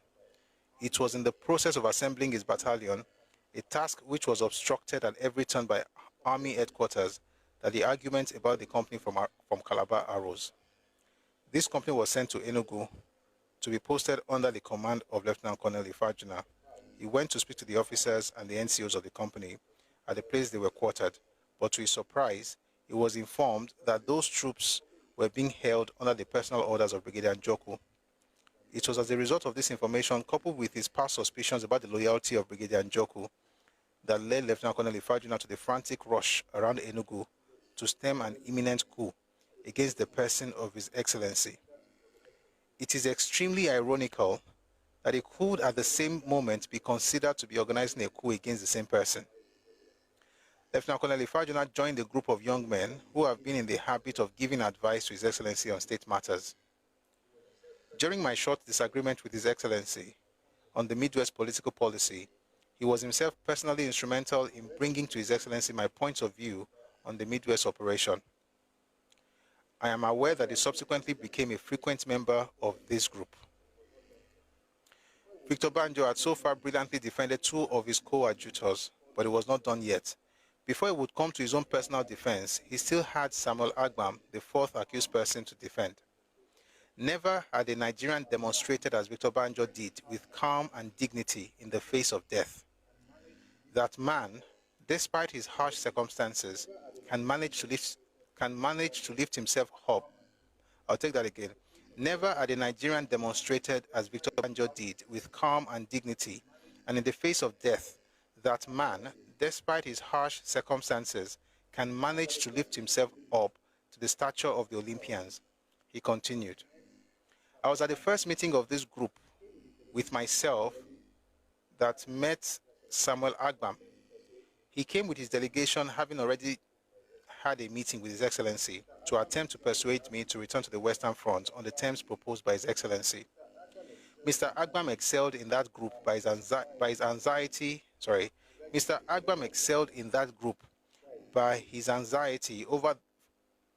for the survival of Biafra. Guys, please let me calm down a bit. I need to drink water.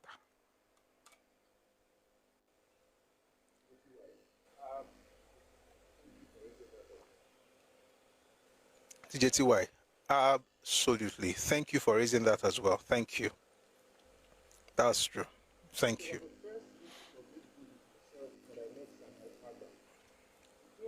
It was at the first meeting of this group with myself that I met Samuel Agbam. He came with his delegation, having already had a meeting with His Excellency, to attempt to persuade me to return to the Western Front on the terms proposed by His Excellency. Mr. Agbam excelled in that group by his anxiety for the survival of Biafra, his objectivity and deep penetration in the marshalling of his arguments. In fact, I was almost persuaded by his pleadings, not because I considered his arguments valid, but because I was very highly moved by the extreme sincerity and selflessness of his appeal. I later on had discussion with him and discovered that not only does he work in the Foreign Office, but that in fact he has led several delegations abroad on behalf of Biafra. I am informed that during the critical period when it appeared that Enugu was to be overrun and several civil servants had to flee the town, Mr. Agbam stayed behind and produced the memoranda which led to the establishment of several directorates, which today are assisting in the war effort. He has also submitted a memorandum on the strategic reasons for the bombing of Lagos and for the opening of the Western Front. Apart from Lieutenant Colonel Ifajuna and Major Alale, both of whom in fact co-opted themselves into this group, I found in Mr. Agbam the guiding spirit of the group. His Excellency had spoken to me before about this group. Excuse me. The group represented for him a cross-section of the young intellectuals of Biafra, and I know he held their opinions in the greatest esteem. After the passionate activities of this group towards bringing an agreement between myself and His Excellency in connection with political policy in the Midwest, I was again invited to meet the group in connection with the critical state of the war. During that meeting, everyone was quite clear that our military situation was critical and that something had to be done about it.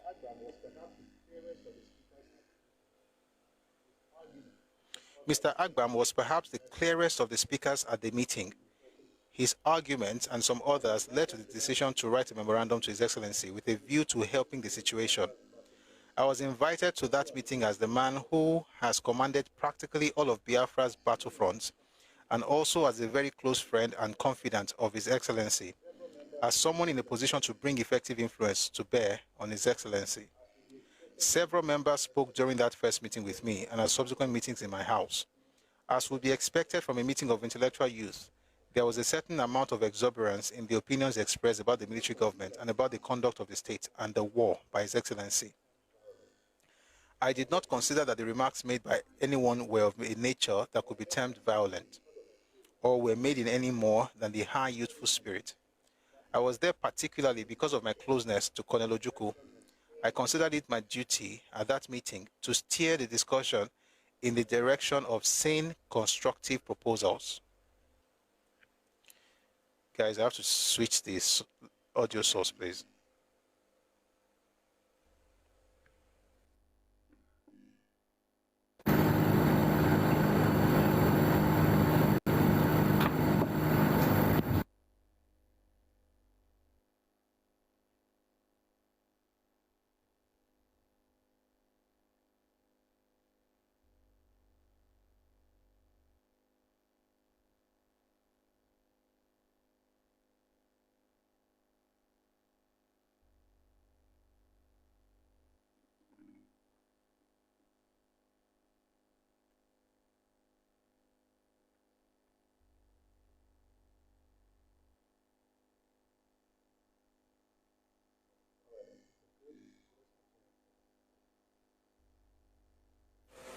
All right, I think we're good. So let's continue.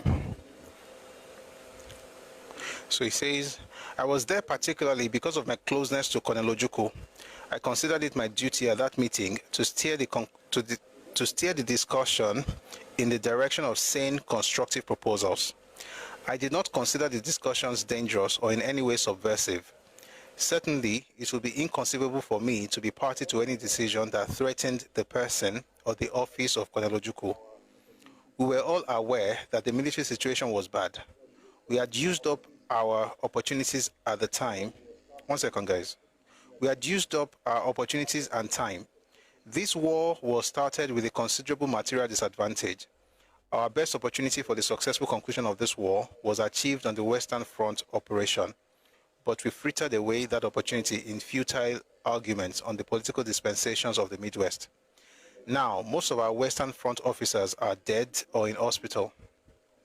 The selection and training of new officers have produced not only a considerably poorer quality, but in fact, the volume of our production has not in any way been matching the volume of our casualties.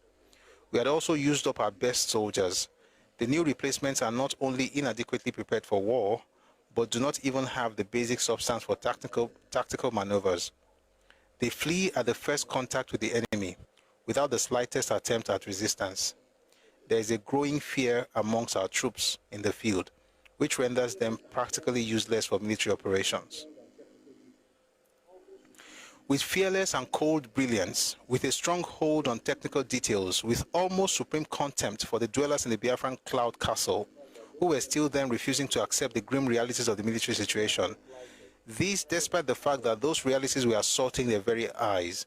Victor Banjo glided on with his Victor Banjo glided on with his head erect and his eyes straight, with his deadpan breakdown of what had happened, of what had gone wrong, and of how he had planned, if it was possible, to rectify the situation. If it was still possible to rectify the situation. Apart from our initial material disadvantage, the volume of material delivery to the fighting front has been intermittent and unsuitable for sustaining the wasteful rate of casualties there. Please don't stop our tapping on TikTok. Please like the live. TikTok, YouTube, Facebook, everybody, please let's like the live. I know you're enjoying the reading, but please like the live. Thank you. Apart from our initial material disadvantage, the volume of material delivery to the fighting front has been intermittent and unsuitable for sustaining the wasteful rate of casualties there. Finally, the arrival of Russian assistance for the federal troops has brought on their side of the fighting front newer and more sophisticated weapons, against which our troops have no answer. Our initial air superiority has disappeared with the appearance in the air of Russian jet fighters and bombers. The enemy now has air supremacy.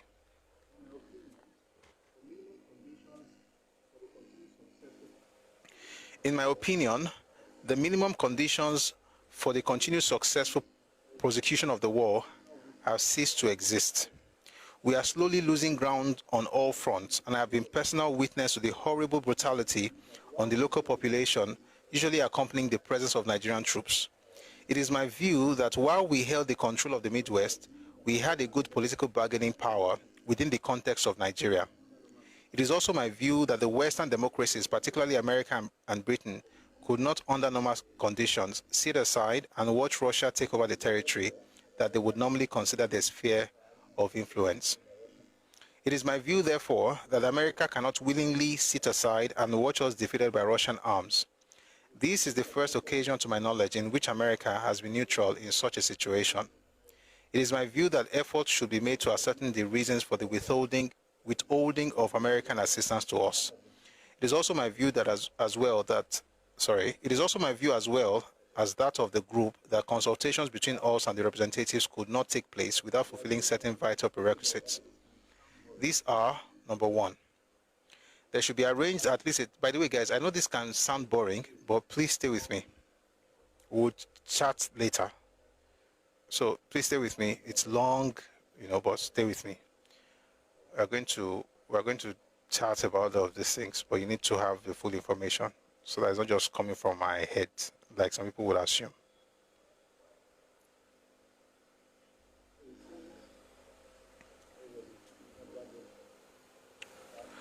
So he says that it was his view, that's Banjo's view, that of the group let me just read it. It is also my view, as well as that of the group, that consultations between us and the representatives could not take place without fulfilling certain vital prerequisites. These are, number one, there should be arranged at least a temporary ceasefire that would allow us to rest, regroup, retrain, and rearm our troops. Number two, if we are not to collapse very soon, it has become essential that we should obtain the total support of a nation that is big enough in its resources. Guys, please, we have to power up. This thing is showing no activity. It might go off for America, levy. So please, especially if you're on TikTok, please, let's power up. Let's try and get this to 200K, please. Thank you. We are seeing inactivity. So please help us. Let's keep it going.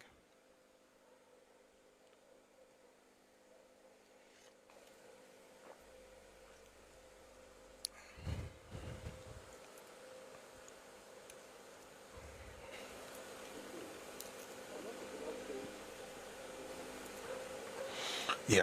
Number two, if we are not to collapse very soon, it has become essential that we should obtain the total support of a nation that is big enough in its resources to sustain the type of war we are fighting, say a nation like United States of America. The proposition to power tap just means I should explain. Take your phone like this and just like this on TikTok. That's what it means to power tap. It means you're liking the live. That way there's activity. That way the app knows that we are busy here. We're not just talking. Yeah, so just like this. That's for folks on TikTok. Don't put it off, or you'll be seeing the screen and then you'll be power tapping. So don't put it off. Just keep it on and then power tap.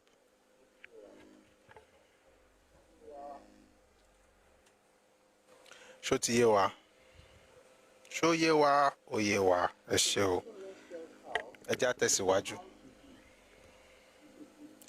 The proposition, when spelled out, would amount to this: if we could find out the causes for the unnatural neutrality of America while we still held the Midwest, we should attempt to remove those causes so as to be in a position to persuade America to bring pressure on Gowon and his government to agree to a ceasefire.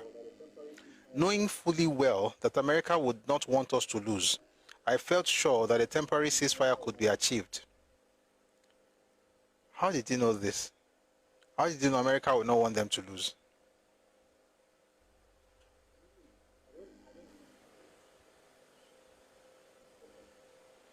Maybe I don't even know how he.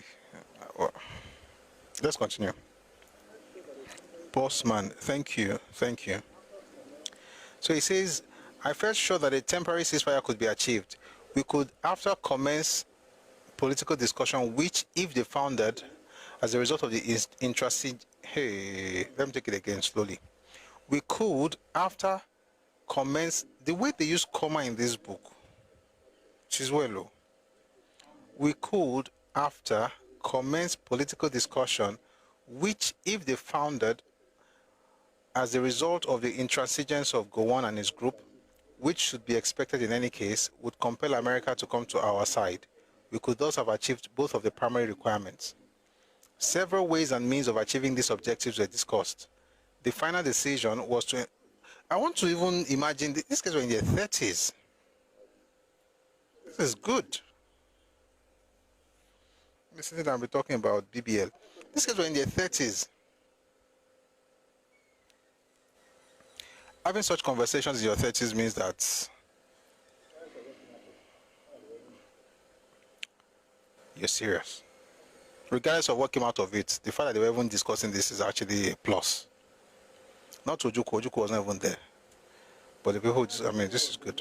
Let's continue. The final decision was to enlarge the basis on the form of discussion in order to bring more effective pressure on the military governor to agree to our proposals. I myself personally promised to speak to the governor on this matter from an even stronger position as his Chief of Defense Staff, an office he proposed to me by telephone after he should have removed Brigadier Njoku from command of the army. And it was to finalize this arrangement that I returned from Benin on Monday, 19 September 1967. In fact, on the night of that day, after I had held discussions with a group of youth, I met His Excellency for a few minutes. By the way, there were 20-year-olds there as well, which is cool. But let's go back to Victor has finished all the story. Now I want to talk about what happened to him and Ojuku. In fact, on the night of that day, after I had held discussions with a group of youth, I met His Excellency for a few minutes while he was in session with the Executive Council on the removal of Brigadier Njoku. I discussed with him the entire reorganization of the army on the basis of the proposal that I was to be his Chief of Defense Staff, and therefore head of the armed forces with full responsibility to Ojuku, and in the hope that having assisted to fight back the northern threat to Biafra, he would assist me with troops to rid the Midwest, the West, and Lagos of the same menace. I came into this war at a moment of temporary collapse of the Biafran fighting effort, when it became quite clear to me, Oh shoot, sorry, I jumped. I jumped, sorry. Let me just take it back. I'll have to go back a bit, sorry. So he says, in fact, on the night of that day, what day, 19 September 1967, after I had held discussions with a group of youth, I met His Excellency for a few minutes while he was in session with the Executive Council on the removal of Brigadier Njoku. I discussed with him the entire reorganization of the army on the basis of the proposal that I was to be his Chief of Defense Staff, and therefore head of the armed forces with full responsibility to him for the conduct of the entire war. In fact, I recall that on the following morning, I spoke to Major Alale and told him that the problem of bringing pressure to bear on His Excellency to accept our proposals could safely be left in my hands. Very embarrassing to have to make my defense on a charge of attempting a coup against the person and the government of Colonel Ojuku. Now, I'm going to go back because this is where he begins to talk about the real issue, as in defend himself. For myself, I find it very embarrassing to have to make my defense on a charge of attempting a coup against the person and the government of Colonel Ojuku. Colonel Ojuku has been my friend from the Nigerian army for many years. Guys, if you were sleeping with all those long details, you can wake up now. Colonel Ojuku has been my friend from the Nigerian army for many years. In fact, we were more than mere friends to each other. In fact, until very recently, we joked about this. My stay in Biafra, after having been released from prison, has been due to my friendship with Colonel Ojuku. I clearly remember once telling him that I would return to the West. He told me that he needed me here because he felt he needed someone who could talk to him.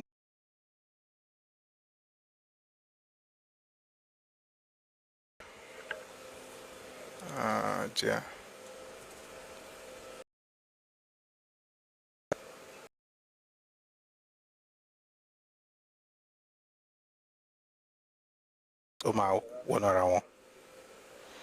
For myself, I find it very embarrassing to have to make my defense on a charge of attempting a coup against the person and the government of Colonel Ojukwu. Colonel Ojukwu has been my friend. Ẹkáàbọ ẹni tí ó pààyàn lọ́nà ẹ̀ka àwọn dòwò pọ̀ ẹni tí ó ṣekú pa ni. Colonel Ojukwu has been my friend from the Nigerian army for many years. In fact, we were more than mere friends to each other. In fact, until very recently, we joked about this. My stay in Biafra, after having been released from prison, has been due to my friendship with Colonel Ojukwu. I clearly remember once telling him that I would return to the West. He told me that he needed me here because he felt he needed someone who could talk to him without ceremony. Most of the political maneuvers that Colonel Ojukwu planned early this year in connection with achieving Southern solidarity against the North were planned with me. When he decided to declare an independent Republic of Biafra, I pleaded with him to postpone it, as both the people of the West and the Midwest were not as yet at that stage sufficiently strong militarily to take the same stand, even though they would wish it. I pointed out to him who were acting on the basis of the fact that I would bring assistance to them from here would consider the decision to declare Biafra at that time a betrayal of our governor, that I would leave Biafra for the West or for the outside world after his declaration of independence. However, when I considered the emerging trend that followed the declaration of independence of Biafra, it became clear to me that a war with the North was imminent. I decided to stay behind to assist in the prosecution of that war, both for the sake of my friendship with Colonel Ojukwu and in the hope that, having assisted to fight back the northern threat to Biafra, he would assist me with troops to rid the Midwest, the West, and Lagos of the same menace. I came into this war at the moment of temporary collapse of the Biafran fighting effort, when it became quite clear to me that the fighting effort of the Biafran army was not only being incompetently handled, but also being sabotaged. Since then, it has been my fortune to command the Biafran troops on most of their successful exploits. In private, I have carried with Colonel Ojukwu the entire burden of the war. It is inconceivable to me, and it should be to Colonel Ojukwu as well, that I could ever be made to stand charged for having plotted against his office or his person.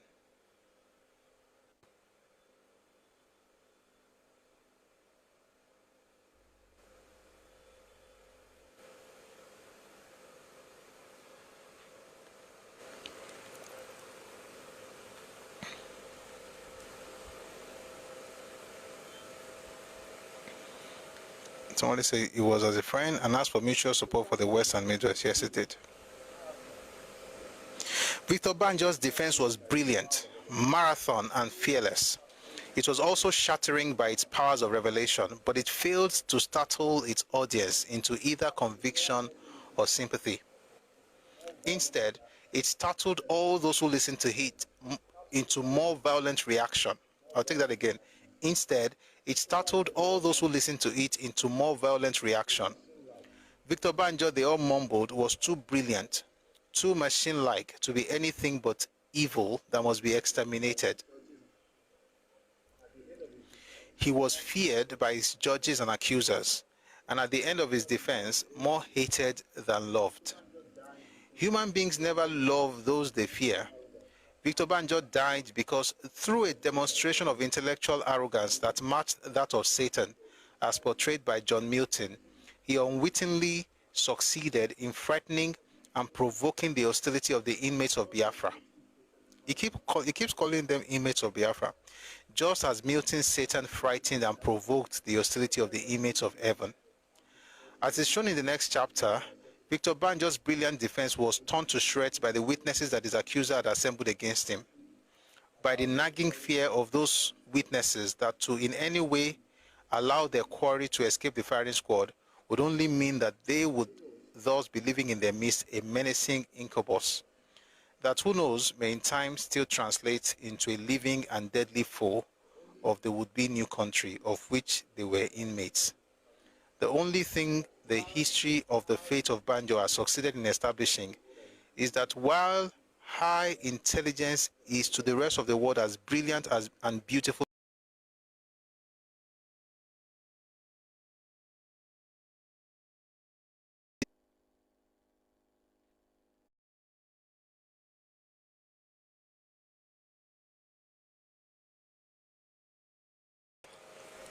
please power tap on TikTok or Ejo. This thing is showing amber alert. Please let's power tap, please. Hello HRH, good to see you. Oh boy.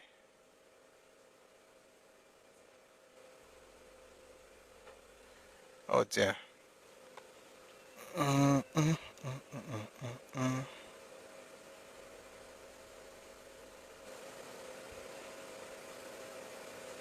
I think it's the weather or something.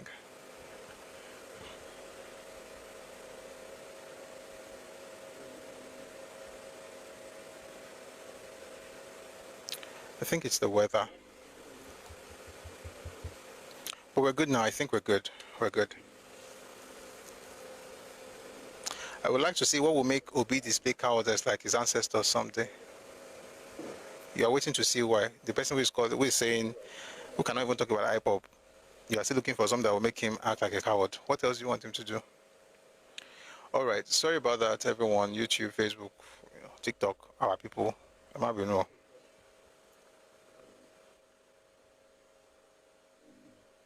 I hope we got the last bit on YouTube. It says here, Victor Banjo's defense was brilliant, marathon, and fearless. It was also shattering by its powers of revelation, but it failed to startle its audience into either conviction or sympathy. Instead, it startled all those who listened to it into more violent reaction. Victor Banjo, they all mumbled, was too brilliant, too machine-like to be anything but evil that must be exterminated. He was feared by his judges and accusers, and at the end of his defense, more hated than loved. Human beings never love those they fear. Victor Banjo died because through a demonstration of intellectual arrogance that matched that of Satan as portrayed by John Milton, he unwittingly succeeded in frightening and provoking the hostility of the inmates of Biafra, just as Milton's Satan frightened and provoked the hostility of the inmates of heaven. As is shown in the next chapter, Victor Banjo's brilliant defense was torn to shreds by the witnesses that his accuser had assembled against him, by the nagging fear of those witnesses that to in any way allow their quarry to escape the firing squad would also mean that they would thus be living in their midst a menacing incubus that who knows may in time still translate into a living and deadly foe of the would-be new country of which they were inmates. The only thing the history of the fate of Banjo has succeeded in establishing is that while high intelligence is to the rest of the world as brilliant and beautiful as fire, it often, like fire, burns its possessors to ashes. So did it do to Victor Banjo.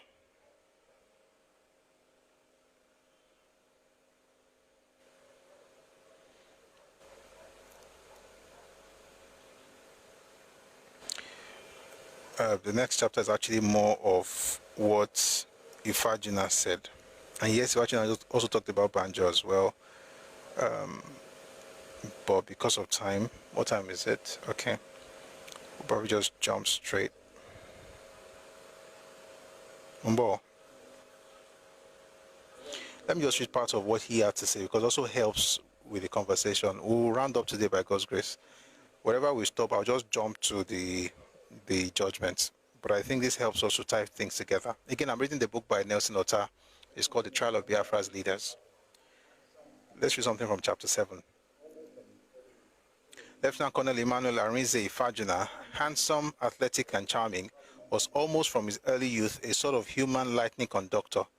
Born on March 3, 1934, Ifajina had his secondary education at the famous Dennis Memorial Grammar School in his hometown of Onitsha. He did not leave DMGS without some flies on him. At the very best, he was regarded as Flipper Tigibet by most of his contemporaries. His schoolmates, don't ask me what that means. His schoolmates said that while at DMGS, he did not only engage himself in making life intolerably hard for many of his teachers through the game of constantly setting them by the ears, he played many other upsetting pranks besides. Before leaving the school, he managed to achieve his Oscar by leading a strike action against his college. By the way, that is described in Obasanjo's book, Nzogo, but that's on today's topic. After teaching for some time on the staff of one of the schools in the Midwest State, Ifajina entered the University of Ibadan in 1954 to read physics, chemistry, and zoology. He finished with a BSc degree, but it was not his academic achievement that made him well known in Nigeria. It was his athletic ability. He won a gold medal for his country at the British Commonwealth Games in Vancouver and became a popular idol. The army was the last place many of his admirers and friends ever thought Emmanuel Ifajina would head to. But like Chukwuemeka Odumegwu Ojukwu and Victor Banjo, he joined the Nigerian army and got his commission in England on December 6, 1960. Again, like Ojukwu and Banjo, Ifajina most likely took to the army because he saw it as the only organization in Nigeria that was being run as a genuinely national institution. So I'm going to jump a little. Mambo.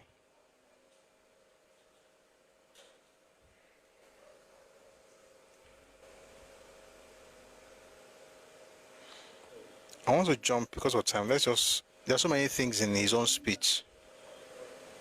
And to be fair, when you compare what he had to say with what Banjo had to say, he was just trying to cover his ass, or his butt,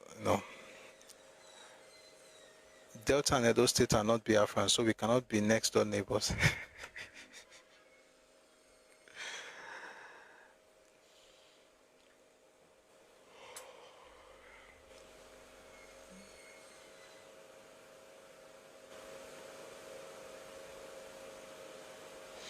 Let's go straight to the judgment because of time.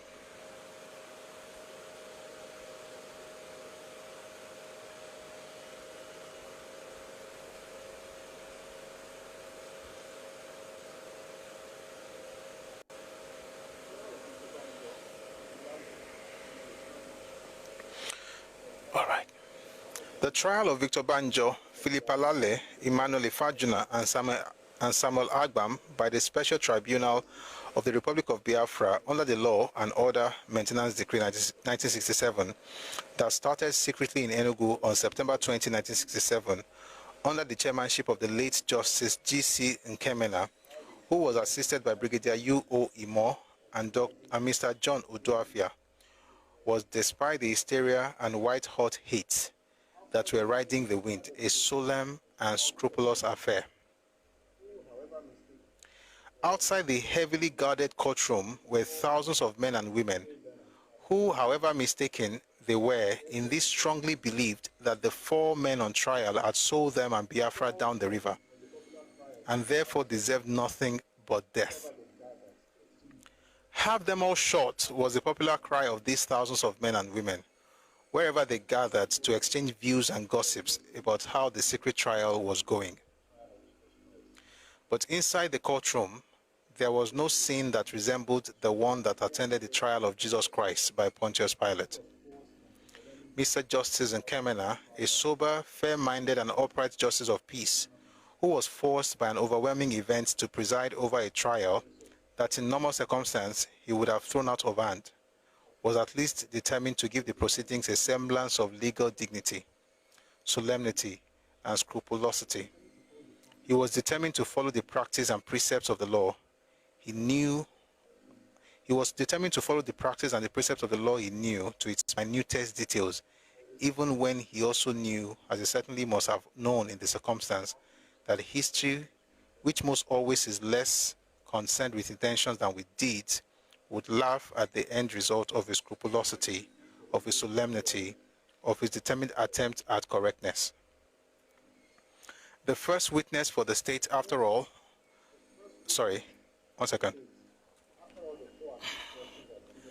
the first witness for the state. After all, the 4 accused persons had pleaded not guilty to the charges against them was Mr. William Ugboaja, the then Deputy Commissioner of Police in charge of the Force Criminal Investigation Department. He told how on 19 September 1967, he was detailed to investigate the case before the tribunal. He told of how, during the course of his investigation, he came in contact with Samuel Agbam, who he cautioned and who in turn volunteered a statement which he, Agbam, wrote down and signed. Then Mr. Ugboaja told of how, after Agbam had signed the statement, he, Ugboaja, endorsed it because it was recorded in his presence. The statement was admitted in evidence and marked as Exhibit 1.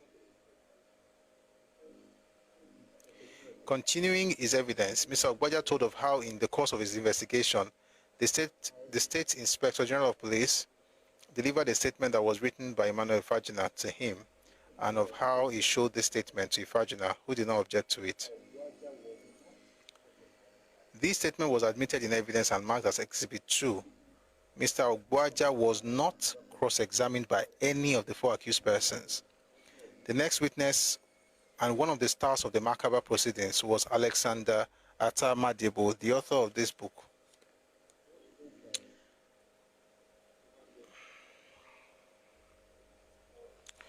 I just hope that Victor Banjo's children were able to resolve this thing, and sisters and brothers and parents, I hope they were able to reconcile and resolve, because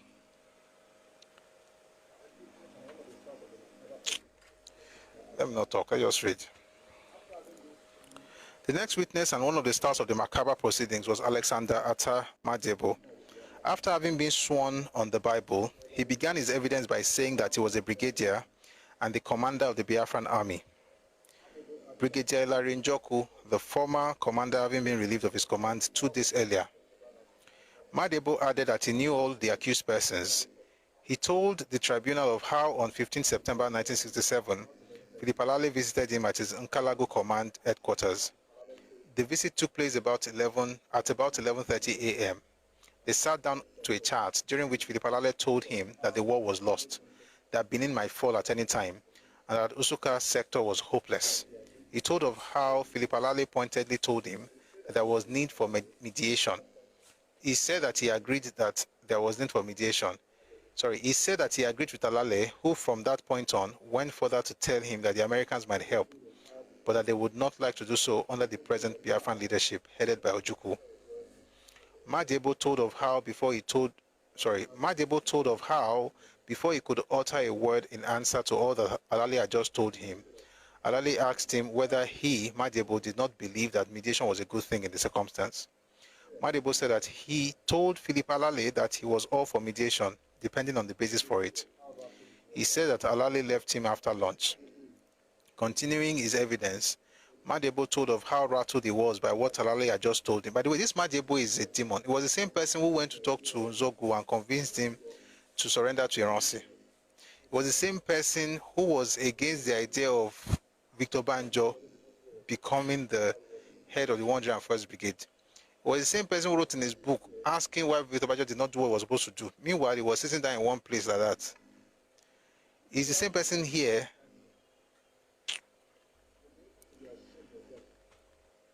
These people have children and grandchildren, Abi.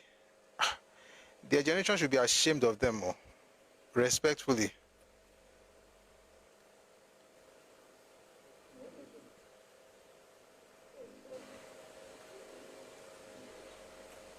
There's one, I won't mention his name. I saw his grandson. That one was shouting. He's a great man. I was looking at him like, if you have to convince people that your grandfather was a great man, it means he was not a great man.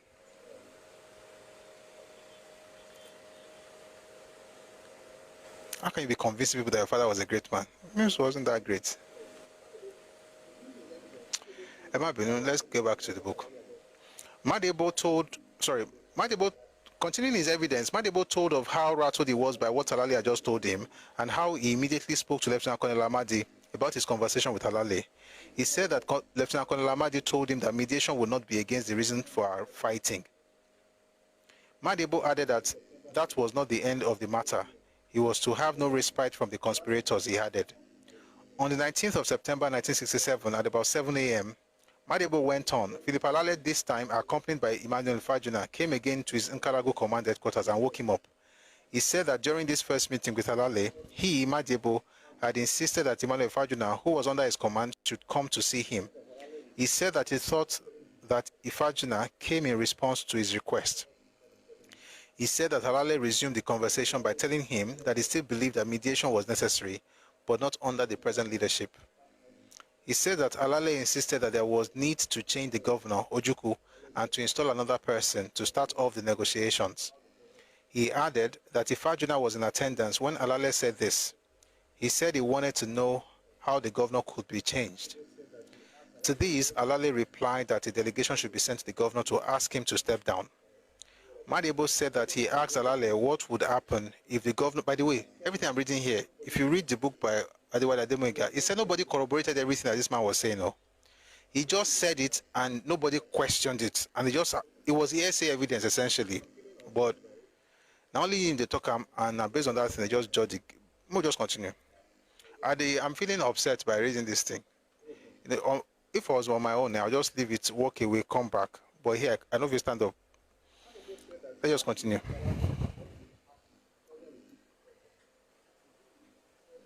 Madiabo said that he asked Alale what would happen if the governor refused to step down.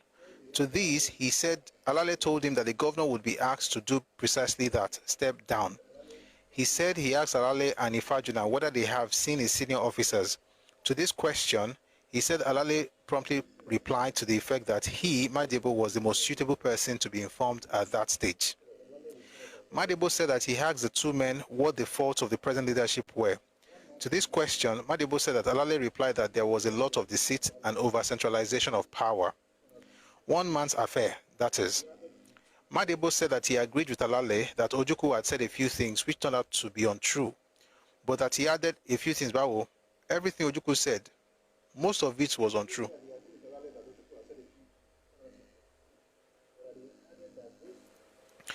Madiabo said that he agreed with Alale that Ojukwu had said a few things which turned out to be untrue, but that he added that those few untruths would not warrant a change.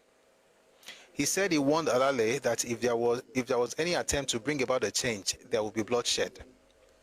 Madiabo told of how immediately after he had said this, Ifajuna jumped up and said he would not be a party to anything that would lead to bloodshed. Madiabo said that he himself added the warning that if the governor was changed, the experts working for the government might refuse to work for the new governor. By the experts the experts referred to here were obviously the members of the research and production, a body of scientists that Ojukwu had assembled for the manufacturing of such things as bombs, grenades, and other weapons. He said he pointed out, too, that there was no guarantee that the person to take over from Ojukwu would negotiate successfully. Still fighting a determined rearguard action for Ojukwu, Madiabo said he added that the governor, Ojukwu, had been in the struggle for 18 months, and that if there was a change, there would be chaos that might lead to intertribal warfare in the republic. Madiabo told the tribunal of how, after he had sounded all these warnings to Alale and Ifajuna, he in turn suggested to his two visitors that certain civilians who were really at the center of the government should be contacted by Alale so that he, Alale, could explain his viewpoints to them. He added that the civilians he had in mind included the Chief Justice, Sir Louis Mbanefo, Dr. Francis Ibiam, and a few others. He said that he told Alale that if those civilians agreed, by the way, this Alale that this man killed was his brother-in-law, married his cousin.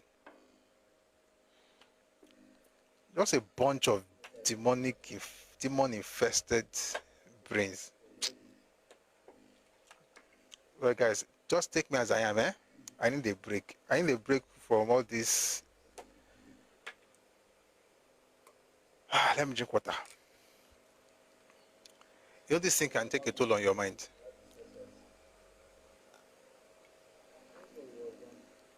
What was Afanauzo if they had researchers? Afanauzo was the first week or two of the war. This was happening after over a year. It was about a year and 3 months after the war began. So, I mean, they had researchers for real. That Afanozo, the way they didn't have anything, that was in July. of 67, yes. This is happening. What am I saying? This is 67, or just 3 months after. It's 68. This is happening in 68. Abi? But let me try and calculate though. What am I saying? No. Just a few months. It's 67 still. It's 67. It's just a few months. So yes, they had the scientists, but that was just a few months after the war started. But for now, also happened in the first couple of weeks of the war. Somebody says here, did I hear you say he married his cousins? I said Alale was married to Ojuku's cousin. I didn't say he married his cousin. So thank you for asking for me to clarify. By the way, Sunki, good evening. Let's continue. He added that he promised Alale that he himself would come to Enugu to speak to both sides and civilians in responsible positions about the whole affair. He added that Alale told him that if he, Madiebo, was coming to Enugu, he should, while there, branch in and speak to Victor Banjo. Madiebo said that when he got to Enugu and went to the army headquarters, he could not see Brigadier Njoku, although he waited for him there for 3 hours.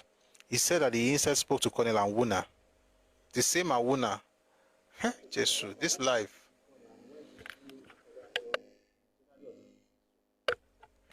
That's the same Anwuna who took the gun and went to kill Victor Banjo in January of 66. So,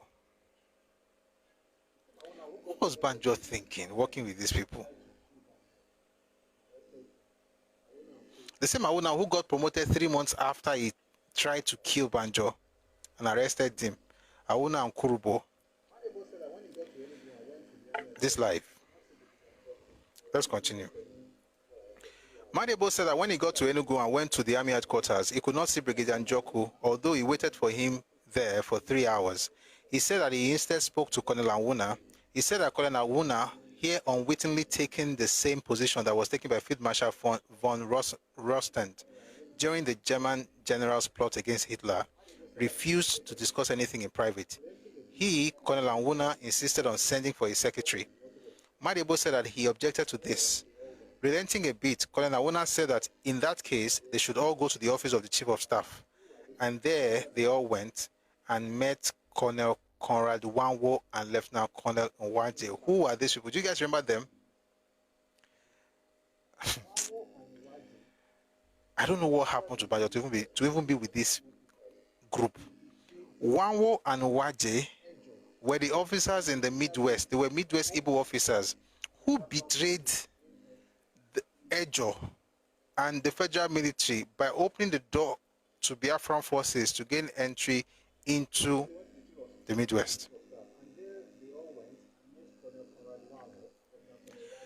So he says they went to the office of the Chief of Staff, and there they all went and met Colonel Conrad Wanwo and Lieutenant Colonel Waje, to whom Madiebo said he told all what he had only wanted to tell Anwuna. He added that at this stage, Colonel Anwuna brought out a typed report on the subject of leadership that had been submitted by the civilians. Madiebo told the tribunal further that while he was in Enugu, Dr. Ibiam, Mr. Sisimo Jeku, and the late Mr. Alvanikoku left for Nkalagu. He said that when he learned he was supposed to receive these visitors at his Nkalagu command headquarters, he made inquiries about them. The inquiries revealed that they had all returned to Enugu. He said that in the circumstance, he went to Dr. Ibiam's office to see them. When he got there, the civilians started off by asking him about the stagnation within the army, and he gave them his views on the matter. Then he went on to tell them why he came to Enugu. Madiebo told the tribunal that after he had told the whole story to the three civilian leaders, the impression he gathered from their reaction was that they already knew everything about it. He said they asked him to come with them to the State House, where he was made to repeat the whole story before Governor Ojukwu. This was the end of Brigadier Madiebo's evidence in chief. It was time to cross-examine him, and the cross-examination was first taken up by Victor Banjo. With total calm that sounded so many people like a menace in disguise, Victor Banjo began his cross-examination thus. Question: on August 1st, 1967, I made remarks about the regime and the personality of the governor. Answer: yes, but I cannot remember all. I remember you saying that the governor is a bit difficult to convince. Question: I made the remark that if the person or the regime of Colonel Ojukwu was threatened in any manner during my absence, you should do your best to defend the governor and the regime, even if it meant marching to Enugu to do it. Answer: frankly, I do not. If you had told me this, I would have thought it an important observation. Question: we were discussing about the possibility that the commander, Njoku, might have intention against the governor. Answer: you have always said so. You have no confidence in Brigadier Njoku. You never expressed the view that he might organize a coup. Question: did I not say that Emeka Ojukwu must be protected? Answer: we normally discuss the war generally. These discussions never lasted more than a minute. I was never convinced that Brigadier Njoku was not trustworthy. I was very busy with the conduct of the war. Generally, you doubted the loyalty of Njoku. It didn't even answer the question that was asked. When you read the book by Nia Borishade, they mention exactly what the problem was. The problem was, and still is, what many people don't like to agree with, is ethnicity. He was Yoruba. He was leading the 101st Brigade. At first, he was leading the militia. They had a problem with the fact that he was leading the militia. Then he was leading the 101st Brigade of the Biafran Army. They had a problem with that. He was also too close. By the way, you know what? May not be like said. I don't want to go into that book by Madebo. Madebo said it. Oh, all the things they're always doing it in secret. He said it is in his book. This same Madebo that is talking here, he wrote a book. All of them, many of them wrote. So everything they do is always in secrecy. And he's always talking just to the head of state. And he will tell me when he ever talks to me that I should not tell anybody. He says all activities of the colonel were clouded with unnecessary secrecy. It must be unnecessary to you since you can't think so straight. With unnecessary secrecy and mystery, and invariably fails totally. Everything Banjo did was nonsense to him. And the only kidney that Nia Borishade came to is what I also believe. It was an ethnic issue. Although Nia Borishade was trying to gloss over it. Where is his ethnicity? My question is, what were you looking for amongst them? Let's continue. The feared menace in disguise that would come to the open from Banjo's cross-examination was, when it emerged, lame and almost irrelevant. The only thing Banjo tried to prove was his love for and loyalty to Ojukwu, but this Madebo did not want or allow him to establish. Hence, his determined effort to obfuscate the whole issue by dwelling so much on evidence of Banjo's hate for and distrust of Hilary Njoku, rather than on his love for and loyalty to Ojukwu. The cross-examination did not establish anything. In other words, Banjo was trying to establish his loyalty to Ojukwu, but Madebo was very, very intentional by deflecting and saying, I know you hate Njoku. I know you hate Njoku. When you are in a group of Igbo people, and you are trying to tell them I love Ojukwu, and the person that's supposed to be the witness is saying you hate Njoku, what do you think they are hearing? Guys, it's the same thing. By the way, what they are hearing is exactly what they said they were hearing in 1948.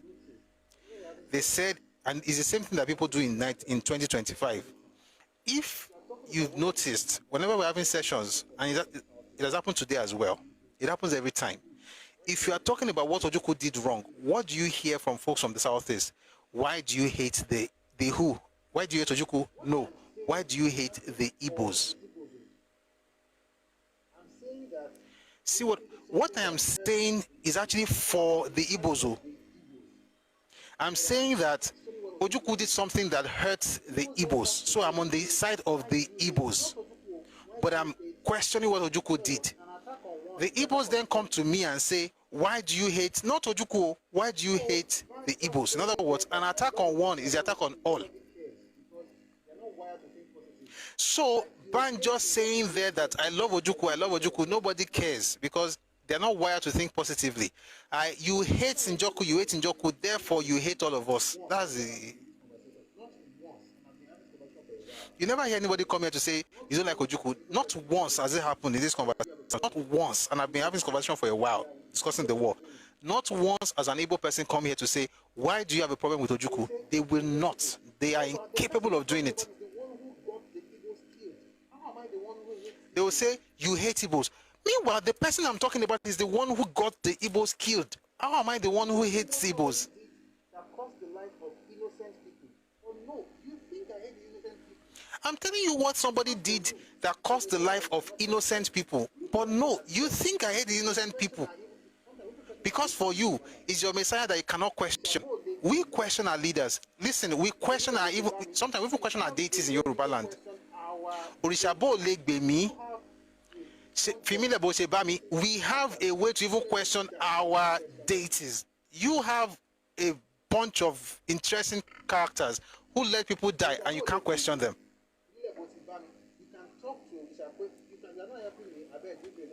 Orishabo Legbemi, Fimile Boshebami, you can talk to Orisha. You are not helping me. I beg, leave me alone. Me and they continue life the way I did. You they talk to Orisha. But anything that goes to speak against what somebody did, an individual, against his people, the descendants of his people would then tell you that you are against them, not the person. How? Why did you not go for Juku? Why the innocent people? Ada Abia, is everything okay at home? Show me to to. Are you sure nobody needs like intravenous, whatever? Are you sure everything is okay? I've never finished what I'm saying. You still came to say the exact same thing. Shofi saying I'm literally saying it and you still come up and say the same thing. How are you this dumb? This is not natural. What?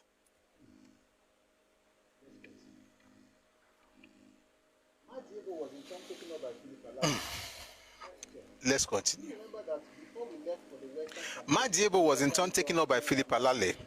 Question: do you remember that before we left for the Western campaign, Brigadier Banjo, Colonel Amadi, and myself and some other person had lunch with you at Nkalagu? The answer is yes. We stressed that the aim of the move was to relieve the pressure on Biafra and that we feared the loyalty of Njoku. Answer: we discussed the Western expedition and the need for absolute secrecy. If you had suggested that the commander was not loyal, I would not have sat on the information. I would have reacted. Excuse me. Question: you remember that on the 15th of September 1967, I said that there was a general complaint that the governor said certain arms existed and which in fact did not exist. Answer: you said that people were complaining. You said that on the basis of this deceit, you rallied the masses to support the Declaration of Independence. You said that the governor had successfully deceived the masses, that he said in trade union meetings that we had a lot of weapons, which had yet to be seen. You said that in addition to the deceit, the governor was playing one mass against the other. You said that the governor was responsible for the Liberation Army not reaching Ibadan. You said that there was a lot of sectionalism in the governor's speeches. It is true. I have his speeches. Nonsense in Bubura. Why did you not buy Ojuku, buy the children of the Igbo and the women? Jose said, moderator, let me mute this girl for like maybe 1 minute or 5. That should help our brain. Because there's no way this is not congenital. There is no way on earth that this is not congenital. There is no way. I take Kofanle if I didn't shake, like if I didn't share, I take Konle. Okay, let's continue. You said that there was a lot of sectionalism in the governor's speeches. Question: I said I had played a focal role in mobilizing the masses in the birth of a republic on the assurance of the military governor. The assurances were not substantiated after the collapse at Nsukka. By the way, let me read to you what happened guys, you remember what happened at Nsukka? Let me tell you what happened at Nsukka. I'm not going to read it. It's in the book by the same Njoku they are mentioning. The book is called A Tragedy Without Heroes. If I say it, you won't believe it. Let me read something to you. Let me read it. If I say it, it's too good to be true. And you might think it's actually not true. So let me read exactly. By the way, the man, Brigadier Njoku, was the one leading the army. So this is not made up. Let me quickly find it.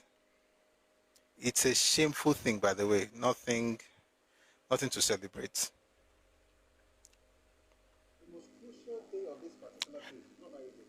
Page 128. The most crucial day of this particular phase. What am I reading? Njoku, Hilary M. Njoku. The book is called A Tragedy Without Heroes. The most crucial day of this particular phase was the 10th of July 1967. The head of state had earlier poured into Enugu a large contingent. By the way, the war started on the 6th of July. That was when Biafra war started officially. Whatever happened before that day was called a police action. So it says the most crucial day of this particular phase, was the 10th of July 1967. The head of state had earlier poured into Enugu a large contingent of mixed age of males from Abam, Abriba, and Ohafia. His strategy, his fantastic strategy, his great bright idea was similar to that of the Chinese, the human wave. These men were armed with machetes, Dane guns, and a few 12-bore sporting guns, and they were sent to the Nsukka front. At the sound of mortar and machine gun fire, they ran like drunken monkeys to different directions, but certainly not forward. On this particular, we got information from the front that the Nigerian army had attacked in large numbers and overrun Biafran positions at Nsukka sector.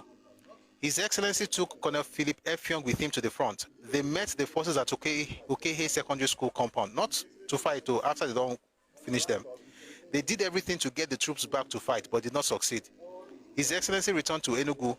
On arrival, he telephoned me to see him. He was in tears. He said, all is lost. I reassured him and told him I was leaving for the sector. So when they refer to something that happened in Enugu, that's what, by the way, another thing happened in Enugu, let me read to you from the next page.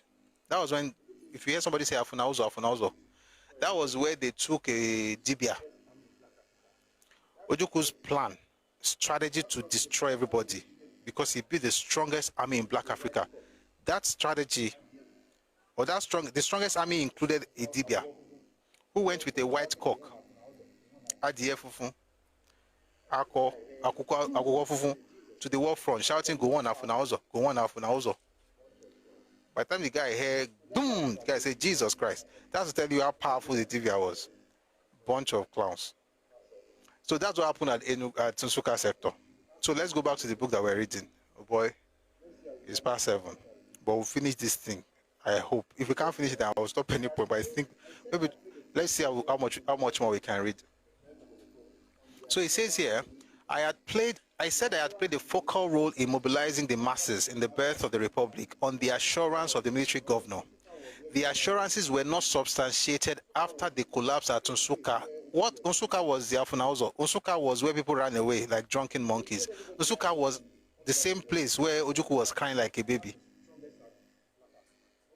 But he told everybody he had guns from all over the world. He told Awo, I have the strongest army in Black Africa. Nobody can touch us. Just mouth. His descendants do the same thing today. We are the richest. We are powerful. We can destroy everybody. We are nothing. Nothing. Agba òfìfo onílágbájá ni o. Empty barrel. Empty barrel. Agba òfìfo. Ẹnu dùn rófò. Ẹnu dùn. Ta ló mọrin ẹ̀? Gbómi léná. Fata sí. Fepo sí. Fi tòmátò sí o. Àlùbọ́sà. Àtàròdò. Ó yá fi iyọ̀ sí. Ló ti tẹ́ Ọlọ́run. Ṣó dẹ̀ ti jiná o. Lójú ara rẹ̀. Rádaràdá tó máa ń ṣe kí nìyẹn. I said I had played a focal role in mobilizing this. By the way, this is Alale. I said I had played a focal role in mobilizing the masses in the birth of the Republic on the assurance of the military governor. The assurances were not substantiated after the collapse at Nsukka. When I heard troops complaining about these issues, I said it would be a good example of the confusion that would arise from the head of state, who informs everyone about the strength of the nation, and that in the delegation to him, it must be pointed out that such must stop forthwith. I pointed out that the insular policy of Biafra has prevented the great powers from assisting us. Madebo says, yes, you did. Question. You remember that when I suggested negotiation, I said that it would appear that the only stumbling block would be the governor. I suggested that it would be best for His Excellency to stand aside. The answer, you said that it was obvious that His Excellency would not negotiate, as no one would negotiate with him. You said he would be put aside or forced out if he refused to stand aside. You said that America would not assist if the governor was out to negotiate. I said that if he was the stumbling block, then he could be asked to stand aside, and that we should also insist that Gowon should not take part in the negotiations. You said that negotiations should start within 24 hours. I felt that those to negotiate were already named. You said that enemy troops could enter Enugu anytime, but that they were giving us time to negotiate. Philip, Mayor Alale did not, in his cross-examination of Alexander Madebo, prove himself the Earl of Birkenhead. Quite on the contrary, his cross-examination confirmed the worst fears of his judges. The revelations that Alale made during his cross-examination of Alexander Madebo, revelations that Madebo did not in his evidence-in-chief even allude to, such as Ojuku's deliberate deceit of the masses, which is true, by the way. If you read the book by Soyinka, the book is called You Must Set Forth at Dawn. The first day Soyinka met Philip was just... Philip talks a lot, at least, based on everything, even from what you're seeing right now. Even the thing where they don't accuse him of, in his questioning, he shoots himself for leg. But the point is, have you noticed that when he was answering Philip, Madebo remembered everything. But when he was answering Victor Banjo, he forgot. Because what he be yellow. Anyway, let's continue. Boy. The revelations that Alale made during his cross-examination of Alexander Madebo, revelations that Madebo did not in his evidence-in-chief even allude to, such as Ojuku's deliberate deceit of the masses, such as his claim of the existence of weapons that in fact were not there, and such as running Biafra as a one-man show may have given Ojukwu a bad turn.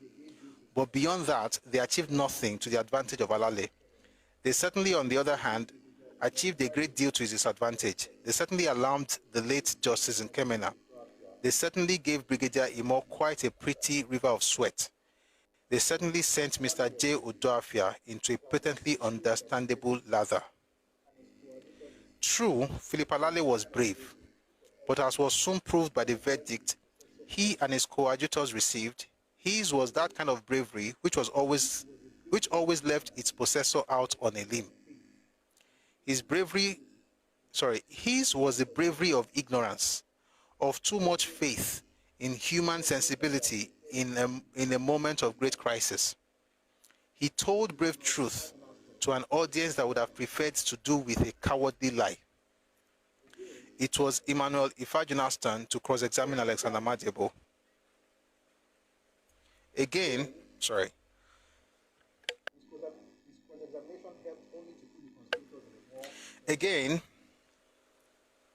his cross-examination helped only to put the conspirators in a more false position. At this point, I'm looking at the time right now. Let's just jump to the judgment. Let's just go to another cross-examination by Victor Banjo before we go to the judgment. I'm trying to see if I can finish this today. If not, let's see if we can do it.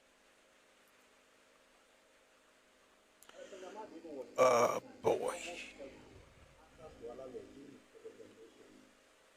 Alexander Madebo was almost kind, almost helpful in his answers to Alale during his cross-examination. But despite his efforts, the odds were already too heavily loaded against him. There were other more damnifying evidences to come. Victor Banjo also came forth to cross-examine Madebo, but in this, as in his first cross-examination, he was more concerned with proving his love for. Victor Banjo also came forth to cross-examine Madebo, but in this, as in his first cross-examination, he was more concerned with proving his love for and loyalty to Ojukwu than with proving that the steps he and the members of his groups are taking he and the members of his group are taking so far did not point to a determination to force Ojukwu out of the leadership of Biafra, or should he refuse to go, use force to compel his ouster? The cross-examination went this way. Question: I knew you very well in the old Nigerian army. I also knew Colonel Ojukwu very well. What is the opinion of the Nigerian army officers about my relation with Colonel Ojukwu? Answer: that you were friends. Even when you came out from prison, you were staying as his guest. Victor Banjo, having obviously recognized that his line of cross-examination was not making much impact on the judges, gave up. But before Alexander Madebo could step out of the witness stand, Alele took him up again. Before I read that one, let me just say something. Yoruba boy, do you lack love at home? Like, are you unloved? Guys, it's the same thing. Yes, he's loving. Yes, he's loyal. But for waiting now, you're not even proving your innocence. You're proving that you love him. Oh boy. It's just sad, man. It's just sad. Let me know what Alele did. He just got himself into more problems. We're going to round up now. It's very interesting. That's why I keep reading it. Like, there's another witness called Bernard Odogu. That one also was doing rubbish.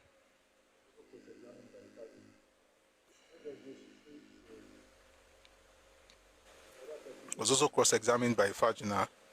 Let's just go straight to... There's another person called Ezen Wugo. But we don't have all the time in the world. 1 second. I'm trying to get to...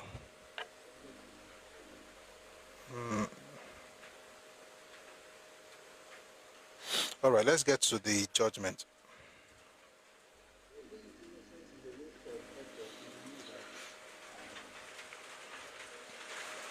Proving innocence is a waste of effort, and he knew that, perhaps. Fair point. So let's try and round up. Can we go? Shama the party came on by.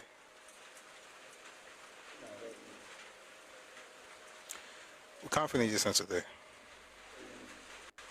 Oh my, rushing. Would you guys mind if we finish this in tomorrow? We'll just go straight to the...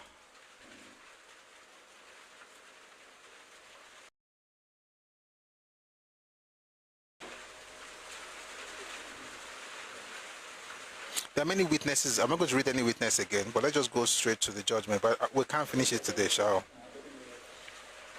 we?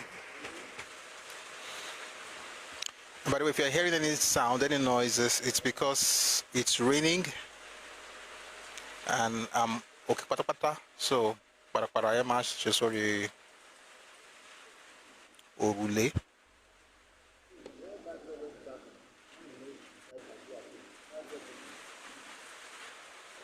Please, why Banjo went back to East when he knows his life might be at risk? Banjo did... What could he have done? Went back to the East after leading the army.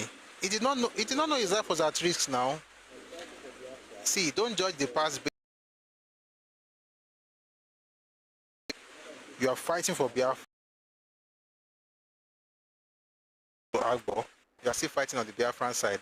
Your commander-in-chief has you to come around to Enugu because you want to sort some things out. He goes to Enugu, he gets arrested. It was not like he knew that they were going to kill him and he just went in there.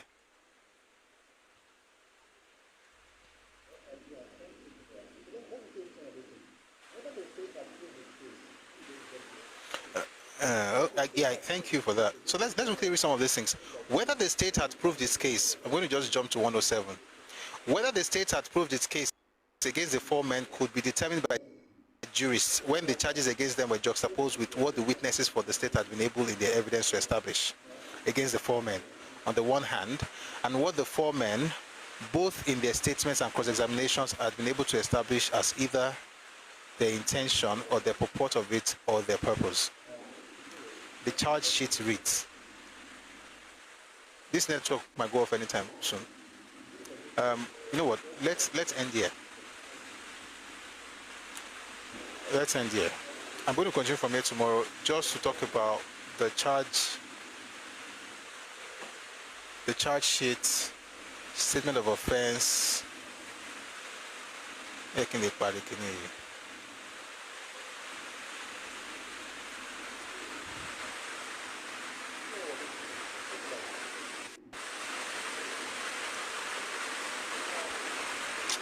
know what we're going to do? Let's do like this. Let's leave all this skinny. We'll just do the judgment tomorrow. Judgment and execution. I'm already looking at it, but it's many pages long. So let's bring people up. But before we bring people up, let me just say this. For you, Yoruba person, trust me, you are loved. You are loved. Don't look for love outside, right? And don't be trying to prove any love to anybody. You are loved. If people don't agree if people don't agree with you, just walk away. Like, you don't need the stress, right? You need to prove yourself, to prove your loyalty. By the way, I'm only staying with Banjo because that's the story. This is not the first and the last time it happened. And again, it's not because they are bad people. Ojukwu and his minion, a fully ethnic group structure. And yeah, so quickly, let's bring people up. We'll see if we can round up in a few minutes, and then we'll be here again tomorrow at 1 p.m. I will make sure we finish this thing tomorrow. Must. And then we're going to get into the Midwest. We have materials for that as well. I actually have the report, the Willings Commission report of 58. So we're going to be reading from that one. Go. And then that will be on Thursday. So tomorrow we'll finish this thing, and then we'll chat other stuff if we have the time, then go to other things. All right? Meanwhile, there's some materials I came in contact with over the weekend. Crazy stuff. I'll say something to people before we bring people up. You see, there are classified documents and then there are declassified documents, right? Some in Nigeria, some in the UK. I read some things from the archives in the UK about Nigerian war. Typewritten stuff, not typed or written as a book or after. I'm saying,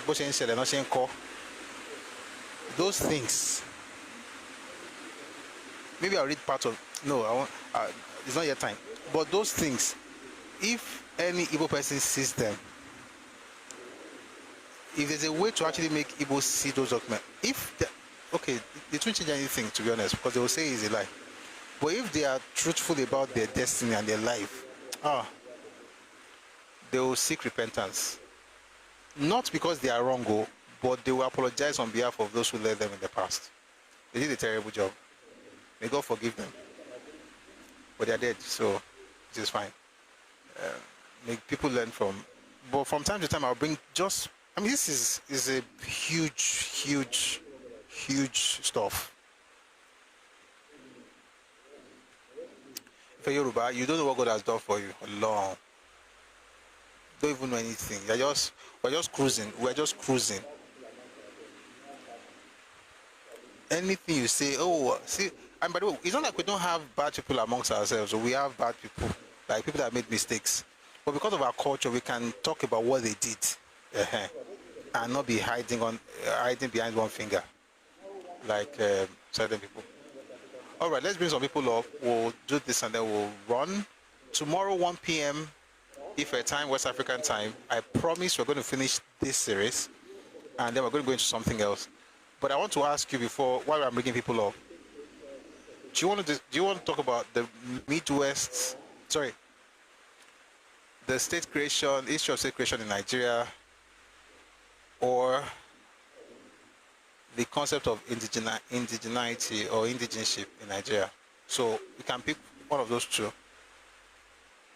Remove Igbo from your mouth, you get 0 view.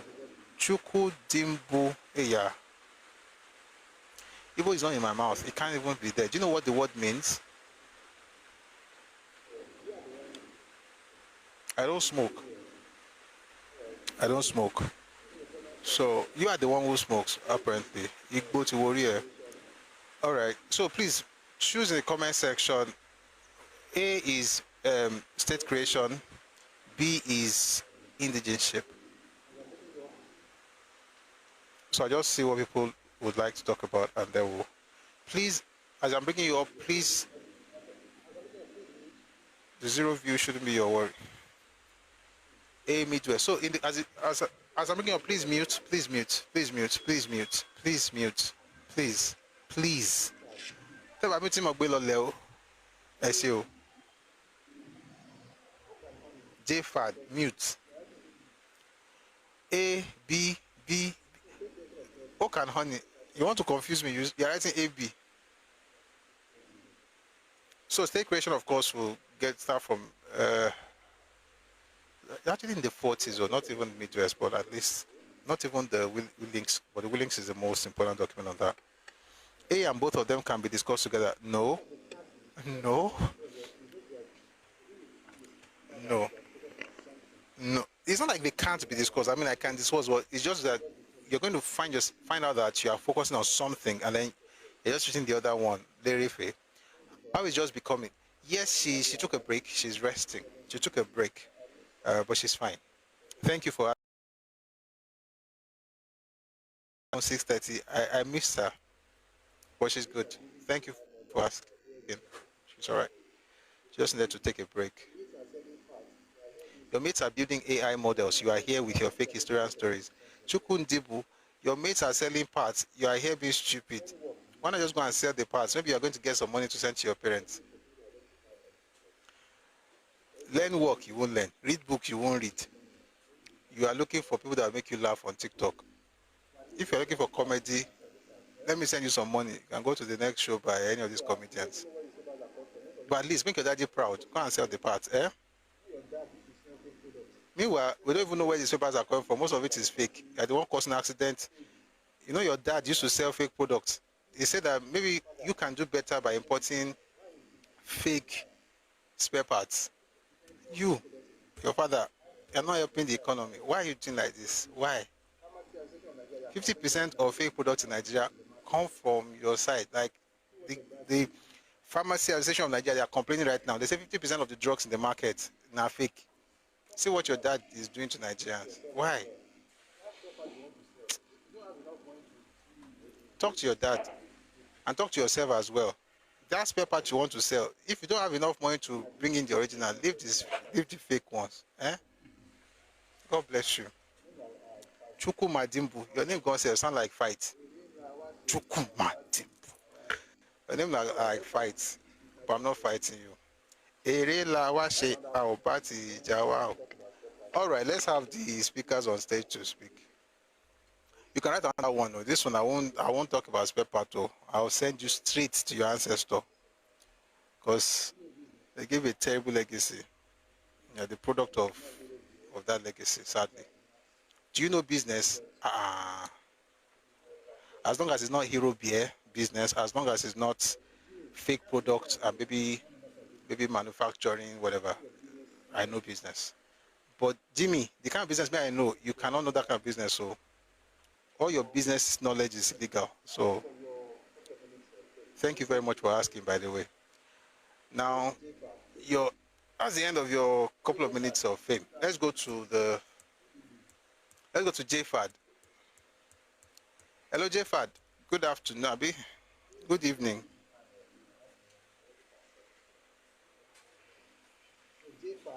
Please, we're going to save some time. So JFAD is not available. Adegboye Mosiliu. Same way Igbos are causing serious problems in Ghana now. Allah, God will help them. As long as it's not powder pushing. So anything has to be powder, killing people, rituals, fake products, baby factory, anything apart from those things, we can talk business. Then anything fake, please don't talk to me about it. I'll not be able to help you. And Jimmy. All right. Bill, I say Adegboye is not available as well. Vote this copy.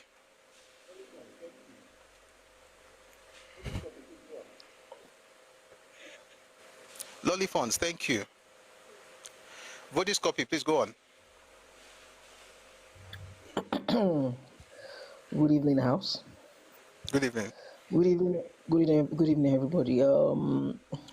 I've heard enough of the VBS or VB syndrome. I call it Victor Banjo syndrome, and you know, I feel so sorry for him.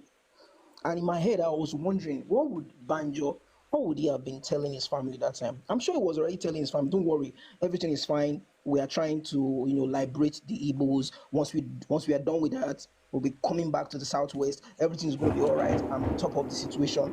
I'm sure that was exactly what he was telling them. I'm very sure. But I didn't know it was going to the slaughterhouse, So, I must really thank you for the past... I don't know how long I've been listening to you, but I think to me, maybe by my calculation, it should be like 2 months plus, right? Or a month, or thereabout. You've done a lot. You've transformed a lot in me as an individual. I was telling my partner 2 days ago. I was telling her about our kid. I was saying no, there are ways you do things. I was telling one of my kids that no, you respect your elder ones. You don't call your elder one by name. That's what we do. My partner was shocked. She was shocked straight to her bones because I was never like this when we're cutting. She saw a lot of difference. I was like, what? She was not asking me, what am I feeding on? I said, no, things have changed. We are no longer, we are bound to change. We are bound to evolve. And you have done a lot. And it's really, something I've taken down, and I'm really going to go back to the culture, look at what works for me, and we are really going to go back there and take corrections and be better. In our own generation, we took a lot of things that our parents said for granted. When they say don't do this, we just throw all those things away, and I just feel like this things don't count. But thank God for the Igbos. I really appreciate them. If not for them, I wouldn't really appreciate my culture. If not for them, I wouldn't really know the cultural awareness. But I really think, sometimes, God used them to open somebody like me, and I'm willing to open up, a lot of people. I must really appreciate you. Money Ajatopa first son, Kigbo Feriolode. So Feriolode, T. Victor Banjo, I'm going to, appeal to a lot of our guys, our Yoruba brothers, that we need to go back to the roots. So many things we take for granted. We need to go back and see where we can make corrections. Thank you. I appreciate you. In whatever way I can support you, and God will continue to harm you. And I know you have already selected yourself for hatred for some part of the section of Nigeria, but I know because God has actually called you for this, He's going to actually create a way for you to actually triumph. And I'm very happy that somebody today came in as an Igbo. There was an Igbo man that talked today. I was like, wow. So there are people that are actually aware amongst these people that are aware that these things that these guys are doing is not the best, is not right. They created a lot of wrong culture. They could go as far as wasting their time to create a booklet and rewrite somebody's history. I mean, that's very, very, that's heinous. That's a very terrible crime. Thank you very much. I appreciate it. All right. Thank you so much for that submission. I really thank you for that. Yes, God protect us, and thank you for the kind words. I'm glad you are seeing the impact. And like I always say, I also like the fact that we keep it measured and balanced, so that way we'll be able to also allow those who are moderate or who are reasonable amongst the Igbos to be able to find a place. Let me tell you something.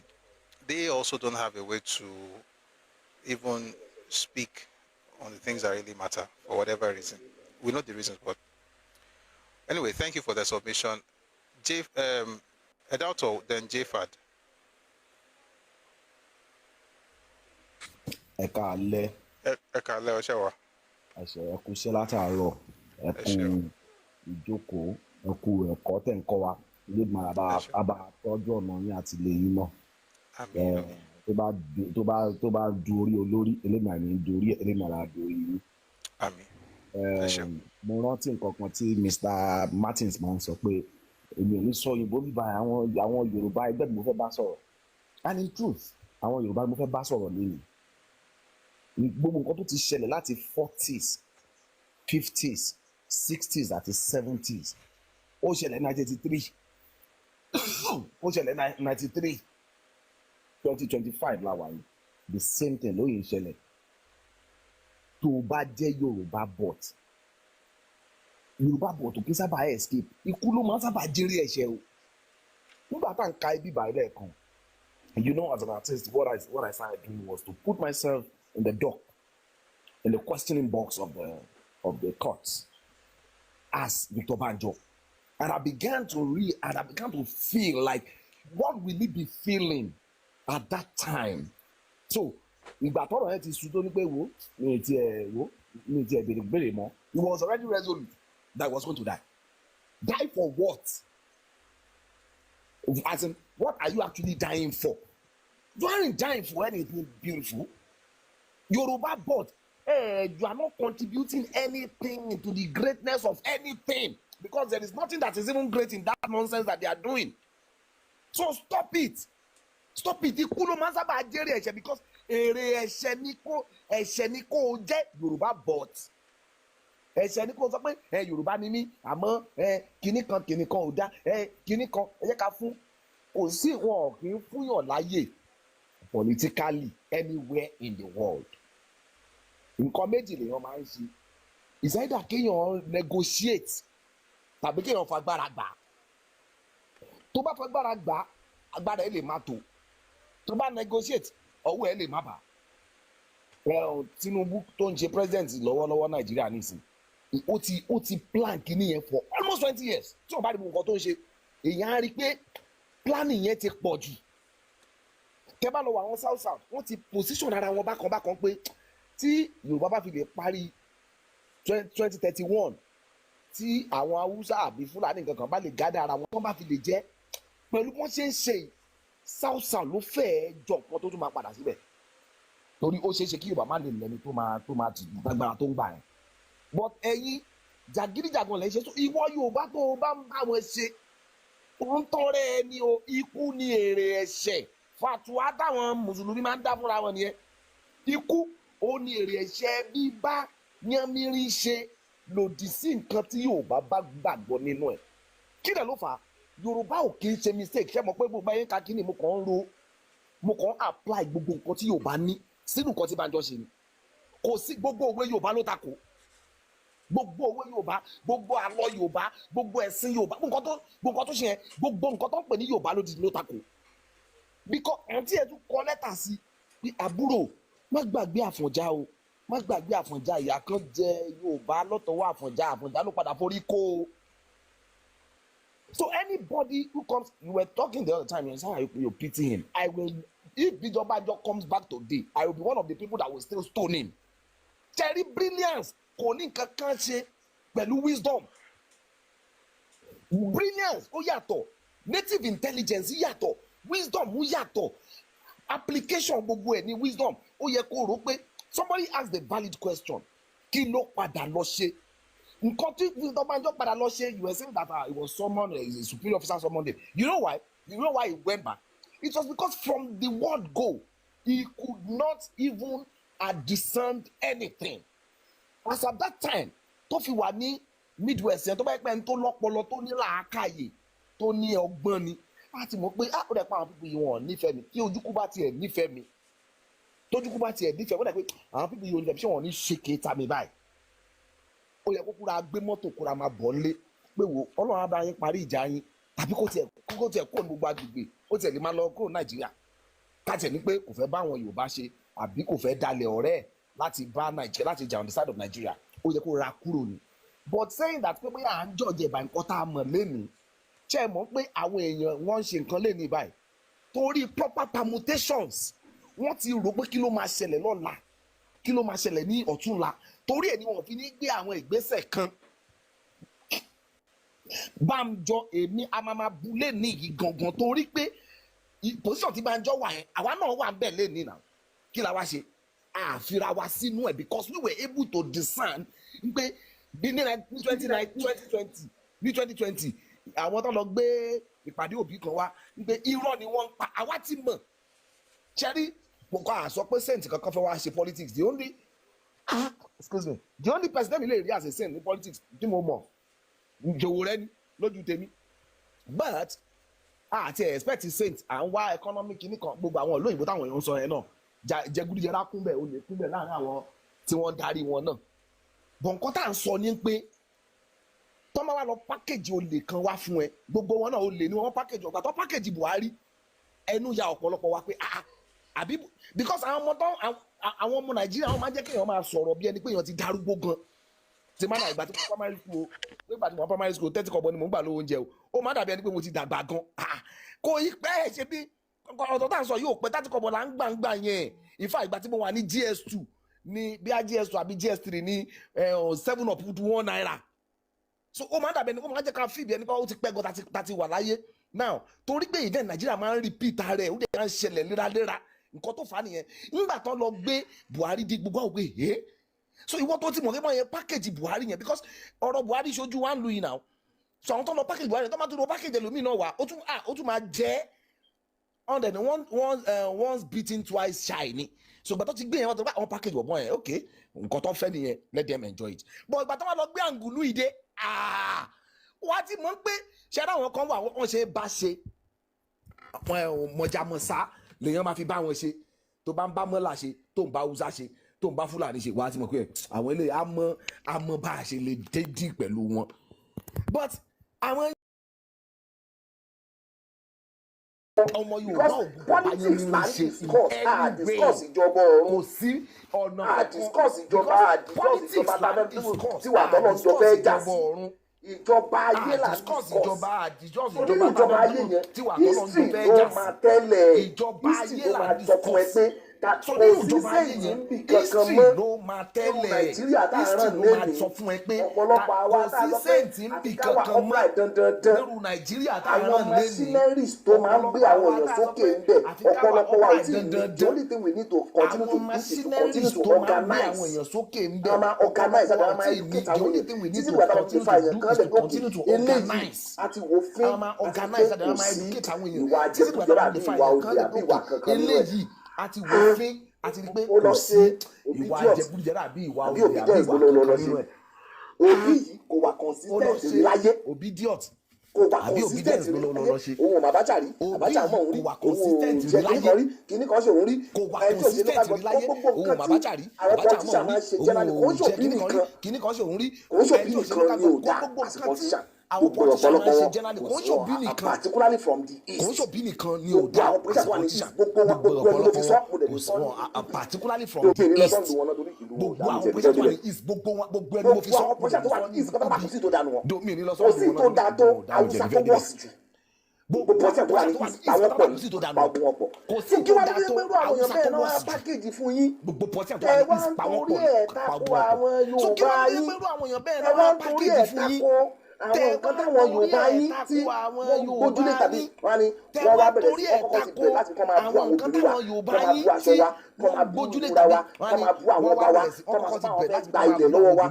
kọ́ máa bú aṣọ wa kọ́ máa bú ìmúra wa kọ́ máa bú àwọn ọba wa kọ́ máa sọ pé àwọn fẹ́ gba ilẹ̀ lọ́wọ́ wa àwọn fẹ́ gba ìjọba lọ́wọ́ wa àwọn fẹ́ máa bá wa du ìjọba ìtọ́jú jáde lẹ́yìn tó mẹ́ta yìí ó ní àwọn MPA tó jẹ́ pé wọ́n ń bá MPA bí wọ́n bá àwọn Yorùbá chairmanship wọ́n máa rotate tí Yorùbá ṣe lọ́dún kan Ìgbò àṣẹ lọ́dún bọ̀ gbogbo àwọn ọ̀gá báyìí adigunjalè ni gbogbo àwọn ìwà bẹ́ẹ̀ ni bá jẹ́ Yorùbá bọ̀ tó ní ẹ o fẹ́ lọ síwájú ni adigunbalẹ̀ ni o fẹ́ lọ síwájú o fẹ́ kí nǹkan tí Bíbélì tó máa kà ó ní ìgbésí ayé Banjo ó ní Bíbélì tó gbúdọ̀ kà Bíbélì tó máa kà ó ní ìgbésí ayé Banjo ó ní Bíbélì tó gbúdọ̀ kà tó bá ti ka ìgbésí ayé Banjo tó ti rí bí Banjo ẹni tó ó wà ń kọ́ sọ fún wọn pé ojú kò pàdé mi ni kí ni mo sọ tí wọ́n fẹ́ gbàjọba lọ́wọ́ ẹ̀ tí wọ́n fẹ́ gbàjọba lọ́wọ́ ẹ̀fẹ̀ mi ní títí mi bá sílé ojú kò pàdé mi ni túmọ̀ sí pé tó bá fẹ́ gbàjọba lọ́wọ́ ẹ̀ ojú kò gbàjọba lọ́wọ́ ẹ̀fẹ̀ mi ní títí mi bá sílé ó ṣe é ṣe kí Banjo kú sínú ìjà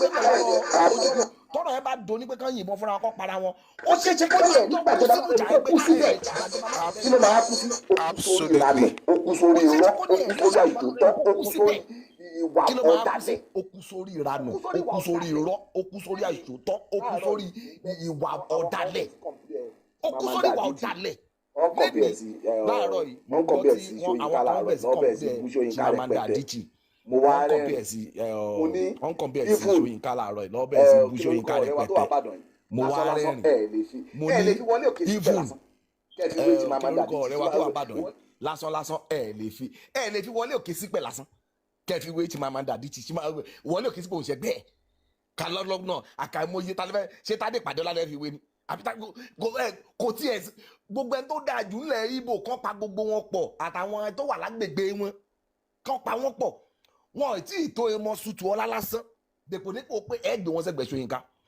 but kí ni wọ́n ń ṣe fún yín wọ́n máa àwọn èèyàn ti yín wọ́n rẹ̀ wọ́n sílẹ̀ náà bàbá wa tá wá dárúkọ yìí náà ìwà táwọn ọmọ wa ń wù láyé ìsìn bàbá náà wù gbà ẹ̀ tán gbàbẹ̀ lọ ẹ má fi àwọn èèyàn ní right láti lọ sọ pé nìkan ò ní right láti kúrò Nàìjíríà pàápàá jùlọ àwa gan la kọ́ sọ àwa dẹ̀ ṣe ń sọ dọ̀la pé n tó lè gbélé Yorùbá sókè ni pé kí àwa gan ká kó nu Nàìjíríà yìí torí ẹni tó bá mọ bí ìlú ṣe lè dáa tó dẹ̀ mọ bí Yorùbá ṣe rí a mọ̀ pé ilẹ̀ Yorùbá nìkan ní ilẹ̀ ní Áfíríkà sọ pé ó lè dá láàrin ọdún 4 péré tí kò bá sí external influence so sọ pé kọ́ máa lọ àmọ́ ẹ lọ wo wà bàjẹ́ tí wọ́n ti wù kó tó di àsìkò ògbà tán náà wọ́n fẹ́ máa lọ nígbà tí ìmọ̀tàláwo ní ká máa lọ torí pé nàdàsókè kò fẹ́ win argument kò ń ṣe pé bóyá argument tó gbé wá wà better kò ń ṣe pé bí àtòrí pé ó ní better reason ni o but torí kò fi pé àwò sọ̀rọ̀ gbogbo èèyàn fẹ́ support ẹ̀ no mo máa tako mo gbúdọ̀ win àwọn tó dẹ̀ rí lúpọ̀ òun ẹ̀ pé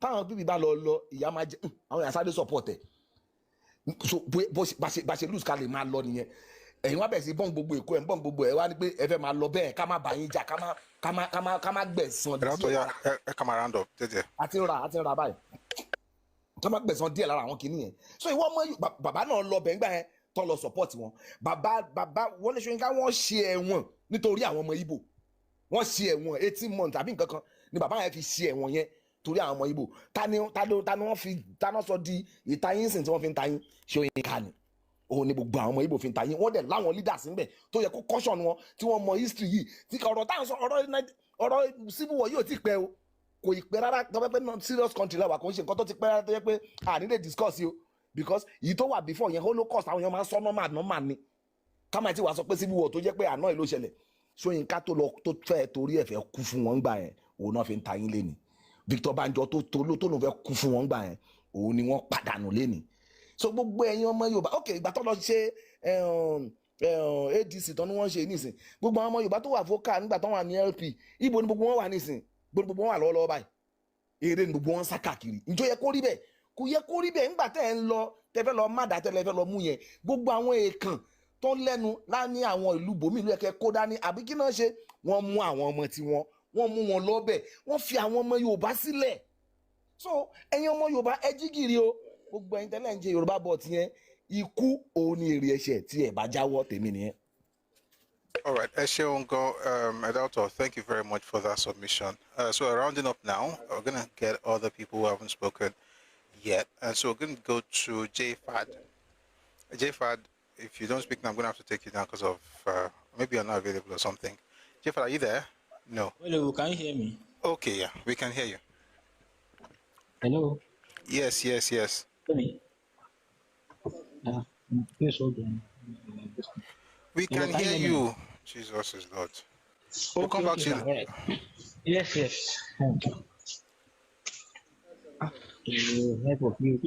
Hello?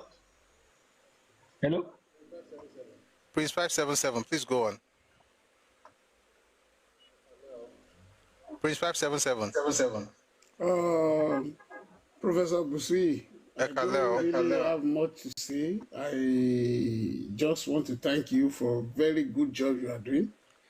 May God Almighty continue bless you and bless you in abundance.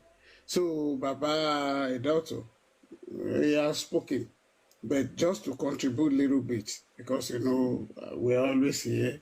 And we battle manpa òun náà mo tún máa pa bẹ́ẹ̀ gún ata lójú bẹ́ẹ̀ láta lọ́lọ́ àti òlé pàwọ̀dà tẹ bá lọ bìlí pẹ́ ti lọ́lọ́lọ́ tó lọ ṣe mistake tó lọ fi ṣe ibi tí ò yẹ kó fi ṣe ìwọ ló máa fi ilẹ̀ o I have the experience similar experience not so long ago so my point is this ọlọ́run ní jẹ́ ń gọ̀ wọn dẹ̀ bí mi nídìílé tí màá ti gọ̀ mi dẹ̀ ní gọ̀ láìláì màá máa wọ ẹni tó bá ti fẹ́ kọjá kinní yẹn báyìí ọ̀bẹ wà ní àpò mi kí ni wọ́n máa ń pe ọ̀fà tán máa ń ta yẹn ṣé bóò ni wọ́n máa ń pè àbí àrò àrò lọ́fà ọ̀fà wà ń bẹ̀ àkekèé gan tún wà àti black mamba tó ní orójù ó wà ń bẹ̀ màá kàn release everything ni ó máa wá sí ojú ọ̀nà agẹ̀ẹ̀jẹ̀ àbáyé ẹ̀jẹ̀ tí ẹ ta nìyẹn ṣe rí nǹkan tẹ̀ ń ṣe náà ẹ ṣáà continue láti máa ṣe àwọn èèyàn ò gọ̀ wọ́n ti sọ pé èéfín nìwà kò sí bí tá a fẹ́ dì mọ́ tí ò ní jáde àti mọ àwọn ará bí bẹ́ẹ̀ àwọn èèyàn wa ní because àwọn èèyàn míì wà so naive tó jẹ́ pé wọ́n wà carried away mo ní àǹtí kan mo ti sọ lórí platform náà rí àmọ́ ibi tó wà tí wọ́n ti lọ pàjẹ́ ní ìlú wọn lọ́hùn because ó gọ̀ ó lọ ń tẹ̀lé ibo kò yé mi náà dáadáa tẹ́lẹ̀ because wọ́n ṣe orientation tán bẹ́ẹ̀ mo á dúpẹ́ mo tún wá wà ní a máa mọ bó ṣe ń lọ ọ̀pọ̀ wọn sọ vision fún yàn because ọmọ ìjọ mímọ́ ni mí. I will advise you to continue doing the very good job you are doing so to enlighten be in a functional system because mo rí pé kò easy o kò easy because tó bá ń listen sí local news local náà ló máa wà but tó bá ń listen sí international news wà máa wà internationally impressed so bó ṣe rí ẹ̀dá ọ̀tọ̀ kò ní bàjẹ́ fún anywhere tẹ́ bá ti ń gbé so I don't really have much to say you have spoken already so may God Almighty will give you more effort and will be always guide you you know ní ṣubú lágbára Ọlọ́run so ká má máa sọ̀rọ̀ ká má máa tún àtúwé àtún sọ every day bó ṣe rí nìyẹn. ẹ ṣeun thank you so much for that submission. Let's move very swiftly to so this we're going to have to time us. It's 7:47. I really have to run, so let's make it very fast. So Ayobami will go first, and then we'll have J-Fad one more time. If after this you don't speak, then we'll go to the next person. Ayobami, please. Good afternoon. Good afternoon, sir. Ayobami. Yes. Okay. I can hear you, sir. Okay. Prof. Busi, I just have to say thank you for all the good job you are doing. Thank you, sir. We really, really appreciate you. My wish and my prayer for you is God will continue to strengthen you and protect you. And I will wish this program, your platform to be bigger than this, to go higher and higher, because it's going to help a lot of young generation. So every time I always wait for your program to start, and I will just beg everybody on this platform to support you, to repost your program, and to make sure that we support you to make this program to go more higher than this, because it's going to help our young generation.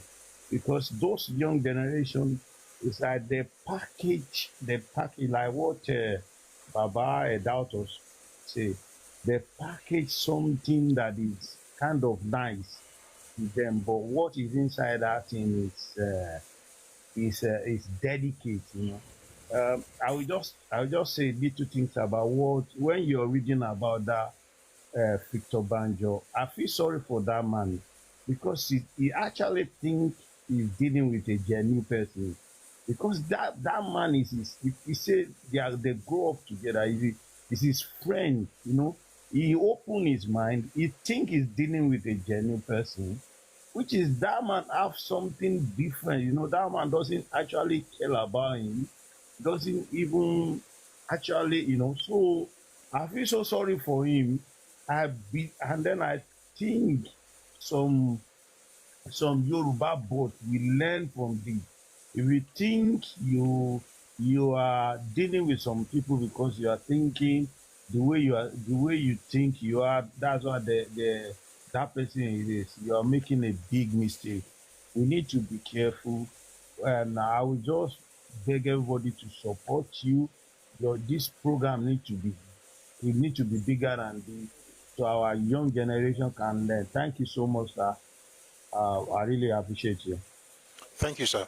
Thank you for that great submission, and thank you for also calling on people to support.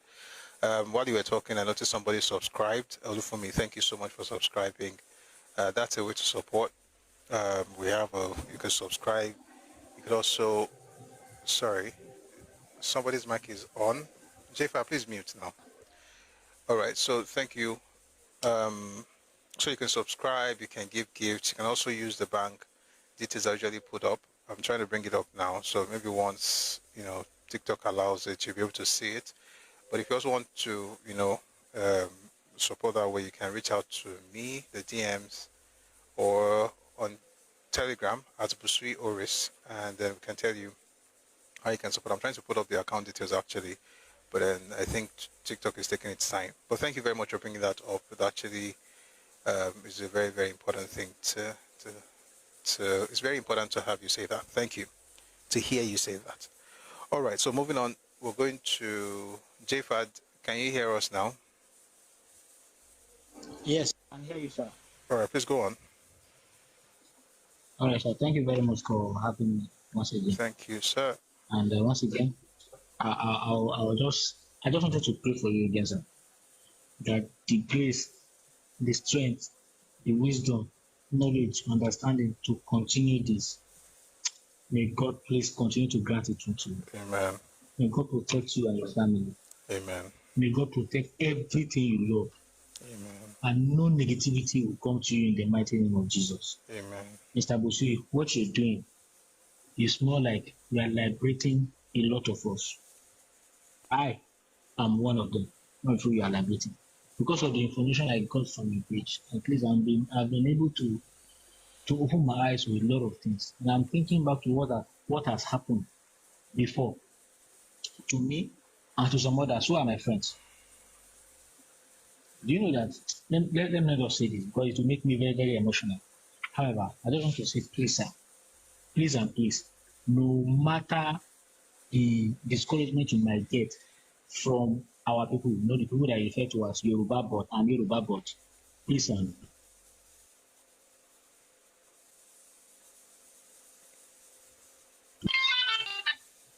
please, sir, don't be discouraged. I'm begging of you.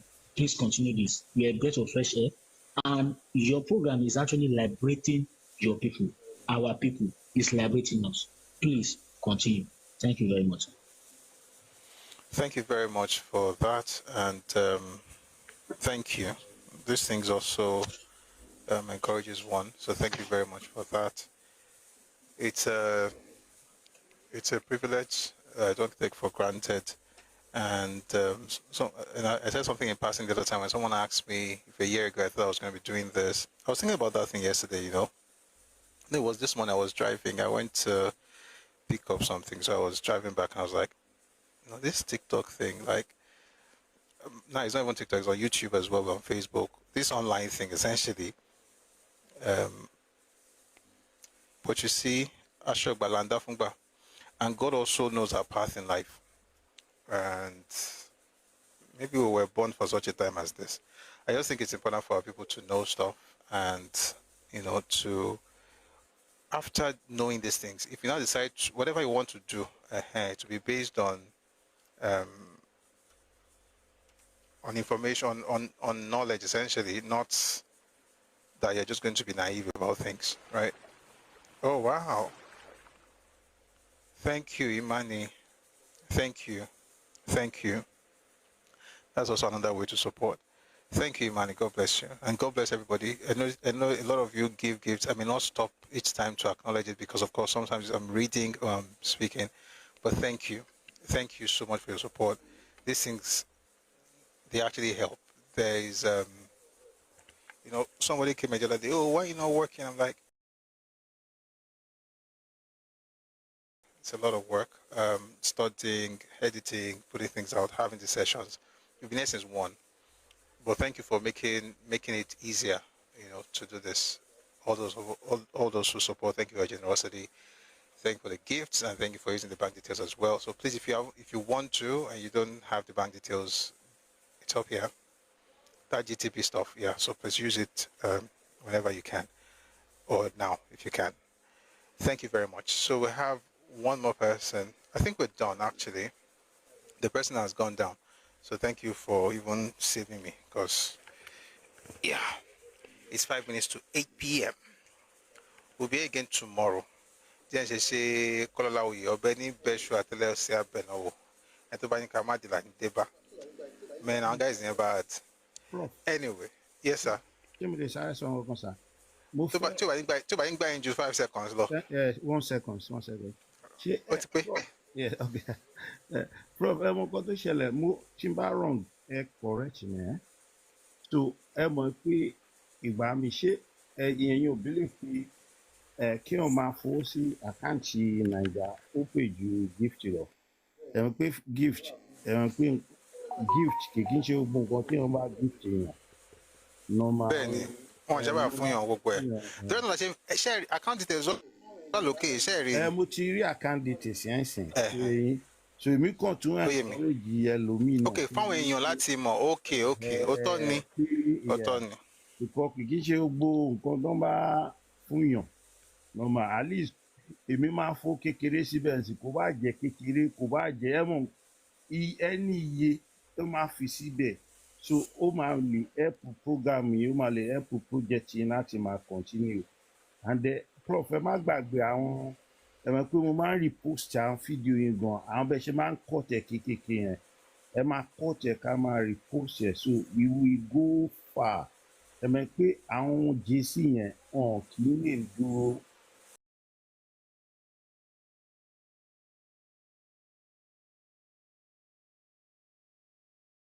On Facebook. Sometimes we cut things and make it a bit shorter if it's on Twitter than if it's on TikTok or even YouTube. But I'm going to on the other side, because again, my handle on Twitter is Busui Oris Works. Excuse me, Busui Oris Works. All right. And thank you for getting us to 280K, everyone. Thank you for liking the live. Yeah, Imani said something earlier. Let me just quickly address it. So yeah, the way TikTok works is, say the value of what you're sending is, let's say 5 naira. TikTok takes a percentage of it, and then they give the content creator the others. If you send to the account, everything goes there. But I think depending on what people prefer, but it's true what he said, that TikTok takes a bite out of it. All right.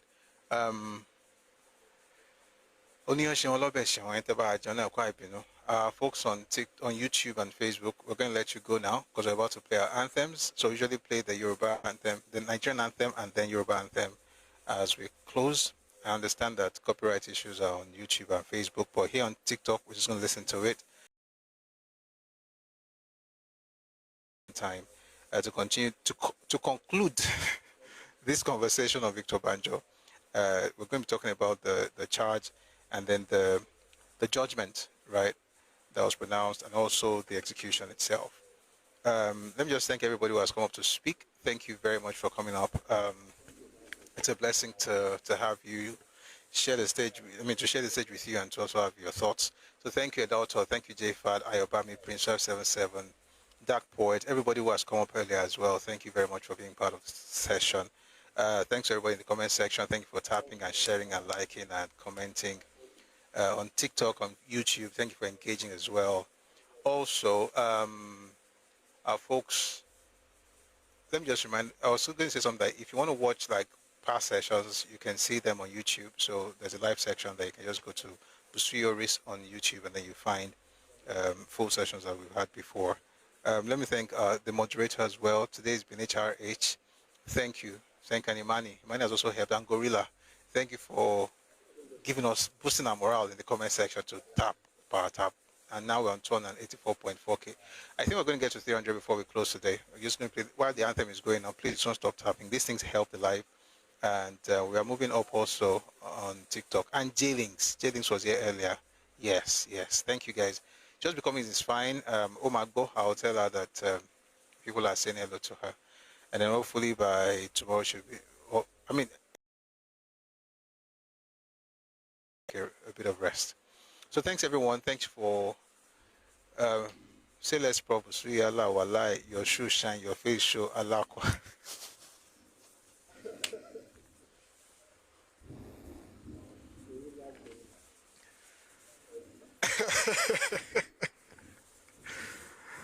Gorilla.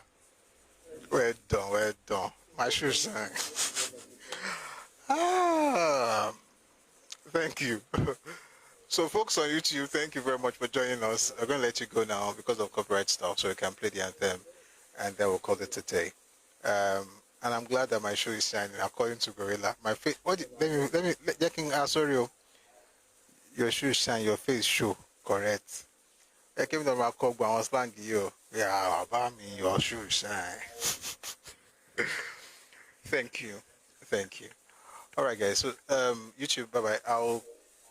I'll see you tomorrow on YouTube, 1 p.m. Ife time, West African time. God bless you. So for those of us on